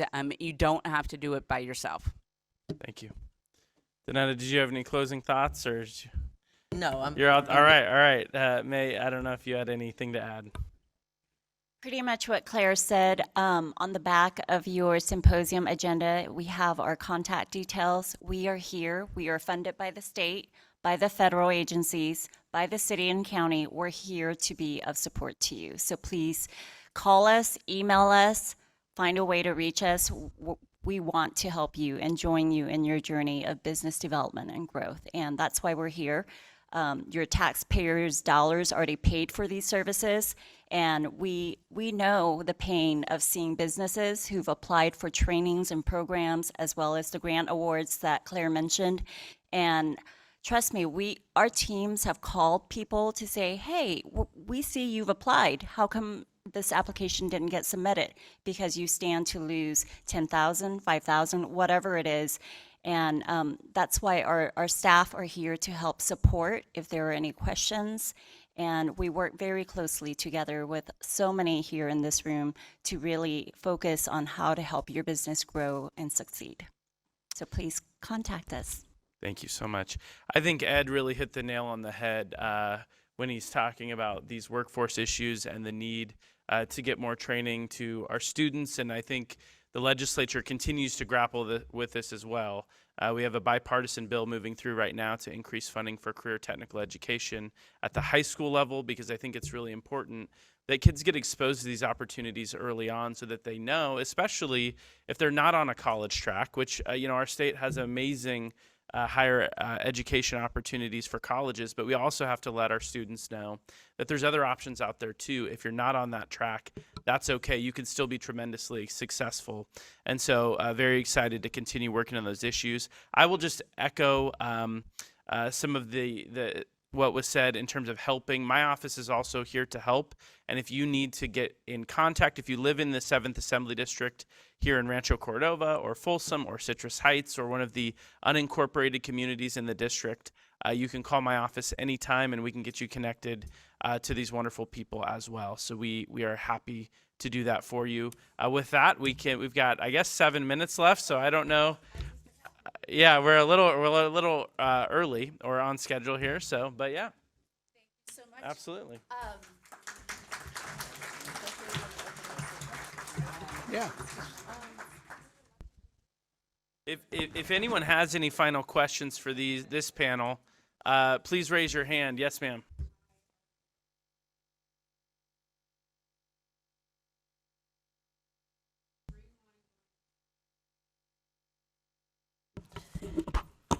CMAS is a fairly easy process. So CMAS is what she's referring to as the California Multiple Awards Schedule. It's when a vendor, it's basically like a schedule. You get on the list and you're on this list and it's available for state and local governments. They can go to this list and all they need to do is get 2-3 quotes off the list and your schedules are already pre-negotiated, okay? It's fairly easy, but you still need to be a certified business.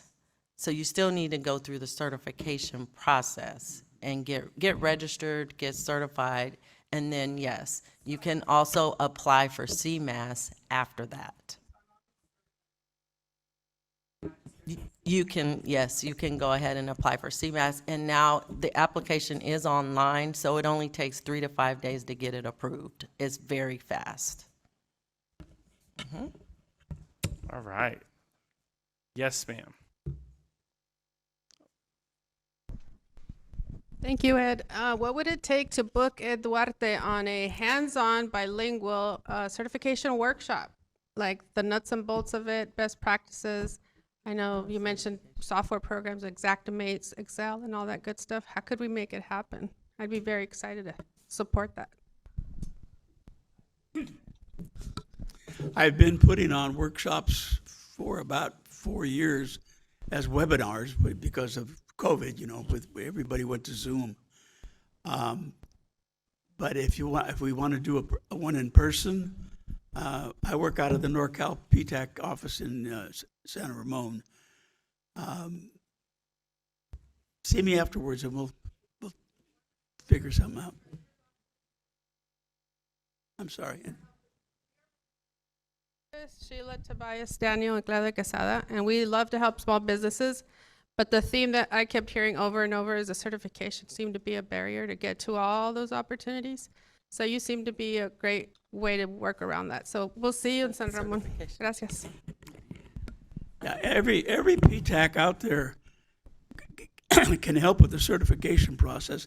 You should be doing 2 things. The track of certification, whether it's DBE, LBE, SBE, et cetera.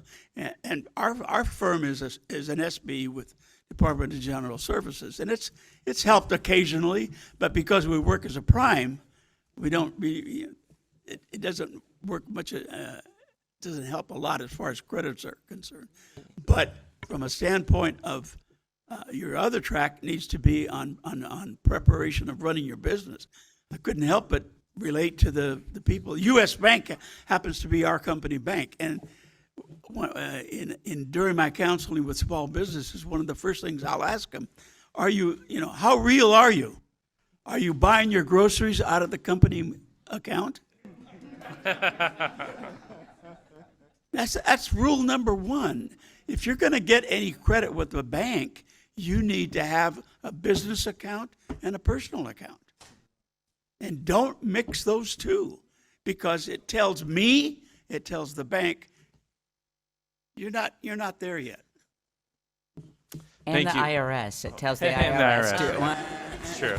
Oh, can I please add, DGS, we have a table right here. Our Office of Small Business offers free certification workshops. We partner with different entities like the Black Chamber and different other organizations to put on these free hands-on certification workshops. And that's for the state's certifications, not federal. Federal is different. That's the Disadvantaged Business Enterprise certification is federal. So. Thank you. We've got time for one more question right here, and we'll wrap up. You said something about emergency contract. How do we get on that list? Stop by our booth, get some information.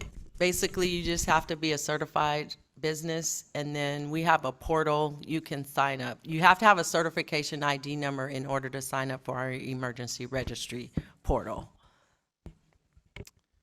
Wonderful. Well, thank you to our panelists. We'll give them one more round of applause here. Thank you to our audience and all the folks tuning in on the live stream as well.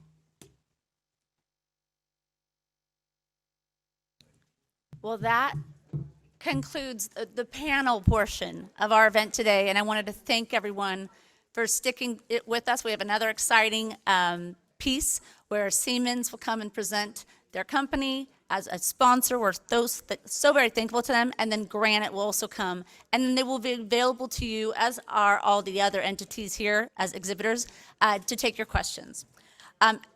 As just a quick closing remark, I am not Peter. Peter was not unable to be here today, but I am Lucianne, and I'm very thankful I had the privilege of serving as interim director. I would love for y'all to look up here because I've got some exciting and important news. I would be remiss not to mention that we have a bonding education program coming up in the fall. We would love any business that is interested in learning about bonding so that once they get to Lourdes, they know what they're talking about and they're ready. So please come and talk to me or my colleague over here, Amy, and we'd be happy to send you that information. And the requirements are listed on the SBTRC Southwest website. It's very self-explanatory and very explicit as to what you need to have in place. I just also wanted to thank all of our exhibitors that came out today. I want to thank all the small businesses, all of you as attendees in person and virtually. I have a hand up from May. Oh, and we also need for you to fill out the survey. Please, please, please take a moment to fill that out and deliver it to our registration desk. If we've learned anything today, get certified. Don't be afraid to ask a good question or even a bad one. There's always someone there to help you. Do your research, network. When you hear that they can't find someone to do something, that's an opportunity. We also want to make sure that by keeping it real, it leads to real progress. So I will end with that, and thank you again. But I want to introduce our sponsor, Siemens, and Leslie Akamoto, Senior Manager, Business Governance and Outreach, to come up and speak on behalf of Siemens Mobility. Thank you.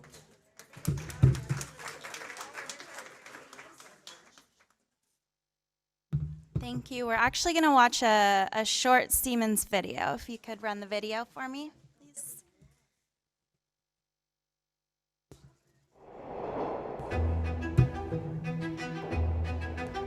The possibilities of worldwide mobility have brought prosperity and peace to countless people all over the world. But our world is constantly changing.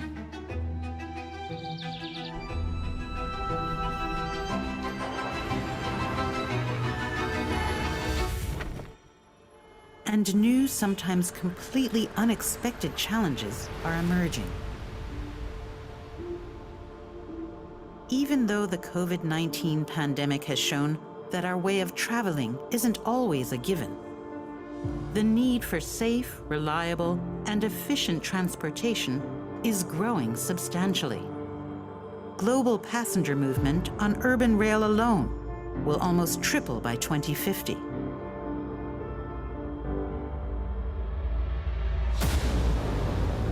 But there's yet another challenge, and it is the most pressing one. Climate change has a tight grip on our world, with increasingly dramatic consequences. To mitigate this development, we need to work together. And all of us must do our part. Business as usual is not an option.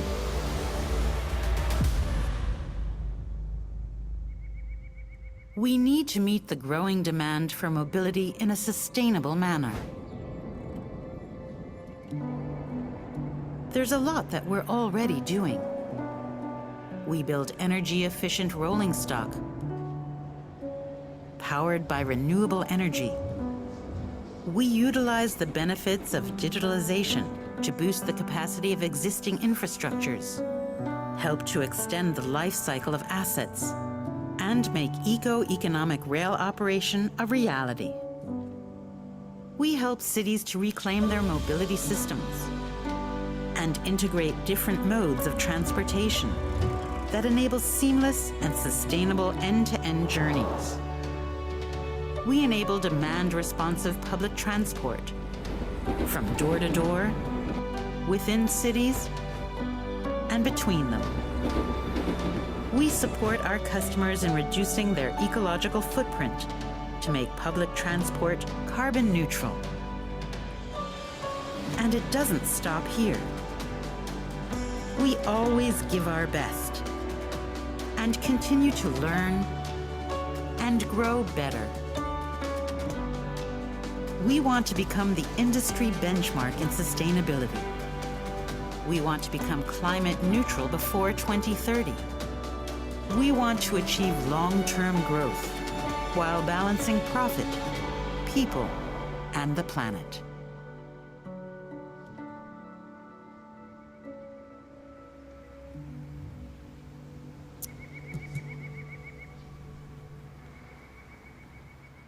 Thank you. Well, first I would like to say thank you to all of the speakers for sharing your experience today, and to the Cal Asian Chamber and the Small Business Transportation Resource Center for putting on a phenomenal event. My name is Leslie Okamoto, Senior Manager of Business Governance and Outreach at Siemens Mobility. And as you can see, we've made a lot of commitments in that video to be carbon neutral by 2050 and make some vast improvements on our mobility plans. A corporation is only as good as its suppliers, and in order to be a truly diverse organization, diversity must prevail, especially in the supply chain. At Siemens Mobility North America, we know it is critical to bring individuals with different backgrounds, skills, and experiences into the conversation. But to make real change, this needs to happen at all levels of the organization, including the supply chain. Therefore, Siemens is proud to sponsor organizations and events that further the development and give opportunities to diverse suppliers. Supplier diversity helps to work against systems that have been historically disadvantaged minority groups and small businesses. It creates more equity in our industry and helps minority-owned businesses and small businesses to thrive, connecting them with even more opportunities moving forward. By working with suppliers of all sizes and backgrounds, businesses can also gain a different perspective, consider problems from new angles, and in turn, set themselves up for long-term success. At Siemens Mobility, we see the value and importance of supplier diversity and are proud to partner with suppliers large and small from across the country. We know, and we've heard many times today, that small and diverse businesses are the backbone of our economy. We are excited to announce the next stop on our Siemens Mobility journey. We're expanding our U.S. rolling stock manufacturing to Lexington, North Carolina. Our 200-acre Lexington facility plans to bring innovative technology to help us manufacture some of our railcar product lines and to help service our East Coast customers. However, we cannot do this without our supply chain and without the help of our small and diverse suppliers. We are currently looking for small and diverse businesses to help partner with us on this exciting endeavor. Please stop by our booth to learn more about the opportunities coming up in Lexington, North Carolina, or the opportunities for our Sacramento rail plant. And if all else and nothing else, at least get some cool socks. Again, we would like to thank the Chamber and the SBTRC for this event and this opportunity. Thank you.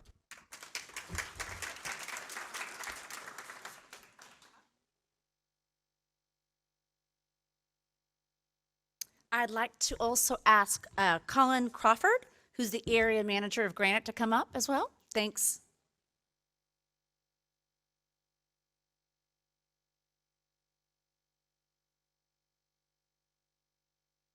Well, good afternoon, and thank you for inviting us to the symposium today. So I'm going to be like Ed. I'm going to keep it real casual, and that's how I showed up, really casual. And that's kind of, you know, Granite may be a large publicly traded company, but we identify as a local contractor. And we try to do a lot of outreach, job-specific outreach, and then just global outreach, because we are constantly looking for participation from the small and emerging businesses for our projects and just for our daily business. I just saw Dino here. We just had coffee with Dino here a couple of weeks ago up in Folsom with Energy Partners, trying to help them grow their business and understand the path in front of them and grow in a smart and a sustainable way. So the previous panel up here with the SBA gave advice of having a plan, and I'm going to say having contingency plans, control your growth, and cash. Always understand your cash position. And whether you're a small business or a large business, those are still the three same things that we deal with every single day of our business. You can get out of control regardless of size and all of that, and your business model and how long you've been in business. We've been in business 100 years, and we've had some very tough parts of our 100-year existence that we're lucky still to be here sometimes. That's just part of the process of growing a business and being smart. So with that, I'm not gonna, you had a great video. I did not bring a video. But again, I think you're more interested in talking about opportunities and how to contract and how to do business with contractors, prime contractors, Granite included. So I'll be happy to be here and talk to you and answer questions and lead you to the right path. I do want to do a plug. Caltrans is doing a mentor protege program. They piloted here in the last 2 years over District 4 and District 7, and they're just now rolling out a statewide mentor protege program in every district at Caltrans. And the first ones in the North Districts, District 3, District 4, are just starting in September. So I have a flyer for that if you're interested. It's a great way for you to network with Caltrans and be selected with a prime. That just helps you grow. It's about a 1-year program to graduate. But I think it's well worthwhile, and we'll be participating in every district within California. So with that, I'm going to keep you on schedule and here to answer any questions and help any way I can.